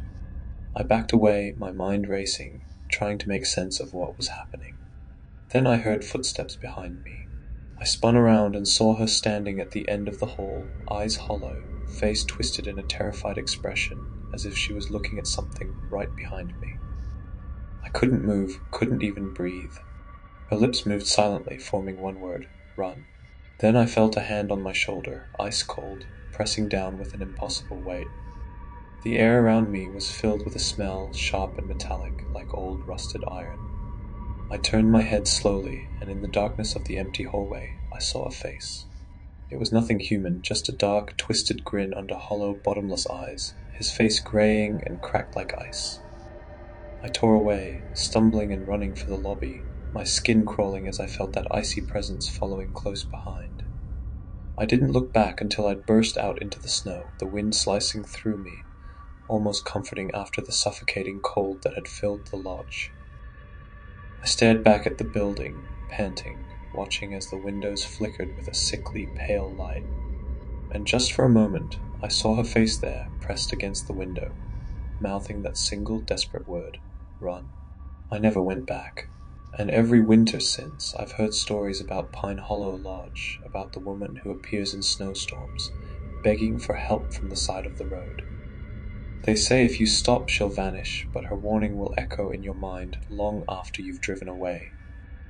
He's coming, and you don't want to be trapped in the snow when he does.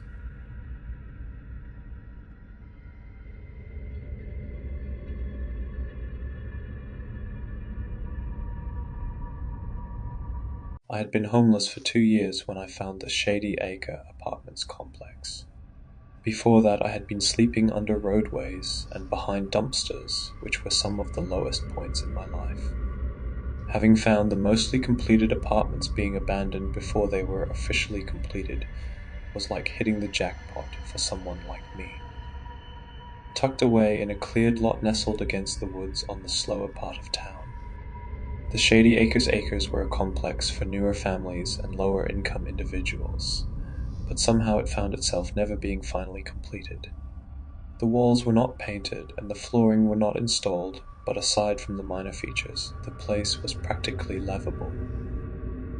Of course, the electric wasn't working alongside the water and plumbing, but as the saying goes, beggars can't be choosers.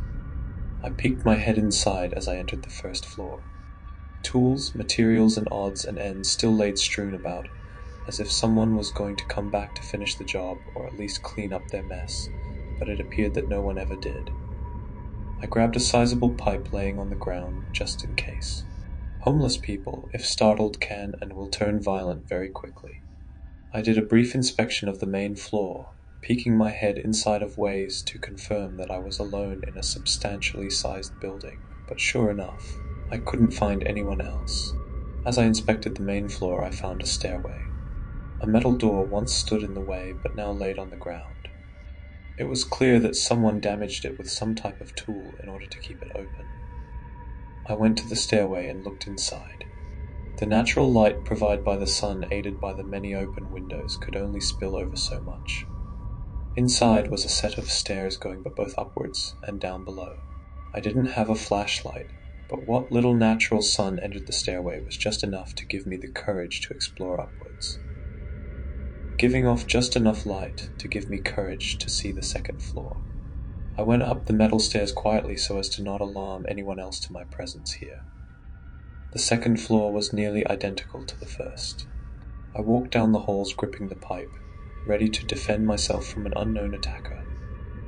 Again, much like the first floor, I didn't see anyone. However, I did find troubling signs of people having lived here at one point. I saw an old mattress littered with trash and old cigarettes. Clothes tossed in a pile in the corner of the room. Several dark stains covered the floor, and one splattered on the wall next to the head of the mattress. My heart sank. It was more than likely something sinister had been committed here. I was going to turn to leave, but alongside the disheartening evidence of someone being here, I found a flashlight and an old pistol. I took both and checked the gun to see 3 bullets remaining in the cylinders. I was going to leave, but seeing now that I had a gun and a flashlight, this changes things. The flashlight worked perfectly, emitting a strong blue LED light on the stained wall when I clicked it on. I still kept the pipe with me as a backup, but the pistol was now gripped firmly in my right hand. The second floor had bits and pieces of trash here and there, but nothing as concerning than what was in that one room. I entered the stairwell with my flashlight guiding me. Unlike the first 2 floors, the third floor had an actual door standing at the entrance. Lucky for me, the handle turned slowly and granted me access. A quick inspection of the door revealed a marvelous find. This door could be locked from the inside. If this floor was clear, this would be a magnificent setup.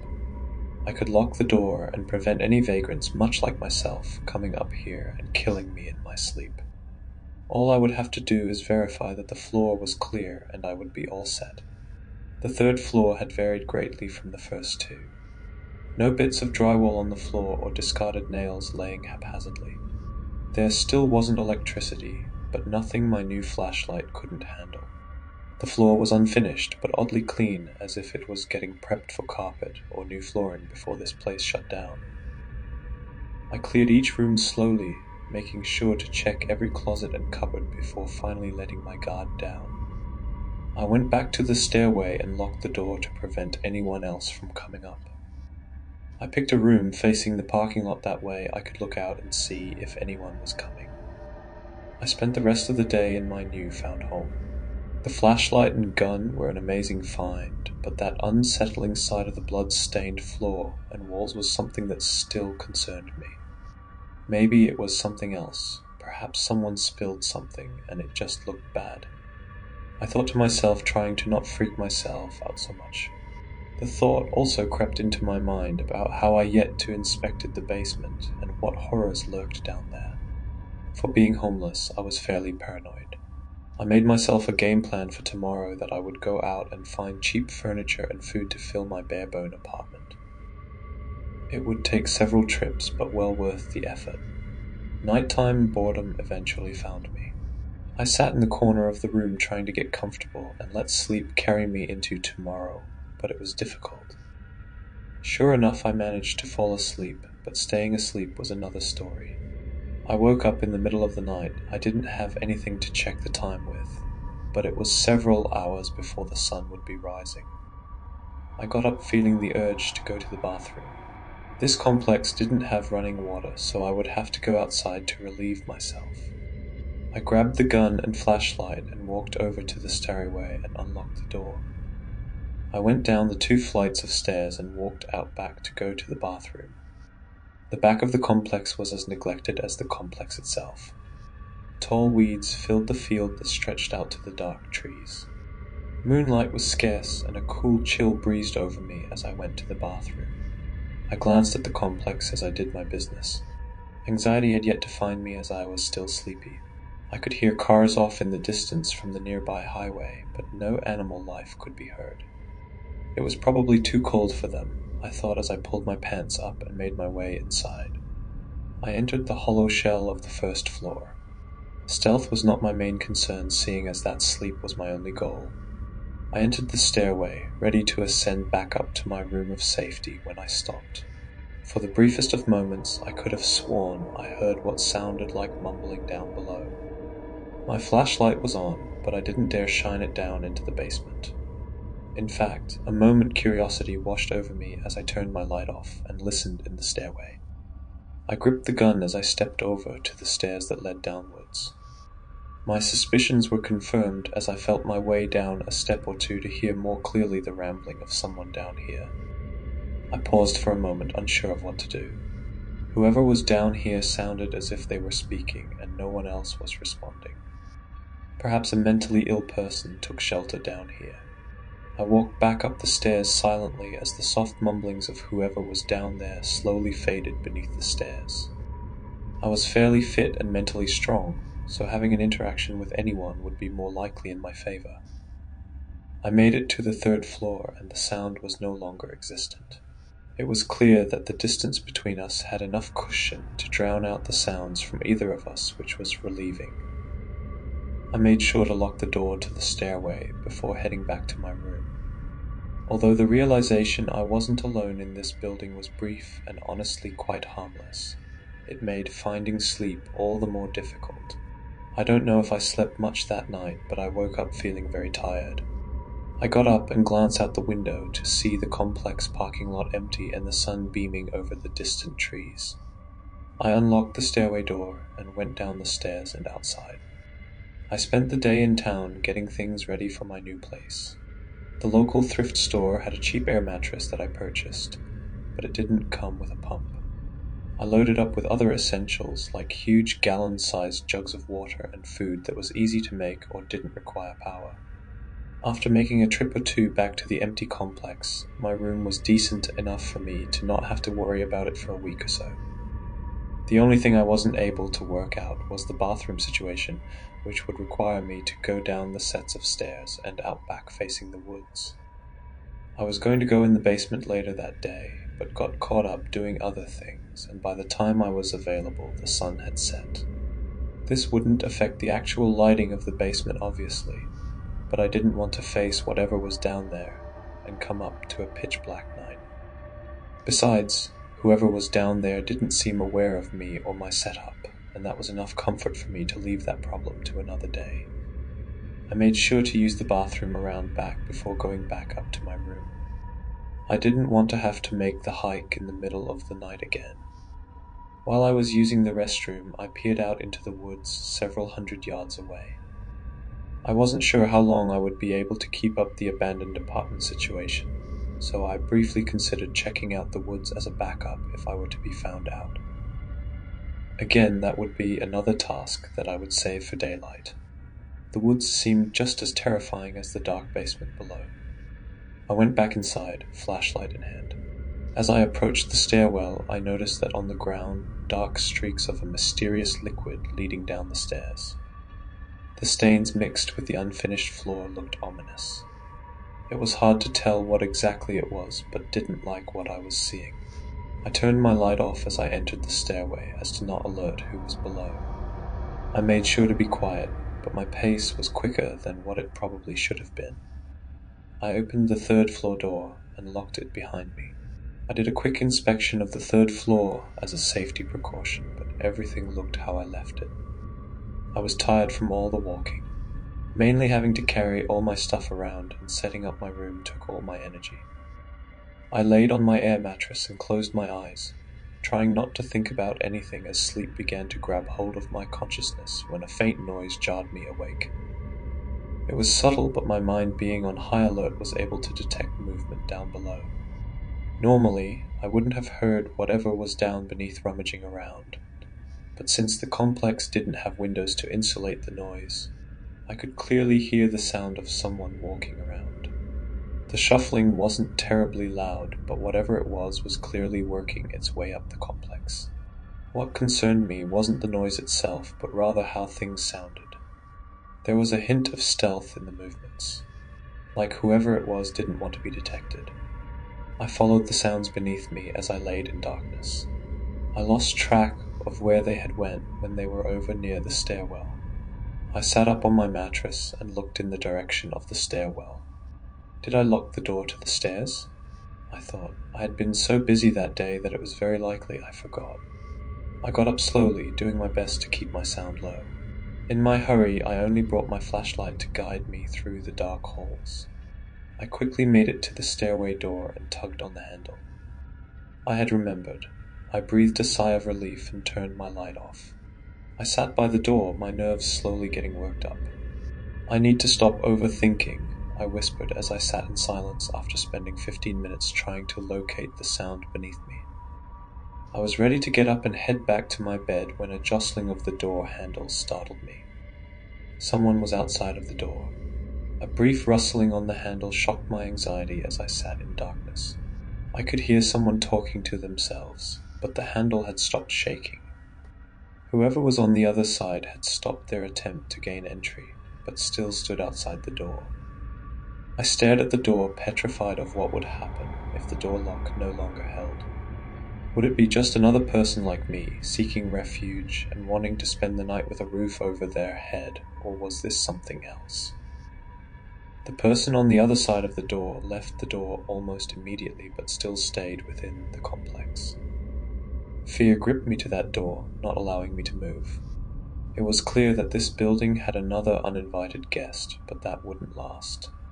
As I was debating on how to proceed, I heard another sound, but this one didn't come from the other side of the door, but beneath me.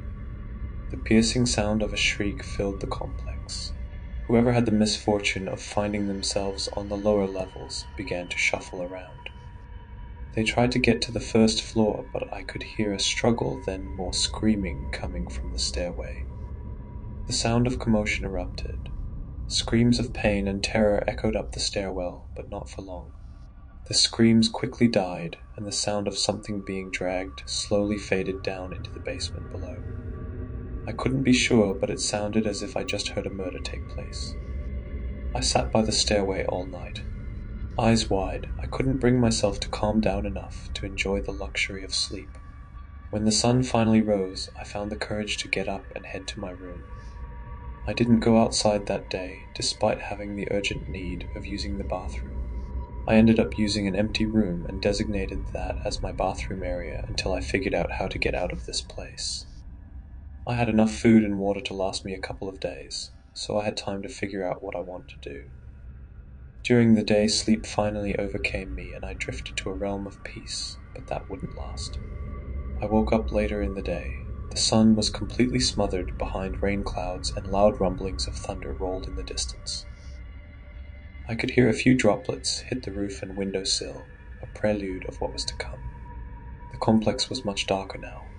My flashlight was needed for just about everything. The day was only going to get darker, so I had to decide. Stay another night and hope that I can evade notice for 10 or so more hours or sneak my way out of here. I grabbed the pistol and decided to try my luck. I packed up as much stuff as I could carry in one take and headed for the stairs. I made my way over to the door and unlocked it, my light beaming into the thick darkness below. I made sure to check the coast was clear before leaving my sanctuary. I slowly descended the stairs, doing my best to navigate the metal stairs while also keeping my noise down. I slowly completed the first flight of steps and nothing seemed out of place.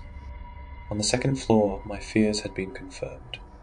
I could see drag marks leading to the stairs with stains accompanying it.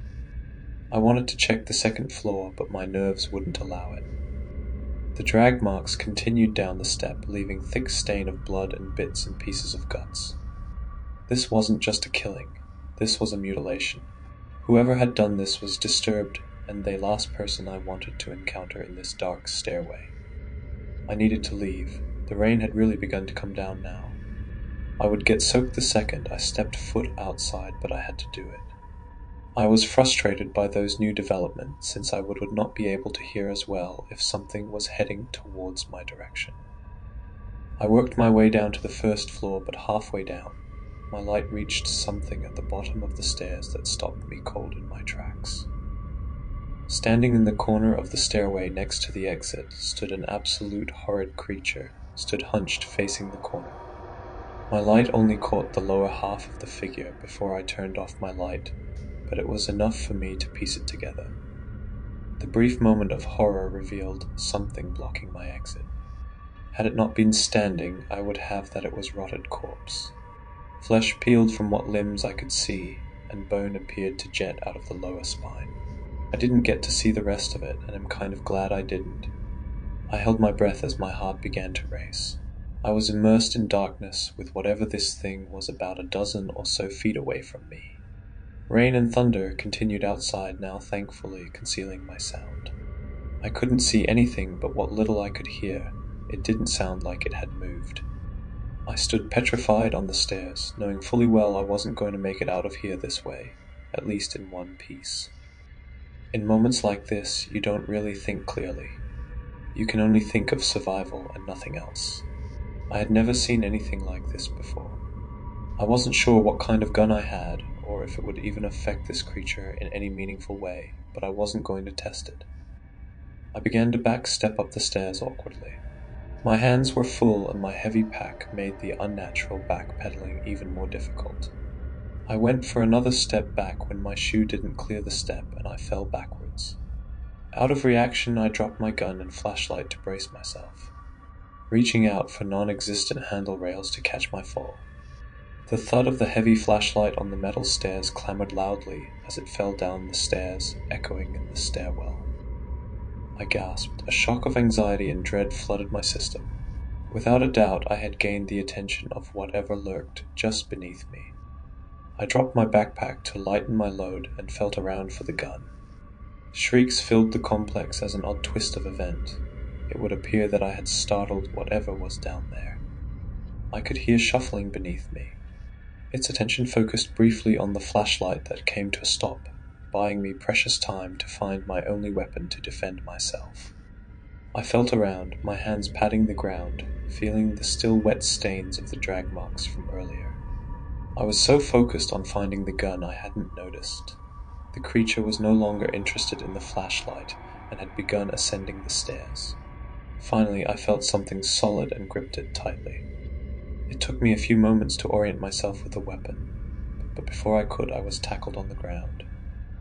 Immediately, I felt sharp pain in my side as I was now being attacked.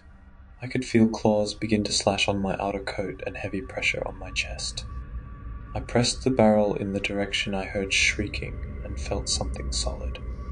I pulled the trigger 3 times, and my hand knocked back from the power. The gun burst briefly illuminated the area, and flashes of images haunted my vision. I could briefly see in those very few moments what appeared to be a decomposing demon. It was so quick, and I was in so much pain that I wasn't able to process everything right then. The pressure relieved off my chest as it seemed I had injured my attacker. However, I still heard movement squirming around on the ground and loud horrifying screams. I left the gun and my backpack with stuff and ran past the sounds of shuffling. I went to the stairs and went as quickly as I could without falling in the dark. The pain in my side seemed to disappear as adrenaline began to pump into my system. I made it to the first floor and I kicked the flashlight that I had dropped earlier. I picked it up and turned it on and ran out of there. I left the complex with whatever that was still screaming inside, the warm rain slowly drenching me the further I jogged away. The screams never did stop, they just muffled the further I went off into the dark, rainy night. As I got a good distance away, a part of me considered looking back to see if my demonic attacker was pursuing me, but not looking back would be a risk I was willing to take. Context: I'm a 23-year-old history student at college in a small town in the United States.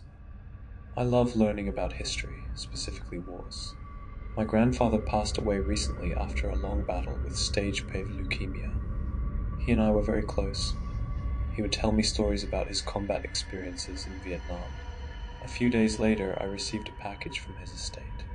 Dear Mr. Thompson, enclosed are a few items your grandfather wanted you to have. I opened the package to reveal a leather-bound journal and a W1 era dog tag. I opened the letter accompanying the items. Jack, this is something I never told you for your own good. Grandpa. I took a deep breath and opened the journal. Journal of Private James Holden, 2nd Battalion, Western Front, October 5th, 1917. They say the war will end soon. I've heard that lie before, but I write it here for the sake of hope. The trench is the same as always, mud up to our knees, rats growing fat on the dead, and the constant stench of decay. Tonight the fog rolled in thicker than I've ever seen. Corporal Davies swears he saw something moving out in no man's land. We laughed it off, but he wouldn't let it go. I don't blame him. The silence feels wrong. Even the guns seem hesitant. October 16th, 1917. Something happened. I can hardly hold the pen, my hands are shaking so badly. Willoughby, young lad, barely out of training, vanished during the night. He was on watch with me when he suddenly dropped his rifle and climbed out of the trench. He said nothing, just disappeared into the fog. We called after him, but he didn't respond. Hours later he came back, only it wasn't him. Not really. His uniform was torn and his skin was grey as ash. When he smiled, it wasn't a man's smile, it was too wide, too unnatural. We shot him. God help us, we had no choice. But even after the bullets, he kept moving. It took a bayonet through the chest to stop him. We buried him just before dawn. No prayers, no ceremony. None of us could look at the grave for long. October 19th, 1917. The whispers started last night. I thought it was the wind at first, but no, it's voices. Davies claims they're speaking to him, calling his name. He says he can hear his mother's voice, telling him to come home. I told him it's the war playing tricks, but I'm not so sure. I heard something too, my sister Mary, who died years ago. The men on edge, some won't speak. Others won't sleep, I fear what tonight will bring. October 24th, 1917, we're cursed. There's no other word for it. Davies tried to leave. We found him at the edge of the trench, staring into the fog. He fought us when we pulled him back, screaming about the light and the voices. It took 3 of us to restrain him. By morning he was dead. His body was cold as ice, his skin pale as death itself. We buried him next to Willoughby. The whispers grow louder. I swear I saw shapes moving in the mist, but every time I looked, they vanished. October 29th, 1917, another one gone. Pritchard this time. He walked into the fog like Willoughby did. When we found his body, it was covered in frost. The whispers are constant now. They call my name, they laugh. I dreamt of my family last night. They were standing in no man's land, their faces twisted into horrible smiles. I woke up screaming. The fog doesn't lift anymore. Day and night it surrounds us. I've stopped counting how many men we've lost. October 30th, 1917, no one is left. Only me. The trench is silent, save for the whispers. They're louder than ever, and now they're inside my head. I see the faces of the men who died, their hollow eyes watching me from the mist. I don't know how long I can hold out. My hands are numb, my breath fogs in the air. The cold seeps into my bones. They are calling me. I think I'll go. I close the journal, my eyes dilated and breathing rapid as my heart nearly burst from my chest. It shouldn't have been possible. It didn't make any sense. I made my way to the window to look outside. There was a heavy fog rolling in, usual for this time of year. My eyes looked around, then widened when I saw something that made my blood run cold. It was Grandpa, standing there in his combat uniform with a too wide smile on his face. His skin was grey and he was mouthing something. I could just barely make it out through the fog. "Join me,"